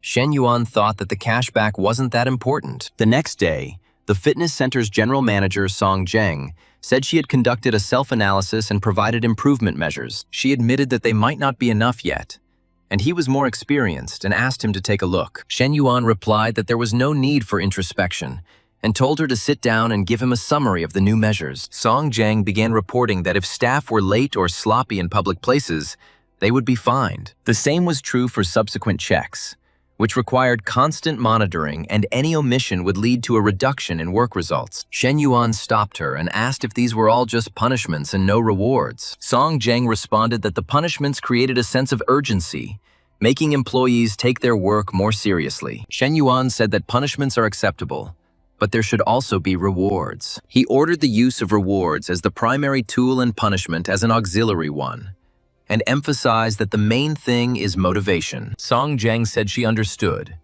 She thought their new boss was incredibly capable and assertive, with such a determined attitude, and he's only 21 years old. She realized that the company's phrase, "the company doesn't need slackers," meant that if she messed up, she would be finished. And Shen Yuan scared her to death. Fu Yingzi thought about it and said that she wanted to tell him some inside gossip. Shen Yuan said they were alone and asked not to call him Mr. Shen because it sounded strange. Fu Yingzi revealed that the real person in charge of the university's work is Yu Ji Feng, and he used to work in marketing. Fu Yingzi added that she checked his background and he was the deputy general manager at another medical center, until his wife cheated on him with his ex-boss and he beat that man up and had to quit his job. Shen Yuan said that she was even able to dig up such rumors, and his little secretary turned out to be incredible. He said she was so capable and asked if she had a boyfriend. Song Zheng was at a loss, wondering why he suddenly asked her about this. He already had a bunch of girls. She assumed he was tired of the big ones and now wanted to try her baby. Fu Yingzi thought that the boss already had enough mistresses and he didn't need her, and it was better for her to just remain a hardworking bee next to him. She saw Ming Hui's daily posts and realized that she was completely in relationship mode. Ming Hui asked if he wanted her to bring him lunch, but Shen Yuan said that it was not necessary and that he would come to her after lunch. She asked him not to come to her house because she was already scared. He admired her thin waist and the perfectly curved line of her hips. The ratio was just insane. But she was wearing a mask and he couldn't see her face. The man told her to finish registering the client and call home to check. Then he asked why she was sneaking around like a thief. The girl told the main character that she was not him, and he had no idea how much she was risking. He asked if it wouldn't be better if everyone knew, but she replied that it was not time yet, and first she needed to change. 5 minutes later, he said she knew her clothes were making it difficult for him to concentrate on his work. The hero told her to turn around. When she asked what, he said she should make it up to him, and when she asked how, he said on her knees. The girl cursed when she saw how they called her and said, "Oh shit." It was Zheng Xiang. He called Chen Na and asked if she was home now. She replied that yes, she was at home, and asked what, and he asked what she was doing. She replied that she was making dumplings, and he said that it was nothing important, and that he just missed her and wanted to call. She thought she couldn't stay any longer and needed to go back, and knowing him, he would definitely come home to check on her. Her partner told her to just get through this period and everything would be fine. An hour later, my husband asked if she was still cooking and what the occasion was for dumplings today, and she replied that there was no reason. She just wanted some. I asked if he had said that he would be at a meeting with a client, and why he suddenly returned. He replied that he heard she was making dumplings and wanted to go home to try them fresh. The protagonist thought that Yu Ji Feng was supposed to report to him about work today, but due to what happened, the conversation would have to be postponed. He thought that the longer he worked, the more acutely he felt his lack of knowledge, and it was worth asking Professor Li for lessons. He asked when she would be back home, and she replied that summer holidays were coming soon, and she had a lot of work and in at least an hour and a half, and asked. The hero said he wanted to study with her and asked if she had highlighted the key points in the International Economics textbook. She replied that yes, she had finished everything, and asked if he wanted to start memorizing the new chapters today. He said that what he really wanted to see most was her, and that he missed her. A colleague asked if she was dating someone, and she replied that the meeting was starting soon and to stop fooling around. The colleague said that she understood everything and smiled meaningfully. The girl remembered how the main character harassed her right at her workplace and thought that they could have been seen. The woman did not calm down and said that dating her student was not such a bad thing. The girl couldn't hide her embarrassment, so she couldn't answer. Her colleague wished her happiness and left, saying that she needed to get ready. The protagonist came to pick up the study materials, and Lee Mung said that she knew. Her sister sent her a message, and the books are on the shelf in her room, and let her look for herself. He cursed that this was what he was most afraid of, and Lee Mung said, okay, it was none of her business. The main thing is not to irritate this daughter-in-law, God bless her. And she added that she needed to tell him something. The guy asked what?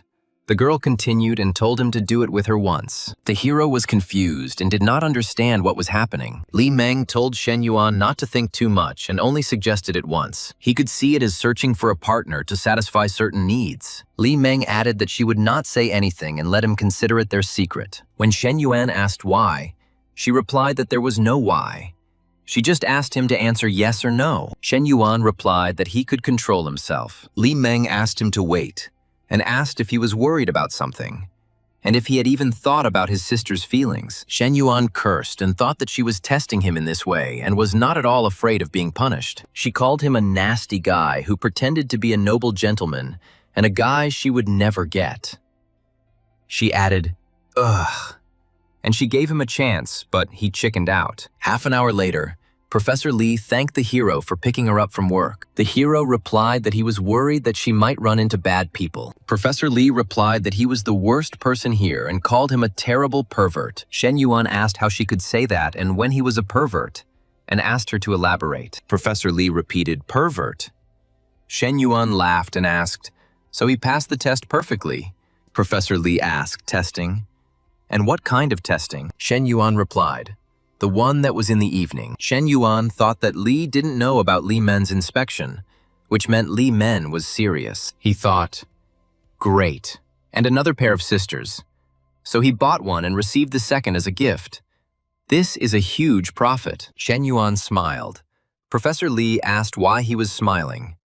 Shen Yuan replied, just thinking about something good. Li Men said that her sister had returned and asked why Shen Yuan had come with her. Shen Yuan thought that he had never looked closely before.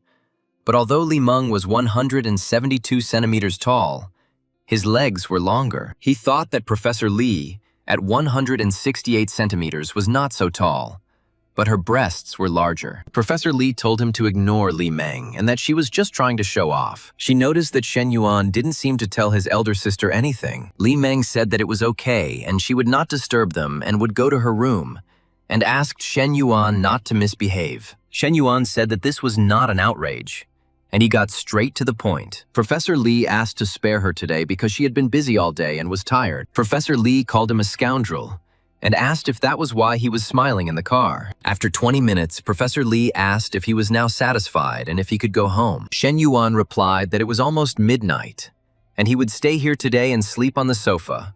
It was all decided. He was tired. He thought that Professor Lee had already fallen asleep and she must be very tired. Li Meng thought it was interesting that her daughter-in-law really didn't lock the door. Li Men exclaimed and asked what he was doing. Shen Yuan asked not to talk. Li Men asked if he really came. Shen Yuan replied that she left the door unlocked. And why should he not come? Li Meng said that what she said earlier was nonsense and a momentary madness, and asked not to take it seriously. Shen Yuan replied that he had already taken it seriously. Li Men groaned. Shen Yuan thought that she was already so loud, and he hadn't even inserted anything. Li Men tried not to make a sound. Shen Yuan asked if she was satisfied now that 2 hours had passed. Li Meng said that it had been a long, long time since she had been so satisfied. The guy asked if she had had partners before. The girl replied that no, and he was the first. Even with her ex-boyfriend, she never did anything like that. Li Meng asked her not to dare tell her sister about this, Shen Yuan hummed in agreement. Li Meng thought that although it couldn't be called cheating, Shen Yuan wasn't her boyfriend, but her brother-in-law.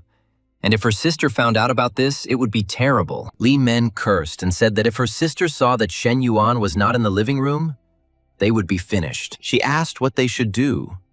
Shen Yuan replied that the situation was a mere trifle and asked what was there to panic about. Li Meng said it was like riding a roller coaster. And that's true. It wasn't fun at all. It was terrifying. Shen Yuan replied that it was time to get used to it. And soon, such things would become commonplace. The next morning, Professor Li asked if Shen Yuan was awake and told him to wash his face, saying that breakfast was ready. Shen Yuan said the smell was simply incredible and she had worked hard. Professor Li asked him what he called her. Shen Yuan replied that she was a baby. Professor Li said no, and that it was the first time she had heard something like that. And it was unusual. Professor Li said that it was too early for that, and it would be bad if Li Men saw it, and told him to quickly go and wash up. Shen Yuan went to wash his face. Professor Li said that here, and she even squeezed out some toothpaste for him. Professor Li told Shen Yuan to dress properly because Li Men was here. She apologized to Li Men and said that it was her fault, and she didn't think about it and let Shen Yuan stay overnight. Then she promised that this would not happen again. Li Meng thought that her sister had misunderstood everything. If Shen Yuan doesn't come here anymore, how can she solve her problem? Li Meng said that everything was fine, really, and she didn't mind at all. Her sister asked if it was true. Li Meng confirmed it. Professor Li asked Shen Yuan if he had eaten too much and was really that hungry. Li Meng thought that yesterday, first with her sister and then with her, this guy spent a lot of energy. Shen Yuan said that she was simply a very delicious cook and had never eaten such a delicious breakfast in his life. Then he said that he was full and they could later. But then he changed his mind and said that he would return to his place. At the office, Shen Yuan showed Manager Jia the documents and said that this was only part of it, and that these numbers alone were enough to put him away. Manager Jia pleaded with President Shen that it wasn't that serious. Shen Yuan replied that it was his company, and he had stolen the company's money, and asked whether it was serious or not, and whether he should take it seriously. Manager Jia asked what he should do to get Shen Yuan to spare him. Shen Yuan said that he and his people should leave the company and tell him everything they knew. Manager Jia said that he would tell everything and leave the company. This is how Jiannan's show revealed all the inside secrets of Jingfu Health. Shen Yuan thought that after he took over the company, he didn't fire Manager Jia right away for 2 reasons. Fu Yingzi said that last time Shen Yuan told her to rent a place closer to Guanting and suggested looking at the option for 2,500. Shen Yuan said okay. Fu Yingzi replied that she would contact the owner and sign the contract. Coach Liu called and cried. Shen Yuan asked what was wrong. She continued to cry. Shen Yuan asked what happened to her. He added that he had already arrived, but she still hadn't said a word to him. And she wasn't the type to just make a scene. He said, okay, he will go. Coach Liu asked him not to leave. The trainer said that recently he had been leaving quickly and had seen her for less than an hour. And nothing had happened at the fitness center either. She asked if he didn't need her anymore and began to cry again. Shen Yuan asked if she cried so much because of this. Coach Liu asked if he remembered the last time he called her. Shen Yuan thought that it had been a long time since he had paid attention to Coach Liu. Shen Yuan said that he had been busy cleaning up the company in recent days. And Coach Liu asked what he was talking about. Shen Yuan replied that the renovation work at the fitness center had already begun, and it would begin soon at the remaining 2 branches. He said that once they had completed all the modifications, she would need to check the result. Coach Liu asked if she would have an official position in Jingfu. Shen Yuan confirmed. Coach Liu thanked him and said that he had not forgotten about her. Shen Yuan asked how he could and what she was thinking. Coach Liu replied that she was obviously thinking about him and his big baby. Coach Liu asked what about it then? Shen Yuan said that if she continued like this, she would regret it. 2 hours later, Li Yuhan said that their bar would open in test mode today, and he gathered his classmates in as a co-owner. At the bar, the hero noticed that there were quite a lot of people, and most of them were probably friends whom Li Yuhan had invited. Someone called out to Shen Yuan and they greeted each other, saying that it had been a long time since they had seen each other. Shen Yuan replied that they hadn't seen each other for a long time, and his interlocutor became even more handsome. He told Shen Yuan not to think that he would end up being the most handsome guy in the class. The hero asked where Li Yuhan was, and they replied that Li Yuhan said he had something to do and would be back later. The interlocutor said that it seemed like they were the only ones who came without a partner, and he heard that there were a lot of beauties in the Faculty of Foreign Languages. He asked why he didn't invite a couple. Shen Yuan replied that there was no need, and there were plenty of beautiful girls here too. If he liked someone, let him just go and talk to her. He asked to help him choose which of them is better. Shen Yuan noticed that it was Xiao Lei, the cosplay girl, and wondered why she was here. He suggested that she was probably helping that streamer. One of the guys said that the girls in places like that knew a thing or two about quality, and with a pilot watch costing 300,000, he would have no problem winning them over. One girl said she would come over for a drink after she finished streaming. Another said her WeChat was blocked, but she also agreed to come when her friend finished the stream. Half an hour later, Xiao Lei approached Shen Yuan and said hello. Shen Yuan asked Xiao Lei what she was doing here. Xiao Lei asked what he was talking about and said that she didn't even know he was here. She added that if he had noticed, he would have called her a long time ago and would never have given another guy a chance. She asked when she approached them how she should behave, as acquaintances or strangers. Shen Yuan replied that he could do whatever he wanted and it made no difference to him. Shen Yuan thought that this girl was complex, straightforward, and had a strong character. And it was interesting. She was introduced as an influential girl in Xingchen with about 800,000 fans in Klaoyin. Xiao Lei said that he was too kind and that she was just a small blogger and was glad to meet them. She was invited to sit down. The guy asked the name of the beautiful lady next to her. Xiao Lei introduced her friend Lei. They raised a toast to their new friends, and Layla thanked them. Xiao Lei told the hero that she would drink a glass with him, but only one, and it tasted like soda.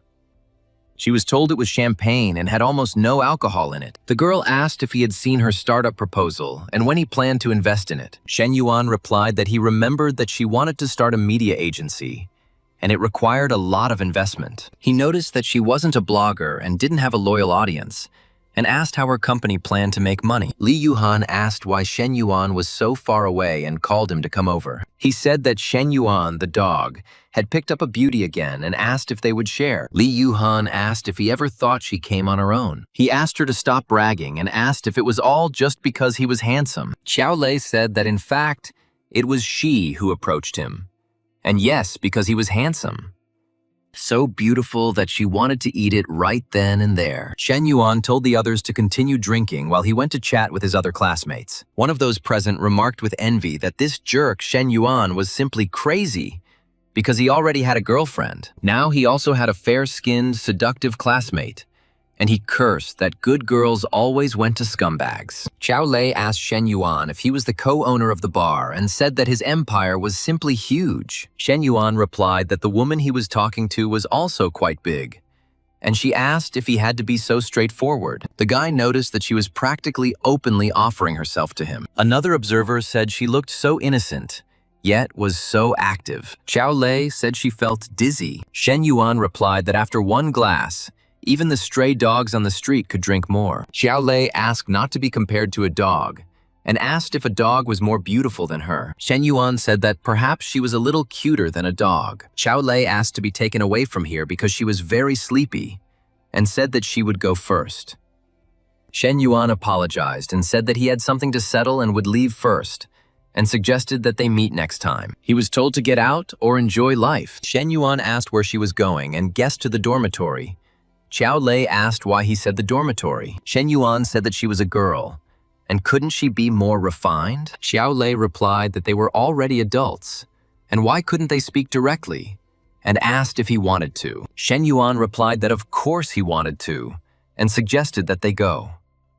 Xiao Lei said that it was better this way, but even if he wanted to, nothing would happen tonight. She asked if he wanted to know why. Shen Yuan replied that not really. Xiao Lei still said that it was because the first time was very important for the girl, and she wanted to go on a few more dates with him. Xiao Lei said she applied to a startup incubator for money, and she knew the price she had to pay and asked not to worry. Shen Yuan said that she could stay here as long as she wanted, and he left, wishing her a good rest. Xiao Lei asked him to wait and asked if he could kiss her before leaving. Shen Yuan asked if she was asking for sex. Xiao Lei replied that no, and just wanted to know what the kiss felt like. Shen Yuan kissed her. Xiao Lei thought it was not bad, and sweet as milk. She asked if he had been like this with other girls, whom he had not cheated on. Shen Yuan replied that he was lying, and that they were doing just fine on their own. Xiao Lei said she didn't believe it and called him a show-off, but admitted that it was quite nice, but still not today. Shen Yuan said that whether it would work or not was not up to her to decide, and reminded her that she was just a backup. Xiao Lei asked what it meant and what it was and thought, oh my God, he was certainly the chosen one, but not that much. Shen Yuan arrived at Chen Na's house at 12:30. Li Meng asked why he came so late. Shen Yuan replied that he had been drinking with friends and could not find a place to spend the night. Li Meng said that her sister might believe this lie, but not she, and asked if he was looking for her or her sister. She added that if it was hers, then she was already asleep, and if it was hers, then forgive me, but this lady was also going to sleep, and let him come another day. Shen Yuan said he just wanted to sleep on their sofa. Li Meng asked if he wanted to use force. Li Meng told him to stop, and warned him that his sister might hear. Shen Yuan told her to relax, and they went to the bedroom. The door slammed too loudly. Professor Li asked if Li Meng was already asleep and what that sound was. Li Meng replied that she just went to the bathroom and slammed the door too loudly. Li Meng called Shen Yuan a fool and said that he was so damn brave, and asked if he was afraid that she would catch them. Shen Yuan asked, "Isn't it gentle enough?" And he's already holding back. After 2 hours, Li Meng suggested that they no longer do this at home because it was too dangerous, and from now on, let's meet in hotels. He replied that no way, he was a poor student. Where would he get the money to rent a room? She was indignant. Where did he get so much shamelessness from? And the things he bought for her and her sister cost tens of thousands. She added that he had so much nerve to say that he couldn't rent a room. The hero asked, if not him, then who else would be her partner? And next time he would be more gentle. Let her believe him. She kissed him and thought that this guy was the king of shamelessness. But she couldn't do anything about him. The next day, Professor Li asked Shen Yuan and when he arrived. He replied that it was around 1 o'clock in the morning, and Li Meng let him in. The girl said that if that was the case, then next time he should tell her. Then the professor kissed the main character and told him to get some sleep. She decided to go and cook breakfast for the guy. Professor Li entered the kitchen and asked why her sister didn't wake her up when Shen Yuan came home late at night. Li Meng replied that it was very late and she was afraid of disturbing her sleep. And Professor Li said that she understood, and he had just had a little to drink. Half an hour later, Li Meng said that her sister had prepared breakfast for him, and whether he was going to get up. The guy stretched, and she said it was time to go eat. He did everything as he was told, and Li Meng thought he was her sister's boyfriend, and there was nothing wrong with him looking at her. Why did she get angry at him? And is she really jealous? They are just partners without any feelings. Is it really like the old saying that feelings develop over time? But that's illogical since they were only together for 2 nights. She said that she had already eaten and asked Shen Yuan not to rush. The girl decided that she would go and change her clothes. The hero said that he would take her to the university. The professor's sister asked why he didn't give her a ride to work. He replied that she was thinking about something and that they were just partners, and that he would give her a lift next time. She called him a heartless, perverted idiot, and her affection level rose to 65. He thought that it seemed like this partner not only wanted him, but also wanted feelings, and that was very good. Then he asked what time her plane left.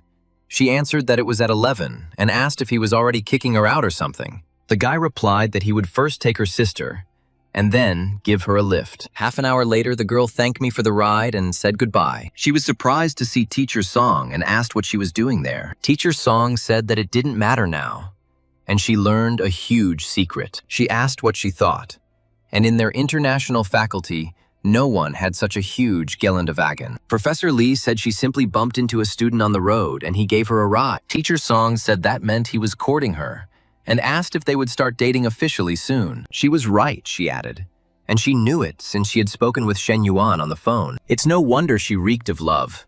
This is a story about an older woman falling in love with a younger man. A kind and gentle woman is dating a rich, handsome man. It's too good for a couple. And Professor Li said to stop talking nonsense. In the car, Shen Yuan asked if the back seat was more comfortable, but Li Meng told him to mind his own business. She wants to sit in the front. The hero thought that this partner was stern all day and needed to be disciplined, and said that he would help her call a taxi. The girl was indignant, asking if he was serious, and if he didn't take her to the airport, she would never get out of the car. He replied that it was really serious, and that she would arrive on time either by taxi or in his car. She said that he had completely lost all shame.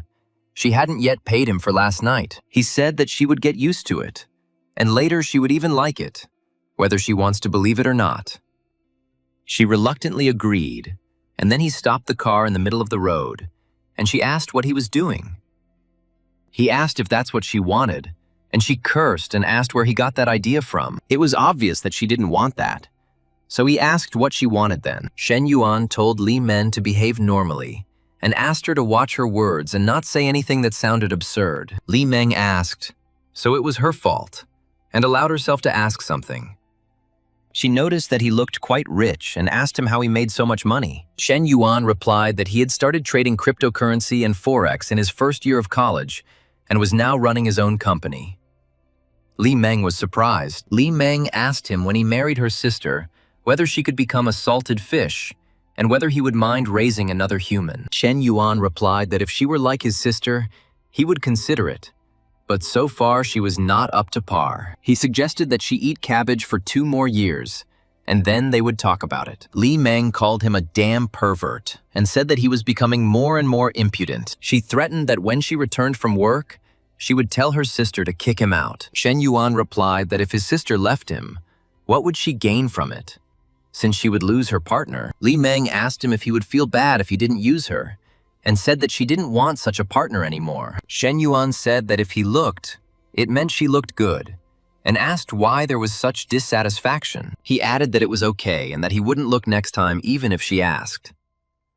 Li Meng asked again if it was true. Passers-by remarked that it was cool to be rich, and that he would have such a beautiful flight attendant by his side. They cursed that damn capitalism was taking all the best things for itself. Li Meng said what he was doing, and it was not the road to the airport. Shen Yuan replied, who said they were going to the airport.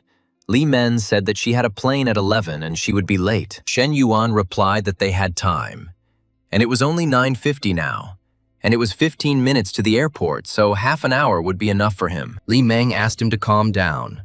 Shen Yuan said that he had long wanted to try this form with her. The little boy told his mother to look and pointed to the dancing car. Mom said that the machine had broken down and could explode, and told me to hurry. 45 minutes later, someone at the airport asked Li Meng if she had been on a date. A colleague noticed that it was cold outside and she had bare legs, and added that she had arrived in a car that cost a lot. Li Meng replied that he was not her boyfriend, and that he was more like a son-in-law. When asked what it meant to be called, she replied that her sister simply had not yet agreed. At Jingfu Company, Shen Yuan brought lunch and asked Fu Yingzi how things had been lately and whether she was doing well. Fu Yingzi replied that everything was fine now, and she was returning to the university for important classes.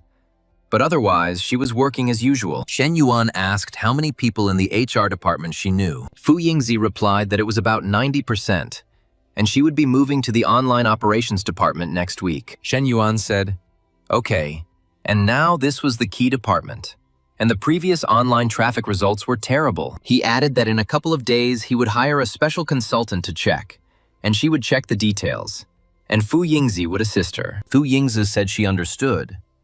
Shen Yuan added that she needed to try harder and create their own team as soon as possible. Shen Yuan thought that now he could only rely on the knowledge of his EMBA and MBA, and at least his conscience would be clear. He saw Su Shu Wei and thought that there was nothing much to see in the villa. He had already transferred the remaining 5 million, but he hadn't seen Su Wei for a long time, so it was worth stopping by. Shen Yuan arrived. Su Shu Wei told him about the smart home system. She said that he could control everything from his phone, household appliances, humidity, temperature. If a gas or water leak occurs, a notification will be sent to your phone. Shen Yuan said that she had said so much.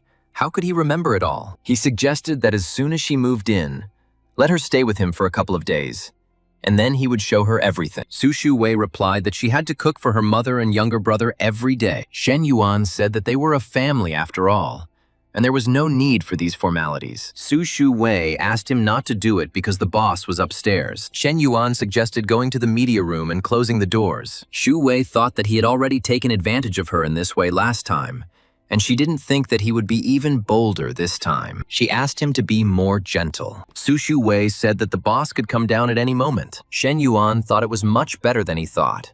And it wasn't just the size that mattered, but the feel as well. Shen Yuan thought that she not only had a delicate and slender waist, but also elastic curves.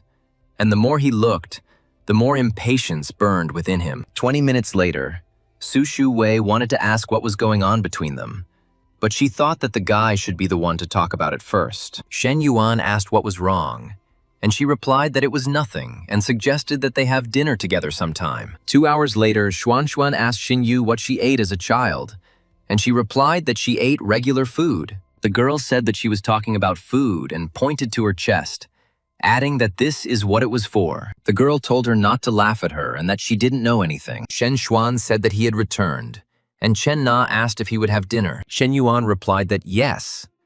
Then she asked if he wanted to take a bath, since he hadn't washed himself yet, and she would draw water for him. He agreed. Xin Yu noticed that her sister-in-law had spoiled her brother terribly, and said that she even drew a bath for him. Shen Xuan said that she came to take care of her daughter-in-law and Xin Yu, and of course she would sleep with Xin Yu. 2 charming girls will sleep together. They told her that, considering how lazy she was, and suddenly taking care of her daughter-in-law, it was enough that she would not have to take care of her. Shen Xuan asked her brother to leave her some chips. Xin Yu said that if he wanted more, then she would come down and buy them. Shen Xuan was indignant that Xin Yu, what she would buy, and even she spoiled him.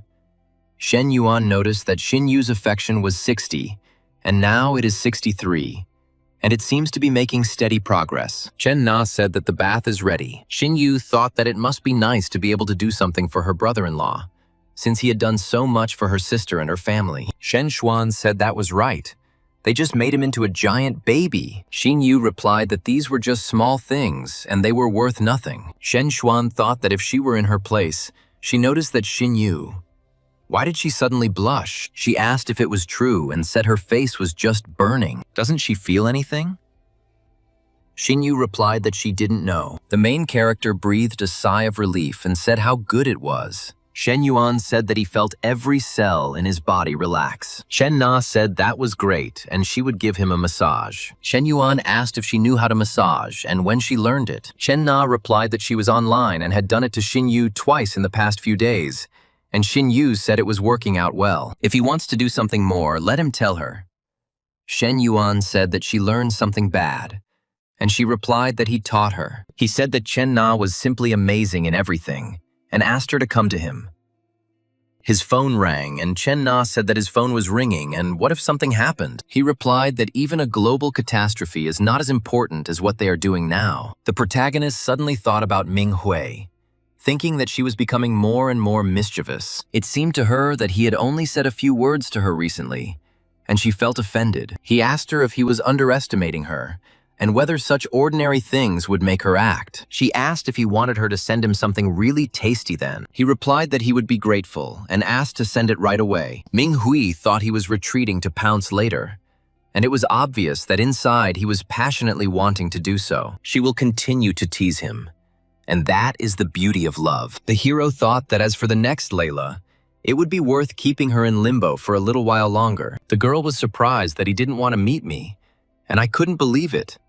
And she said that's enough. Just because she wasn't with him yesterday, he refuses to meet her. Shen Yuan told Ming Hui to forget about joking and meet him tomorrow morning. Ming Hui was delighted and said that then he would have to take her away. Shen Yuan remembered that the last time Long Jin Han brought the documents, he promised to meet her this week. Chen Na asked Shen Yuan how he planned to celebrate his birthday. Shen Yuan replied that he would spend it with her and suggested that they go on a trip. The girl was surprised and delighted. Shen Yuan said of course, and added that Chen Na smelled so delicious. Chen Na said that they had just finished. Shen Yuan replied that once was not enough, and he wanted to spend the whole day with her. Chen Na asked Daddy to unzip the zipper and asked him if he liked it. What about this uniform? And if he was sure he wanted to be with her. Xin Yu asked to be driven unconscious. The girl asked what kind of role-playing game it would be this time, and said that she was looking forward to it. The other girl said she was ready and asked me to be gentle with her on her first time. Another one asked which of these she should wear. The main character woke up and cursed, asking what he was thinking and whether such a blissful life in a harem was possible. Chen Na asked him what he dreamed about, and she heard him talking in his sleep. Shen Yuan asked if he was talking in his sleep and what exactly he said. Chen Na replied that she didn't hear him clearly and he just said a couple of names. Shen Yuan hesitated and said that it was probably work-related and he had been on edge lately. He thought that thank God it was Chen Na, and if it had been Professor Li or Su Shu Wei, he would have been in trouble. Xin Yu said that breakfast was ready. Shen Xuan noticed how generous it was and said that Xin Yu was terribly biased. Xin Yu replied that there were only 3 of them, and they would not be able to eat much, and a large amount of food would simply go to waste. Shen Xuan said that she loved her the most, but she still lost. Shen Yuan told Chen Na to stop fooling around and try it. Xin Yu thanked her son-in-law. Shen Xuan thought that it was just one compliment from Shen Yuan, and Xin Yu blushed. Why is their relationship still so awkward? Chen Na said that they had agreed. 15 minutes after breakfast, Xin Yu said that no, it was not like that at all. Her son-in-law treats her very well, and maybe she's just not used to it yet. Chen Na replied that he was actually very sociable and liked to joke, so let her spend more time with him and see for herself. A man asked a girl on the street where the beauty was going and if he could give her a ride. The girl asked how much his car cost. He lustfully replied that it was enough for her to give it to him, but she called him a pervert and told him to give it to himself. She said that her boyfriend really does have a Geländewagen, and not an expensive one, only about 3 million. She approached the hero and asked why he hadn't met her at the university gates, and whether he wanted her to show off. Shen Yuan replied, "Wasn't she just showing off just now?" Xiao Lei replied that it was not enough, and that it was best to show off in front of the university gates when there were a lot of people around. Xiao Lei asked, so they would go to the hotel to finish everything. Shen Yuan asked if she wanted him to break the seal. She replied that no, and just wanted to know where they were going. Shen Yuan said that they were going to the bank, and he needed to take care of some matters. Long Jinhan wondered if she was really that unimportant to him, and even he treated Xiao Lei much better. And why was that? Shen Yuan said that since they were going to the bank, that was the end of today's benefits. He thought she seemed to be very keen to take the initiative. But who did she take him for? And he would never follow her script. Xiao Lei asked why he was going to the bank. Shen Yuan replied that it was to open a personal account. Xiao Lei asked about his personal account and how much money he had. Shen Yuan replied that, just like Xiaomi's boss Lei, Xiao Lei said he was a liar, and that she was not a child and would not believe such nonsense. Shen Yuan asked if he was not as rich as him, she would not go with him and put his hand on her knee. Xiao Lei said that Shen Yuan was groping her again. The hero replied that to grope her, you had to spend a lot of nerves, and he would pay her for a lunch of 300 yuan, and let her consider that they were even. Passers-by noticed that, looking at his clothes and the first-class beauty next to him, it was immediately obvious that he was rich. They said they were pushing each other in line at 2 counters, and he was pacing like a boss during an inspection, with everyone running after him. A bank employee told Mr. Shen that the amount of his deposit in their bank had long met the criteria for opening private banking. He explained that their terms were the best in the industry, and all transactions would be conducted online. Large expenses or receipts are processed instantly. Plus, this package includes business lounges at airports around the world. The employees noticed. What a day! And only 21 years old and already 30 million on deposit. And this is not counting other banks. Then they added that yes, and he has even more real estate and businesses. And the money, the looks, the natural presence, he has it all. The girl noticed that he had not spent a penny, but was receiving such incredible service. Then she asked who he was dating later. Shen Yuan replied that she didn't know her.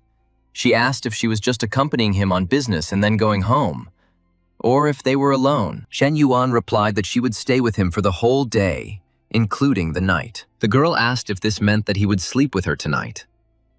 Shen Yuan said that sleeping with him was such a loss. Xiao Lei thought that it was not a matter of gain or loss, and the easier it was for a man to get something, the less he valued it. She's not that stupid, and besides, she still needs to find out how many women are hanging around Shen Yuan and whether she has a chance to become the leader. At the restaurant, she said, "Wow, and she only saw this restaurant on the internet. Shen Yuan said the main courses would be foie gras and pike perch with lobster sauce. And he also ordered the beef bourguignon stew. She asked where they would go after lunch. Shen Yuan replied that they would go home to their mothers. She was surprised and said that she thought he was hers for the whole day. Shen Yuan replied that of course not, and he had meetings scheduled for the afternoon and evening. Shen Yuan was looking at his phone, and she said why he was always on his phone. At this time, another girl sent him photos of herself in different underwear. Xiao Lei told him not to sit on the phone and to talk to her. The guy asked what to talk about. She replied that conversations arise naturally, and not because they are forcibly sought. And if someone wants to talk, they will talk. She said that if he didn't want to talk to her, he would say so, and there was no need to come up with these stupid excuses. Shen Yuan said, "It's time to go then," and asked the waiter to bring the bill. The waiter said the total amount was 2,492 yuan, and he could scan it here. The guy said what she asked, and he did, and she muttered, "Okay." 30 minutes later, she asked if he was seriously taking her to the dorm, and he replied, "Where else?" And he had things to do. She was upset. He saw the girl, stopped next to her, and, after dropping Xiao Lei off, asked her to get in. Xiao Lei cursed, and when she asked what was going on, he told Long Jinhan to buckle up, and she agreed. Lei was indignant that this was supposedly a seamless replacement, and she had just gotten out of the car, and he was already putting another girl in. The hero replied that he had already said that he had serious business. She thought that other women were his serious business. The girl angrily asked what he was going to do, and he replied, "Isn't it obvious?" He asked if there was anything else, and if not, they left. And she asked to wait. She said she would go with them, but he told her not to show off. He had serious business and asked to leave quickly. She asked if it was serious why she couldn't go with them, and she dug in her heels, not wanting to go out. Shen Yuan asked Long Jinhan if she was okay with it, and she was indignant but said she was okay with it. Xiao Lei thought that her rightful place next to the driver had been taken and even hidden. Long Jinhan asked if she could take his arm, and he said, of course. He wondered if Long Jinhan was naturally this timid, or if it was just with him. She does everything carefully and needs to be treated more gently. But Long Jinhan thought it was so stupid, and Shen Yuan really liked it. The girl behind her realized that she was the odd third wheel here and asked what she was doing. Long Jinhan suddenly thought, it means that Shen Yuan spoiled Xiao Lei more. However, the main character told her to hold on tighter. The other one asked why she wasn't told to hold on tighter, and he answered, tighter than that. He thought it was a bit soft, of course, but one had to maintain decency. Look how many people are in the shopping center. And he asked to be more modest. Passers-by were outraged. What the hell is this? Are they filming a drama or something? And all they could say was that he is rich. They were wondering where the cool girls had gone. And it turns out they were busy with that rich kid. Shen Yuan thought that, looking at these looks around him, there was envy, anger, hatred, and immediately such indescribable feelings in his soul. The employee greeted Mr. Shen, saying that it had been a long time since they had seen each other. Shen Yuan replied that he had brought 2 girls, that is, 2 friends, to buy things. Another employee noticed that Mr. Shen was no longer bothered at all. Before, he would bring at least 1, but now he brought 2 at once. Shen Yuan told them to choose what they wanted and take as much as they wanted, and Long agreed. The girl said that there were such beautiful bags and jewelry here, hinting as best she could, and Shen Yuan said that money will always find the right way. Xiao Lei thought that this meant that he was buying her checkers for tens of thousands. But for her, he was only buying instant noodles at a restaurant. 10 minutes later, Shen Yuan said that they rarely go out together anyway, and she only chose 2 pieces. He said that he should take more, and bags, clothes. Didn't he really like anything? But the girl replied that it wasn't necessary, and he had already bought her a lot of things. She added that 2 would be enough today, and he said that today they would have to collect at least 100,000, and if they didn't like anything here, they would go to another store. Shen Yuan thought that although she tried to save his money, he only spent a little more than 10,000. Xiao Lei thought that she had 100 pieces, and she had 2,000, and she wasn't even the main one. After another 20 minutes, Long Jinhan said that was enough, and he agreed. Then he told Xiao Lei to choose something for herself too, and she was surprised. Shen Yuan thought that although Xiao Lei had not yet acquired sympathy glasses on her head, she still needed to give hers. Xiao Lei was self-confident and assertive, and she also clearly had a stubborn streak in her character. After 15 minutes, he calculated that he had spent 120,000 on Long Jin Han and 50,000 on Xiao Lei. But Xiao Lei's sympathy points never activated, and the system only returned the tripled amount. The girl asked, "Where are they going now?" Shen Yuan replied that he would now take her back to campus. Xiao Lei asked if she could go with them, and Shen Yuan said how unbearable she was, but he would just give her a ride to the place. She was surprised that this was not the hotel he had booked for her last time. Today is the same luxury again, and he said, "It's time to go have fun.